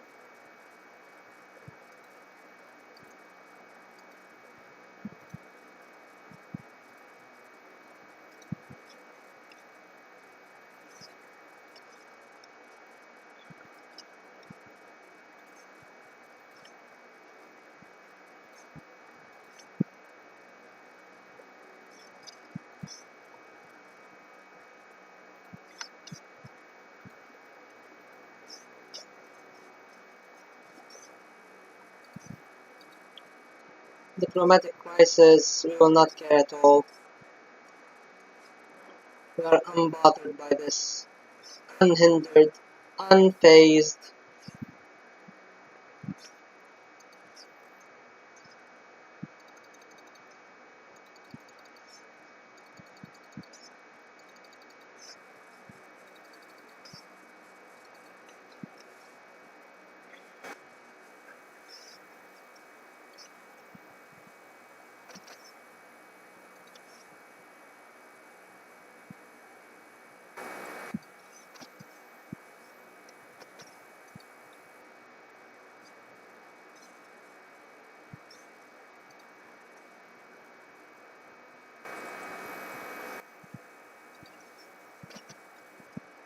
Democratic International,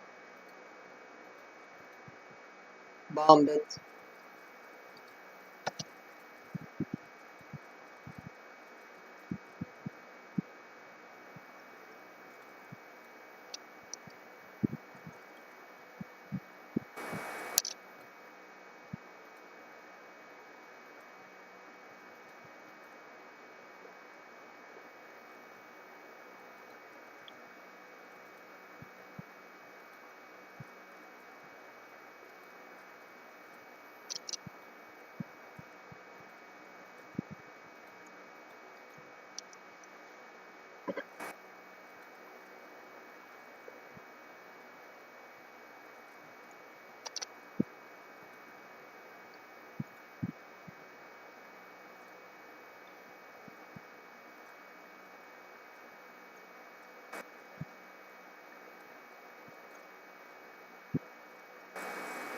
Oh, we already got Ecuador into the alliance.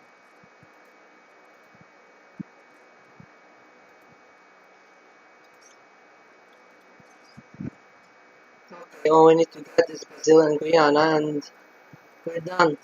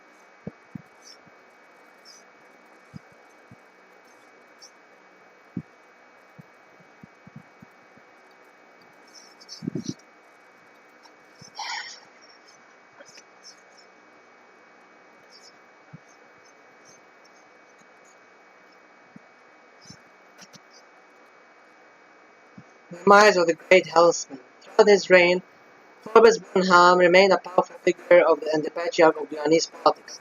Even when he collaborated with Jagan and allowed the existence of the right liberal opposition, he still remained in fact the main puppeteer of the entire cooperative republic. However, Burnham recently required throat surgery. On August 6, 1985, under the care of Colonel Peppers, the first and main leader of independent Guyana suddenly died. His era was interrupted suddenly, and suddenly the country entered a new era. Will the National People's Congress be able to effect a smooth transfer of power to Burnham's successor and closest friend, Hugh Desmond Hoyt, the other candidate in the long-time opposition People's Progressive Party and its all-time leader Shadi Jagan, who was previously accused by the British of being a Marxist sympathizer and a Trojan horse of Soviet influence in South America? And the latest candidate is Brindley Ben, who formed the Workers' People's Alliance from the Maoist Workers' People's Vanguard Party, representing African American interests and representing indigenous Indian interests. However, he only has a chance if he tries against to unite with the right-wing opposition parties. Let's go with Shidi Jagan. As an unexpected outcome was the victory of Jagan from the NPP. After a 20-year absence, he again came to power. However, despite this, as they say, due to fraud, according to the result of the parliamentary elections, the NOCs received 22 seats plus another 10 by decision of the regional council. NPP and OC received 41, received respectively. The result could have caused a parliamentary crisis, but Hoyt was afraid of mass popular unrest and entered into a coalition with the NPP. As a result of the compromise, Jagan became the president and Hoyt became the prime minister, just like the majority of minister portfolios went to the NOC. Faced with an economic crisis, in particular a drop in crops and lack of funds to support infrastructure, Jagan tried to borrow from the IMF. However, due to demands of privatization, he abandoned this decision and received loans from various countries of the socialist camp.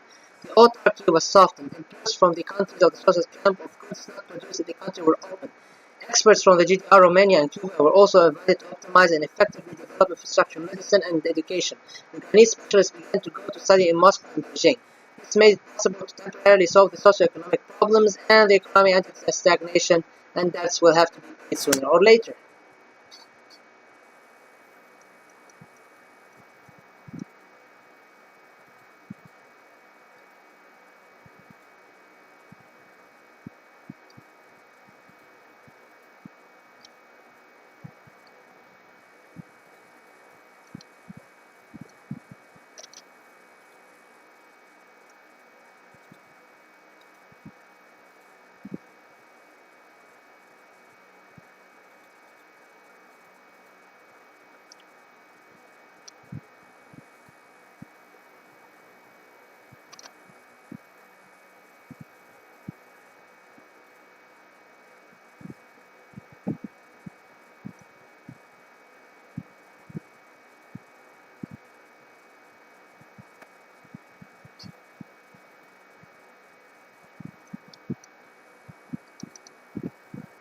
And with that, we end the game. We got the Ziva arcade but bigger.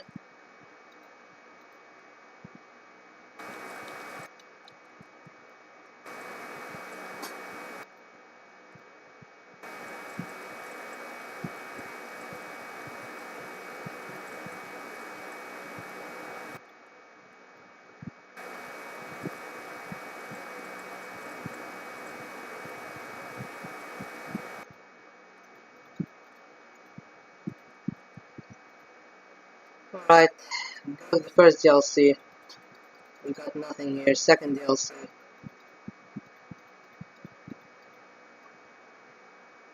Third DLC. Nothing happened. Honestly, yeah, that's sad about Spain. France, rising star of Eurocommunism. The new French leader Georges Marchais managed to crack down on his internal opponents and push the French Communist Party to the forefront of the French political arena. Having taken the country out of European structures, the government freed its hands to implement a full-fledged socialist reform program. Nationalization of the main industries, transport and social services, creation of planning bodies involved in coordinating the work of the industry. Foreign policy, Marchais distanced himself from the influence of Moscow while maintaining relations with other European communist parties within the framework of Euro-communist politics. In addition, the socialist government paradoxically imposed restrictions on immigration to France in order to stabilize the labor market. However, this negatively affected the overall economic situation in the country. The working-age population was getting smaller and the birth rate remained low. Experts predict that the rapid aging of the population may soon lead to the fact that young people will only support pensioners with their labor. Given that the communists lowered the retirement age after a significant subsidence in the 1970s, the PCF gained the status of the first left party, since in the ranks of the socialists after the defeat of Mitterrand there was a split, which turned into the departure of the left wing to the communists.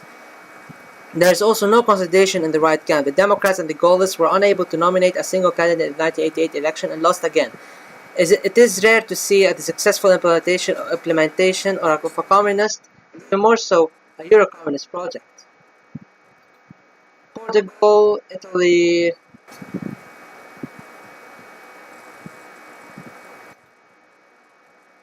Yeah. Democratic Socialism in Great Britain. Germany, nothing happened. The fourth DLC. Nothing happened here. Now, this think it's time to end this. It's 4 fucking hours. Holy shit. Okay, let me check. Let me check. Let me check the Steam achievements we got in this run. I'm really annoyed we couldn't get the soft power achievement. Because this was the reason for this entire run was the soft power achievement and we couldn't get it. All because of fucking Colombia.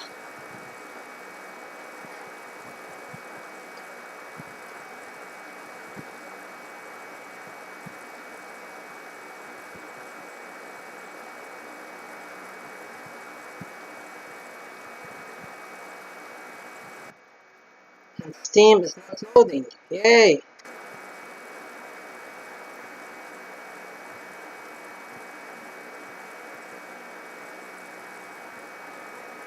Here we go, okay. Let's see, what kind of achievements did we get? 4 hours of my life and my voice, my throat getting tired. Okay, so what we got today was Theology Liberated, Liberation Theology supported superpower in Paraguay, and Compromise Policy under Duarte became the president of Ecuador. Oh shit. Okay, I'm done. I'm done. Thank you all for watching, take care of yourselves, all of that lovely stuff. I got exams coming up, I got, you know, I should have studied today, but I didn't feel like it, so instead I streamed. I thought, oh, what could do? 2 hour stream would be fun. No! 4 fucking hours, and I didn't even get the achievement I wanted to get. Be that as it may, it was a fun run, and I showcased all of the lovely events that South America has, which I will not be reading ever again in future streams. Okay. Thank you all for watching. Have a good weekend. You know, good September. All of that. And yeah, support a ceasefire in Gaza and the West Bank. Don't let the war